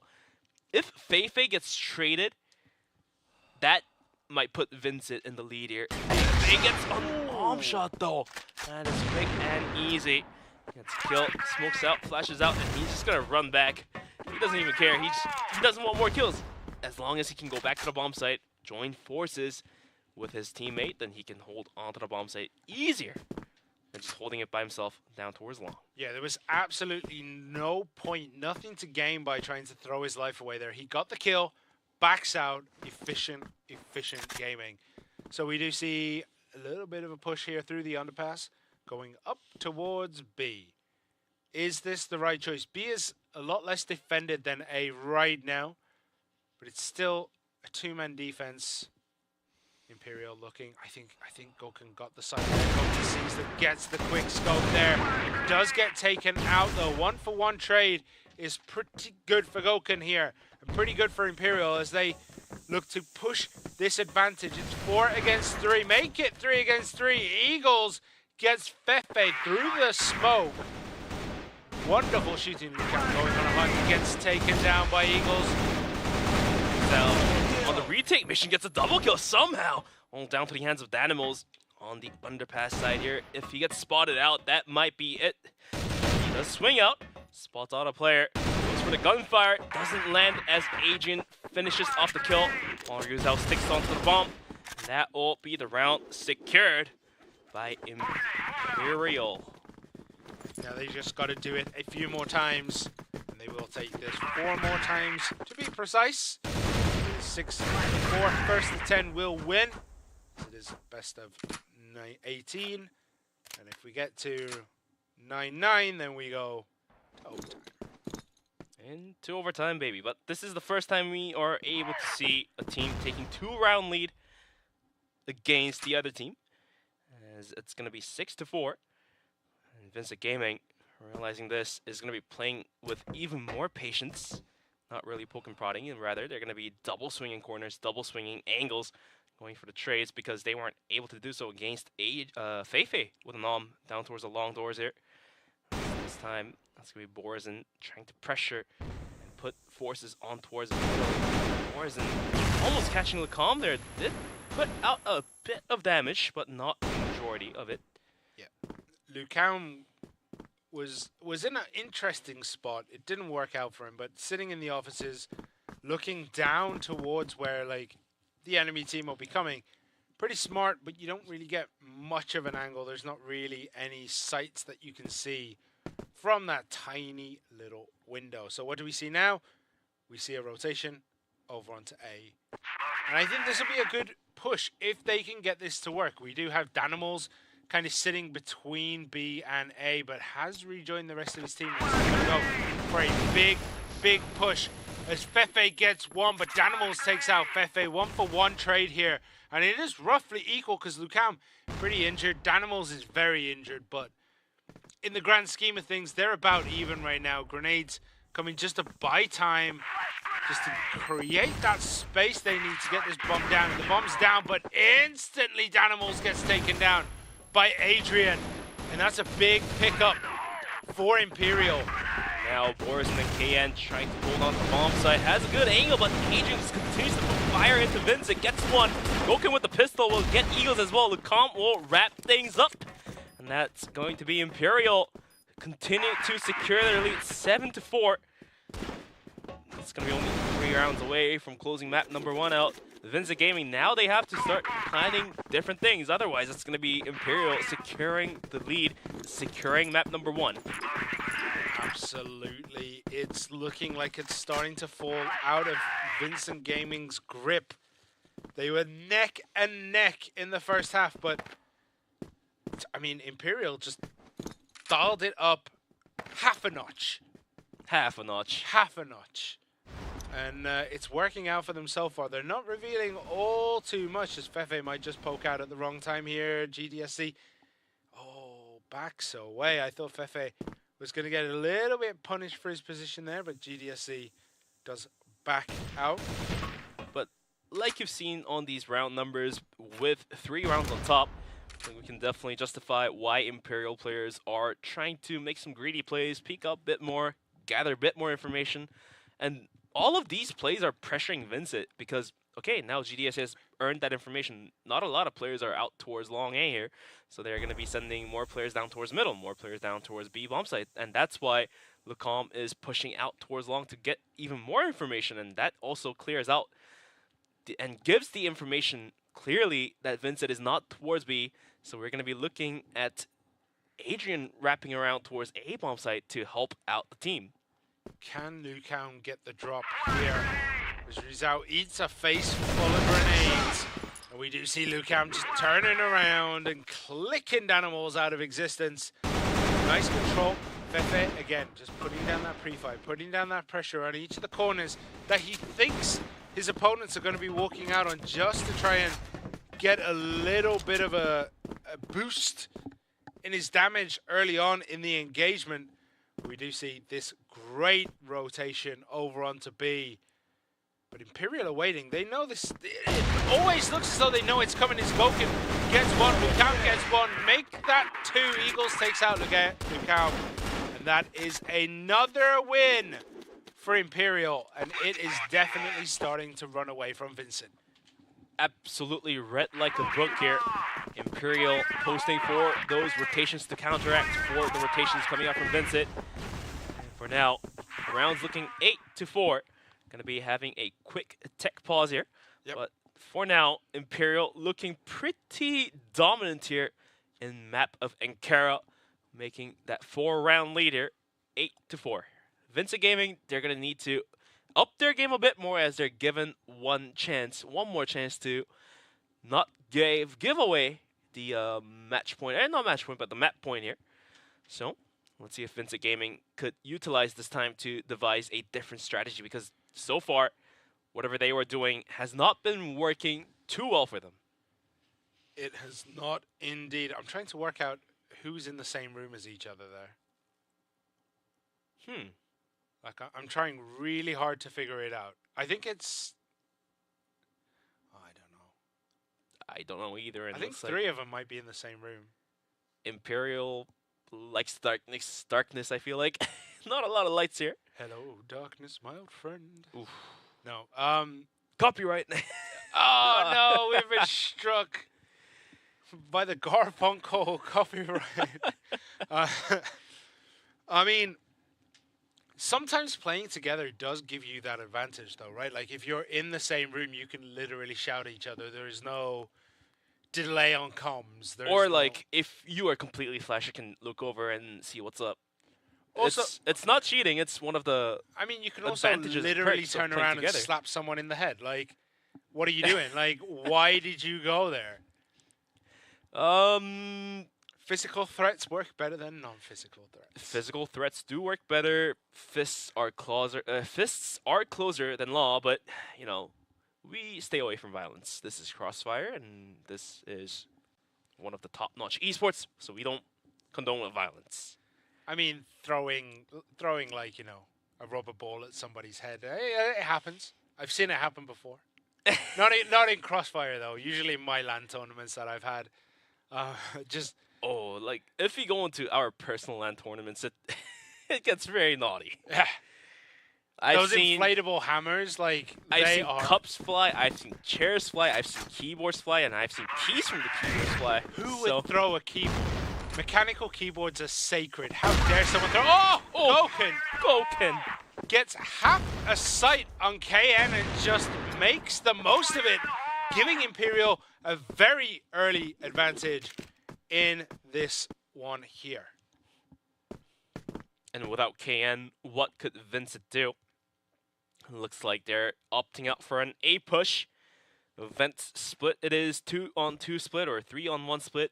Whatever, it's still better with a man down. Just bum rush aside is what's going to happen. The ones holding it down is going to be Feifei and Lucan. They do have a decent angle onto things with Ruzao on top of the bomb site as well. But once steep push come to shove, they are going to be put to the test. Their flashes being thrown out. Here comes the push. Feifei swings out from the box he was hiding. Gets straight out, but all of a sudden Ruzao on top of the site will clean things up with Adrian. That's going to be 9-4. Imperial, 1 round away from clearing and securing map number 1. Nobody checked where Fefe was. Yeah. Nobody decided, hey, you know that box right there? That's a pretty good hiding spot. Maybe we should check it out. So they are punished for that, because they did take quite a lot of damage on that breach onto A. And it's just all looking good for Imperial right now. They are on top of everything. And And I mean, it definitely helps when Fefe can land a shot. Doesn't actually get it. Eagles manages to get his. And now Vincent have a one-man advantage. How can they capitalize on this? Fefe, feeling a little bit too confident, is going to swing out unusually wide. Gets punished by not landing his shots, but had he landed 1 or 2 shots, then that would be Vincent Gaming out and done. So luckily for Vincent, Fefe whiffing those shots saves them from a lot of mayhem being caused. In the meantime, like you've mentioned, to utilize on top of that man advantage is going to have a pretty big split. 1 down towards middle, 1 down towards A, and 2 down towards B, with GDSG just going through underpass, looks like.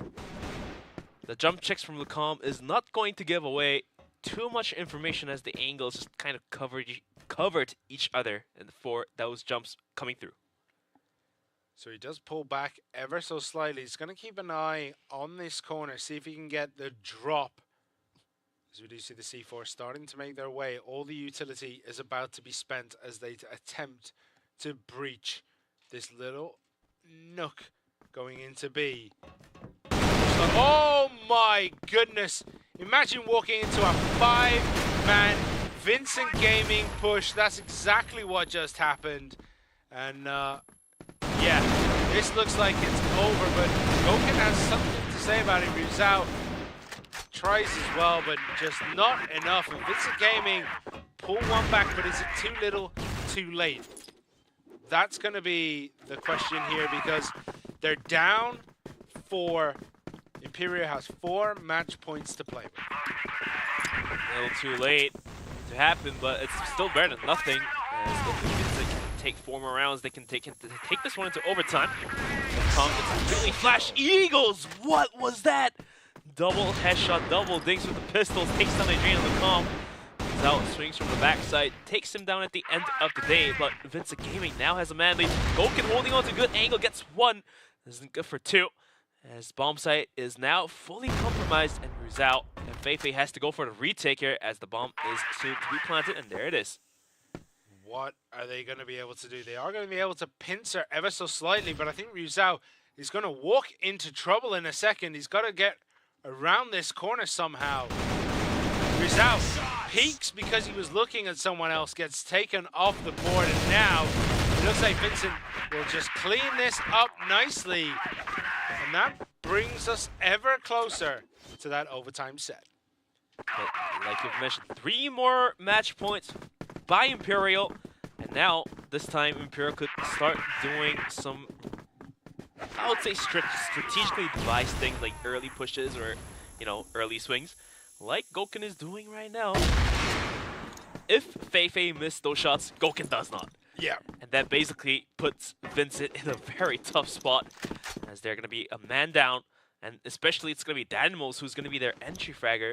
So let's see if they still have the teeth to bite against Imperial. Yeah, there's one thing that can be said about Goken is usually when he pulls the trigger, it at least hits his targets.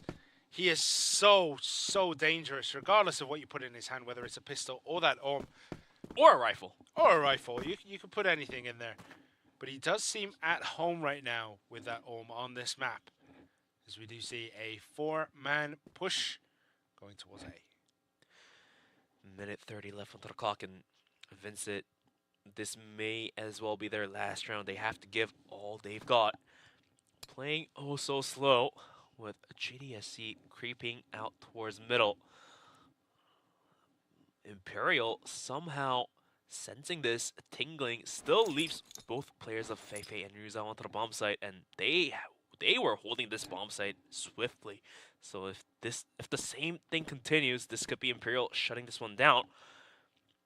Looking to go through Van Spores and almost spotting out Rizal here. They have to back out, as Feifei's trying to provide that support utility to allow Rizal to back out to the bomb site. 47 seconds remaining. Simon, let us know about the progression of this round. Well, they're going to have to get the bomb down relatively soon. Remember, the clock will continue if the bomb is down. If the bomb doesn't get down, it is over. Grenades coming out. Nice control there by Adrian. Gets down GDSC. Jumps up. Almost gets like a another kill there. He was very, very close. He didn't get any damage at all. Oh! Lukau pops out. Eagles, oh my goodness. Imperial just pop off at the end of that one. Close it out. And again, very, very close, but Imperial just too strong. At the end of the day, they take and come. Calm just holding that bomb site almost by himself. Definitely got to give credit to the rest of the teammates for taking 1 kill, 2 kill. But Lucom juggling with the boxes left and right, taps out players from the lobby.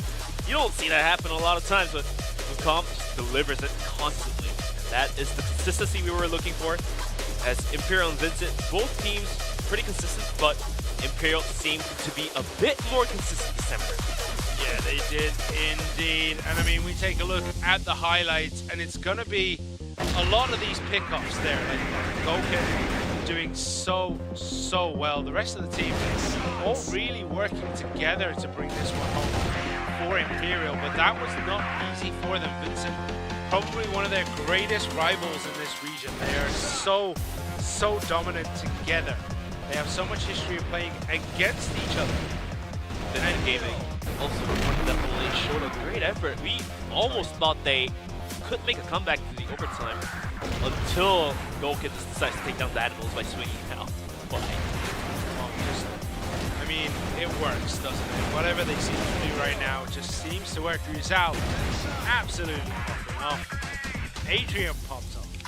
Fefe popped off. Lucão popped off. Everyone on the side of Imperial popped off at different points in the game, and that definitely helped them to consistently close down. Whereas on the side of Vincent, nobody really popped off hardcore, right? Everyone kind of had a little moment where they picked up a double kill, or someone picked up a double kill and change but went down. So like they're playing great. I mean, you just look at the stats. Vincent Gaming, Eagles and KN 1.08 each. I mean, that's basically mirrored. GTSC kind of struggling. Same with Stanimals. Both of them not hitting the heights that we've seen them hit. Look at Rizal again, 1.86. Adrian, though, also putting up some numbers by 1.6. So, but for Danimals, KD doesn't speak for himself because he's the engine fragger. If he goes in and gets 1 kill, that's good, but he will most likely be traded out. So, having a low KD doesn't really matter, but for Warzone or GDSC, that is a little bit problematic for Vincent. GDSC, not being the engine fragger, he's more of the one who would trade. Isn't able to trade, and that's why he's sitting on that number, but let's see if Vincent has it going to map number 2. Since Subbase, they have a pretty decent scoreboard, I believe, in the first split that happened in the late of May. So, even though they did lose the map of Ankara, which was their map pick, yep. Let's see if they are able to steal it away from Imperial by taking Subbase into their pockets. I get a feeling Imperial chose Subbase because of how well it went against Ice. Oh yeah, more than definitely. I mean, that's definitely a good choice. They've got warm-up on this map. They've played it once already today. This will be the second time we get to see it. Whereas Vincent, they haven't played Ankara. They haven't played Subbase. So they're going to be going into each of these maps fresh, but not fresh in a good way. I mean, being fresh could work either way. Okay, you do feel a little bit better playing the maps that you haven't played. You are not too stressed out, but at the same time, you don't have all the angles in your blood. Like, as in, okay, these players play these maps every day, probably thousands of times, but at the same time, if you don't play it on the day, you do go through a bit of, I would say, readjusting process because you do have to map on the day to get the gist of it. Yeah, and we gotta say, Imperial looked incredibly good on the defense on this map. Their global risk side was almost impeccable. Remember, the last time they played, they were 5-4 down when they were playing Blacklist first. And then the second half, they came back and absolutely slapped it 6-2. But we're going to be kicking things off into map number 2. Vincit versus Imperial. Imperial to take map number 1. Let's see if Vincit is able to drag into map number 3. Otherwise, it's going to be Imperial shutting it out take the lead of the whole group stage, 2-0. 1 minute 30 left on the clock. Let's see if Gulkin wants to poke and prod a bit more or if he wants to stay back. Yeah, they've breached Machine, looking to get into lockers. And I mean, it's a bit of an exchange right now between Borsen and Gulkin. Both looking to get rid of the other sniper. Of course, it's 1 sniper, 4 rifles. The standard composition. We do see them sitting in that passageway. I mean, from time to time, you decide to go for like double arms or triple arms, but or even shotguns, but you don't see it outside of Mexico. So we saw a shotgun on this map the last time in Europe. Yeah, certain angles could be played, but Mexico. Oh no, it wasn't good. Not saying it was good, but it does happen. But meantime, Gulkin picks up a double kill, does get taken down by Borsen, and we have all hell breaking loose. Lucam takes down Danimals. Eagles gets Lucam. Rizal picks up Borsen, and now it's a 3 versus 1. Eagles fully loaded. Rizal could die to his knees, but Fefe makes sure that his teammate does not expire and picks up a win for good. The mishap just continues for VINCIT. Gulkin starting things off with a double kill, and Fefe just, or was it Rizal, not being finished, living with a pixel of a health. Just shows how VINCIT is frustrated. And let's see if VINCIT can make it back. Just about 2 minutes left on the clock. Eagles going for the pot, just not hitting it. And he's trying to cross down towards middle. If Gulkin could spot him out, it's not going to happen, as Borzen is going to be jump spotted by Rizal here. Yeah, he is. But, I mean, it looks as though they're going to go B. Grenade comes in. Did it catch anyone? I don't think it did. So, Rizal doesn't know that they've breached this room yet because of the smoke giving cover. Oh, did he see that grenade? Or I think it was a pre-fire. But the Danimals pre-fire will drive Rizal out of his position. Does gain a bit more ground for VINCIT. And Eagles will just continue to look down towards middle, as he's going to be looking right at the windows. If anyone crosses it, he's ready to punish the player for it. Yeah, Adrian and Eagles are so close to each other, they can smell each other.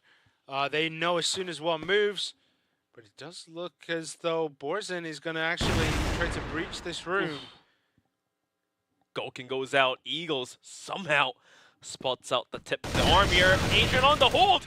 It's good for 1, but Borzen is quick to trade him out. And with a man advantage, VINCIT Gaming, are they able to come back to a tie with a 1-1? Or can Fefe, Rizal, and Lucam hold this one down and continue on with the lead? Well, Fefe takes big damage. He does get 1 down, though. And make it another one for Lucam. KN gets Fefe. Who has the C4? KN. So they are going to put it down by missile. Lucam. Oh, absolute filth, that. You shouldn't be able to do that. But Eagles now with the solo player being put to the test here, 1v2, but he does have the bomb planted. Lucam comes out, gets tapped out. All down to the hands of Rizal. Flash is definitely going to buy some time for Rizal to reposition himself, but decide not to. Eagles now just jumping left and right. Does put a bit of damage. He's going to put out his flash of his own. Swings out as Rizal is blind. Not too many bullets left on these 2 clips here. Eagles go for the reload. Peeks out once again. Takes down Rizal as VINCIT finally gets the round they desperately need. 1-1 now. And look at these gun plays and look at these tactics these 2 teams are putting out. It's so toe-to-toe.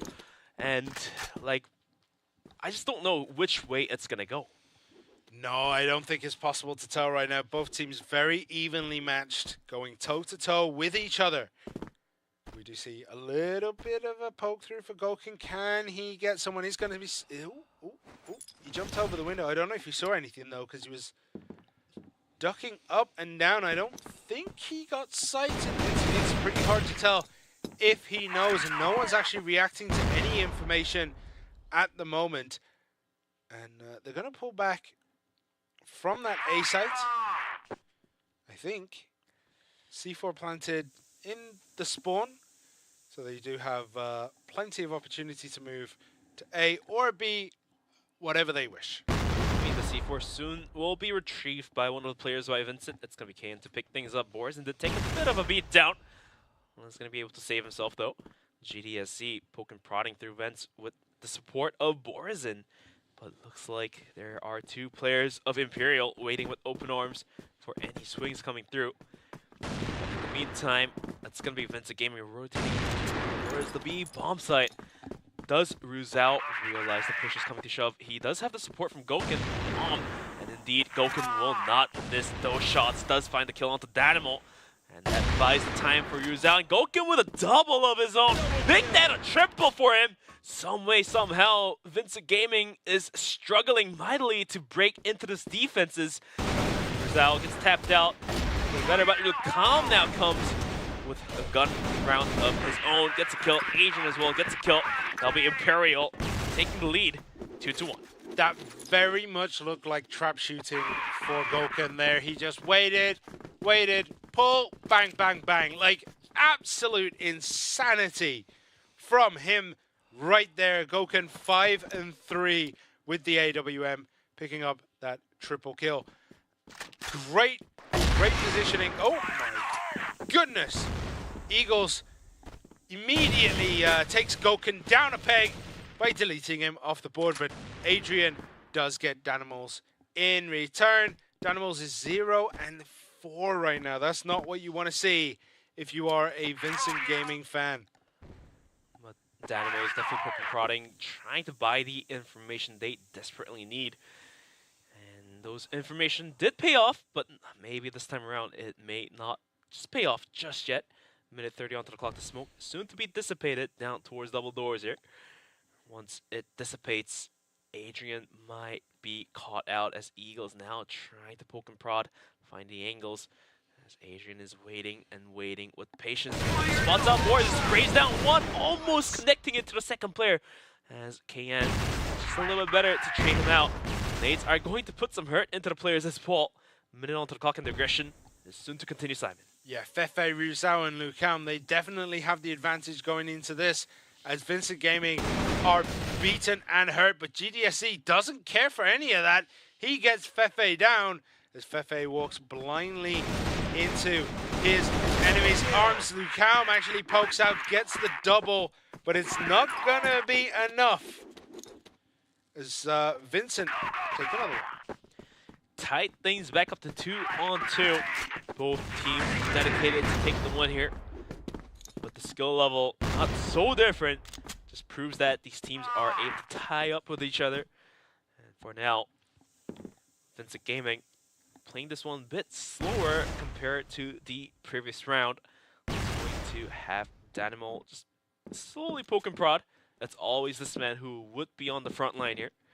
And since he was pretty unlucky the past 4 rounds, maybe this time around he might be able to find the pick that he needs. Yeah, well, all 5 of VINCIT Gaming decide to go back to spawn just to, you know, remember where they came from, remember their roots, as they say. Remember their roots. Remember their roots from about, what, 35 seconds ago? All right, so it looks as though they might try to push Machine Room here. They are sitting around, but there is a trap waiting. Ruzao and Adrian are very deep, and Fefe wraps around the back. And this central area is going to become a killing ground if Fiji cannot find some kind of shelter. But Adrian and Ruzao, they make Machine Room theirs. Look at that, jumping up with the pistol to get that final kill. And it is 4 against 1. Goken, Fefe, Ruzao, and Lucao have to take out Eagles. But Eagles gets the headshot with the pistol to make it 1 against 3, but it doesn't matter. It's Fefe peeks around the corner, takes another win for Imperial. We thought the clutch might have been doable until Fefe completely shuts it down. 3-2, Imperial taking the lead. Eagles not disappointed, still goes for the mid peak, and it's gonna be punished by Goken this time. So the mid duel, so to speak, is gonna be 1-1. Eagles found a kill onto Goken the previous round, and this time it's going to be Goken to punish him for that. Adrian swings out, gets punished by Danimal. Danimal taken down. Superlo has to back out of this one. KN actually picks up Lucam as well. That's a very important kill because Lukama's been doing pretty solid numbers so far in this map. But it is 4, well, all right, I say 4. It's 2.2, make that 1.2 against 1.3. It's close. The extra gun definitely does help. Maybe swings out, does take out Dynamo, but Borzen was hiding by the corners. Will be able to trade Feifei out. All down to the hands of Gokun. 23 health and a Dream. Has a nade and a smoke to work with. Takes out the clearing the angles. If he is able to find 1 kill, he only has 8 seconds now. Ticking down to 5. Finds 1. 4 seconds. He has to get the kill now or never. Does get the kill, but the defuse is not going to happen. It's going to be VINCIT Gaming taking a round back of their own.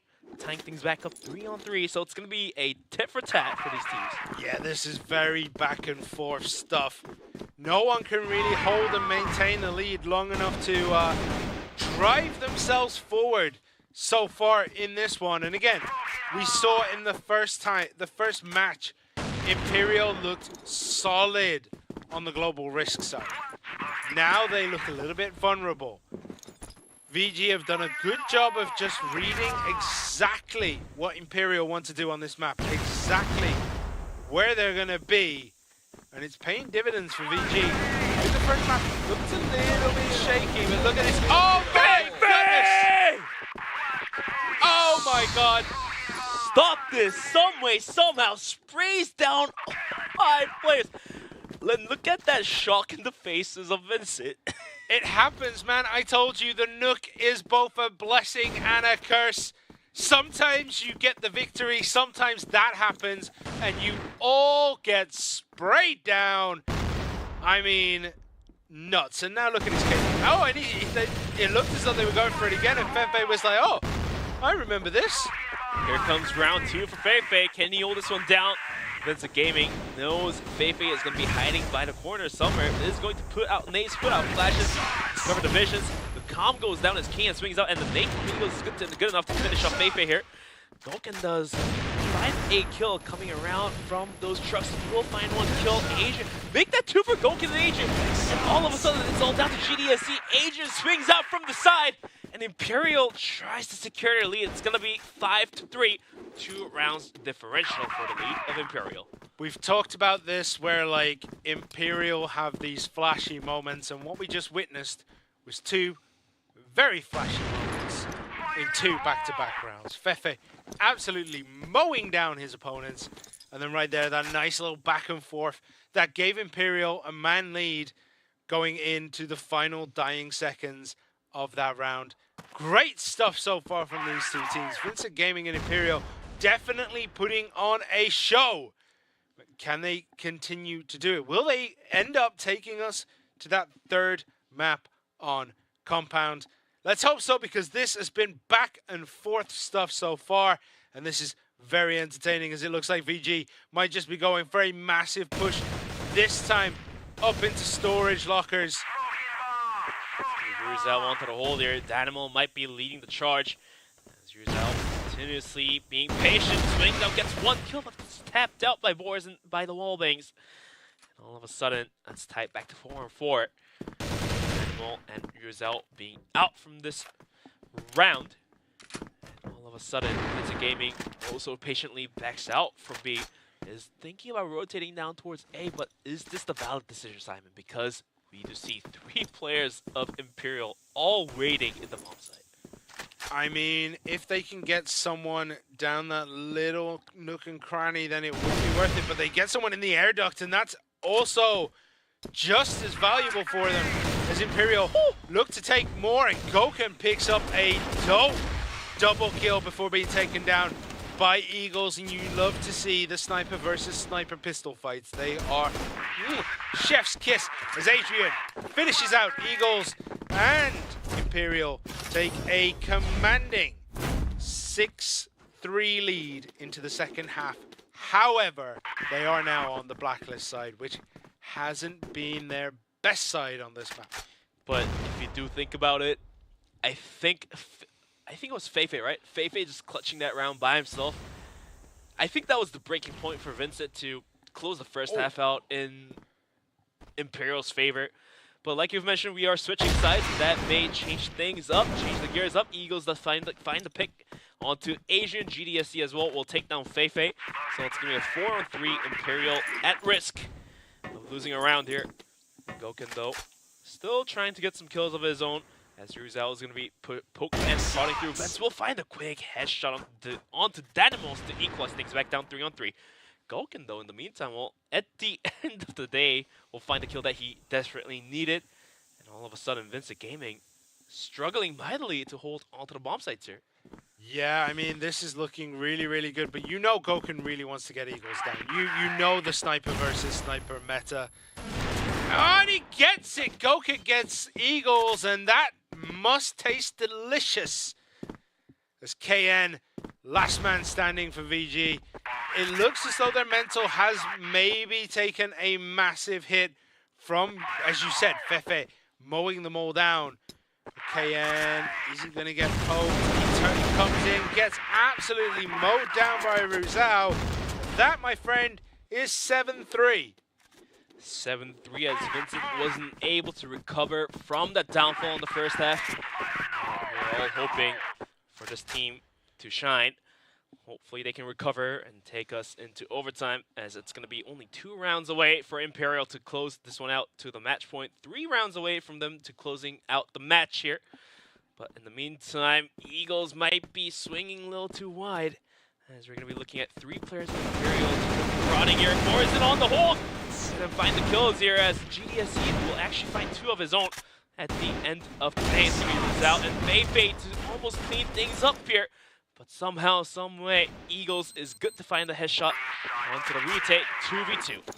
Yeah, the rafters can be such a dangerous place to be, because if you don't get seen, you get a lot of work done for your team. But if you get spotted, you're stuck way up there, and the drop down feels like it takes a million years.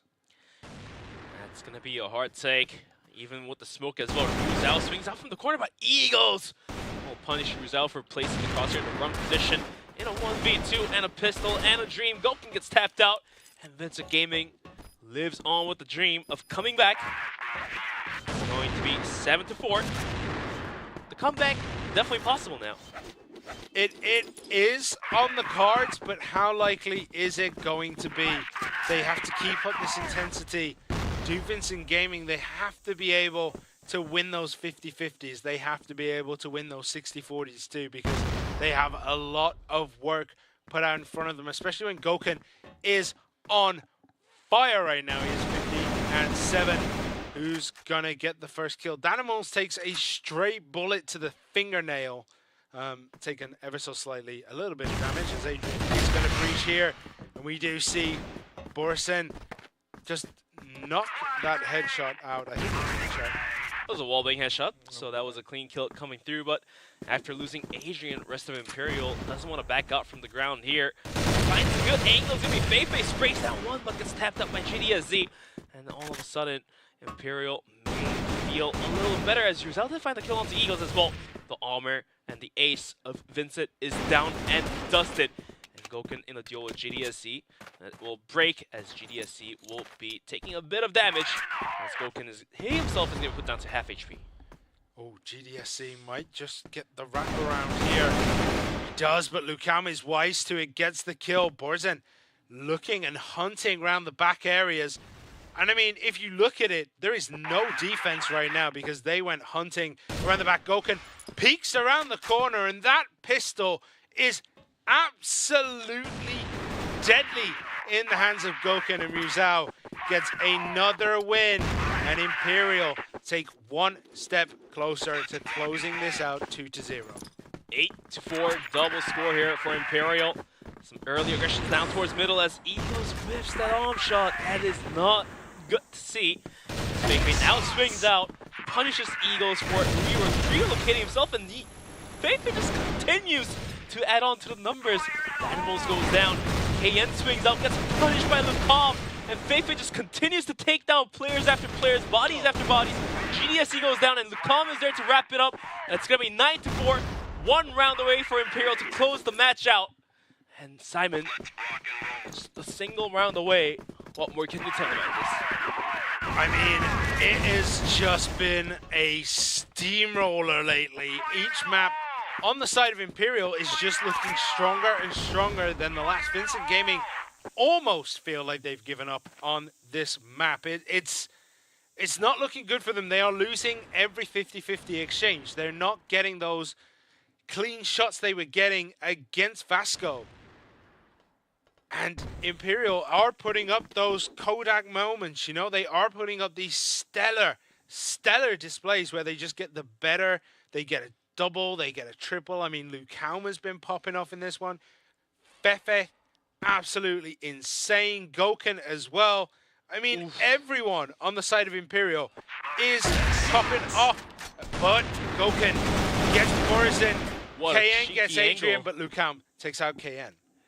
What a cheeky angle coming here from Goken. Just jumps on top of the boxes, jumps on top of the ceilings, and finds the kill there. Now Eagles in a duel. Gets tapped out to make things even worse. All down to the hands of Danimals and GDSZ. 2v4. Can they make the retake happen as the bomb now soon to be put in? GDSZ going for some pot shots. And Dream quite able to connect the first one there, but at the end of the day is going to hit Goken in the head here. 3-on-4. Bomb in B bomb site. Yeah, and it's going to get planted down now, and they're going to be able to cut off the rotation here. Oh, did he see it? He did not. He just couldn't quite get that. It looked as though he might have caught whiff of it, but we do see setting up defensive positions now. Imperial, they're looking to close this out. They win this. They are 2-0 and put themselves in the prime driving seat to take the top seed position. Oh, Ruzao destroys Danimal. GDSC does get one back. Ruzao, though, just enough distraction for Fefe to wrap around the back. And Imperial, they close this one out 2-0 as well. And what is going to stop this Imperial train? It doesn't seem to have any brakes whatsoever. It is out of control. It just isn't even slowing down. It doesn't even look remotely challenged. They're just making it look far too easy. Imperial shows the caliber of themselves, stepping out from the, not stepping out yet, but they are stepping up the group stages with 2-win lead here. But let's take a look at some of the highlights of map number 2. That was sub-base. Great gunplays coming out from these players. Eagles, although with great effort, wasn't just there to take the map point away from Imperial. As you can see, Goken continues to put the hurt into the faces of Vincent. It was looking so good in the early stages for VG. I mean, they were 1-up, then equal, 1-up, equal, 1-up. It was back and forth, and then something triggered after, like, Fefe got that. Is it here? Fefe gets this mow down. Look at this. Dun dun dun. That was it. From that moment on, it was a one-team show. That was the breaking point for Vincent, I believe. Not a lot of teams could handle that. No, that's a mental break right there. If that happens to you in any game, it doesn't matter your skill level. That's enough to tilt you until next year. So Vincent was able to recover from that. They did find a couple rounds after that, but at the end of the day, it was Imperial with a superior amount of lead, was able to close things out 10-4. First map 10-6, second map 10-4. So Imperial showing their dominance over all of these teams. Again, what is going to stop this team? Goken getting the better in each of the sniper battles is just, you know, it feels great. Like, to be that sniper, to get the best of your opponent's sniper is just, it's right there, you know? There's no better feeling on this planet than out-sniping and out-pistoling the opponents. I mean, if your sniper is out-sniping the enemy sniper, that's good. If your entry fragger is out-entry fragging the enemy entry fragger, then that's good. And all of these, like, positional so to speak, comparisons seem to be on the better edge for Imperial. As you can see on the set summary here, FFA on a 2.13, but Goken with a 2.25. What a number being put out by these players here. And I mean, look at Danimals. The day just got worse and worse for him. He went from like a 0.37 now to a 0.07. And even as an entry fragger, 0.07 is not what you want to see. You want to get at least one kill when you reach. You just don't want to see those kind of stuff, but let's move into match results anytime soon here. 10-4 was the scoreboard for map number 2. 10-6 for map number 1. That was, I believe, Ankara, and then Subbase. A nice shot of the studio there as we go back to the scores. I mean, what can we say about today? Imperial looked dominant. Ice looked good. Vincent looked great. VASCO didn't look that great. And Fefe, I mean, you can't argue this, can you? I mean, 1.5 overall on the day. It's not the highest we've seen, but absolutely popping off on that last. I mean, even without this KD, he single-handedly would be the MVP for the 5-kill Moldown he had. Yeah. So definitely a justifiable MVP given. Fefe did put out a great effort. But overall, like you've mentioned, Imperial looked out of mind. Ice looked alright. And VINCIT Gaming looked great. But looks like our MVP is ready to be interviewed. So let's take us to the beautiful face of Fefe. Hello and congratulations on your win. Second win of the day, and congratulations on your ace. How do you feel about that ace when did you feel that ace coming to you when all of VINCIT was running into your crosshair, or was it more like, oh, I'm flashed, I just gotta mow this down and take the kills? Fefe, parabéns pelas vitórias hoje. Parabéns pelo ace, e eu gostaria de saber como foi que tu se sentiu quando tu conseguiu esse ace. Se foi uma coisa mais de momento, ou se tu percebeu que eles estavam todos vindo ali em conjunto. Primeiramente, boa noite a todo mundo aí do Brasil que tá assistindo o jogo. Bom dia aí pra galera da Coreia que tá fazendo esse campeonato. Pra ser bem sincero, não senti nada demais. Só agradeci o Adriano, que ele foi o meu herói. Eu avistei todo mundo, só pedi a utilitária dele. Ele tratou a utilitária com carinho, então não tive muito trabalho não. Foi fácil. Well, first of all, good evening, good morning everyone. I didn't feel anything, to be honest. I trusted Adriano's utility usage. He didn't fail me, and it was easy. Easy. Okay. You're team going, effort, right? Yeah, team effort. You're going into the second day 2-0. How does that change your mental state going into that last day? Are you going to be a bit more free against VASCO, or are you going to be still super focused on winning? Indo pro segundo dia com 2-0, 2 vitórias. Como vocês se sentem para o restante do campeonato? Hoje foi um dia bem importante. Enfrentamos duas grandes equipes aqui do Brasil, a ICE e a VINCIT. Conseguimos sair vitoriosos sem perder o mapa. Amanhã a gente vai entrar com a mesma pegada, o mesmo foco e tentar sair com 2-0 para já garantir nossa vaga na grande final. It was a really important and hard day, but we got the job done, and tomorrow is going to be the same pace, and we're going to try to get it 2-0 and rest easy. And for the last question, I have to ask this one. So you did observe VINCIT Gaming steamrolling on VASCO on Compound, I believe, and you guys didn't ban Compound playing against VINCIT. What aspects did you believe in yourself or in VINCIT that picking Compound, or not picking, but not banning Compound is okay?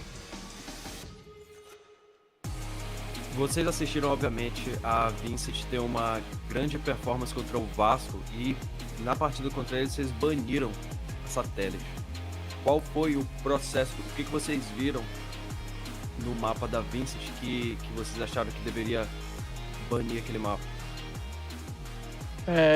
Acho que tá errado, a gente não baniu o Compound não. A gente baniu de último mapa Eagle A, que é o olho de águia. E a gente deixou para disputar o terceiro mapa. A gente não não se amedrontou pelos resultados que eles tiveram contra o Vasco, não. I think it was Eagle Eye that was banned. We were not afraid of any maps from VINCIT, so we just left for the third map. That's a bold statement, but you did prove yourself.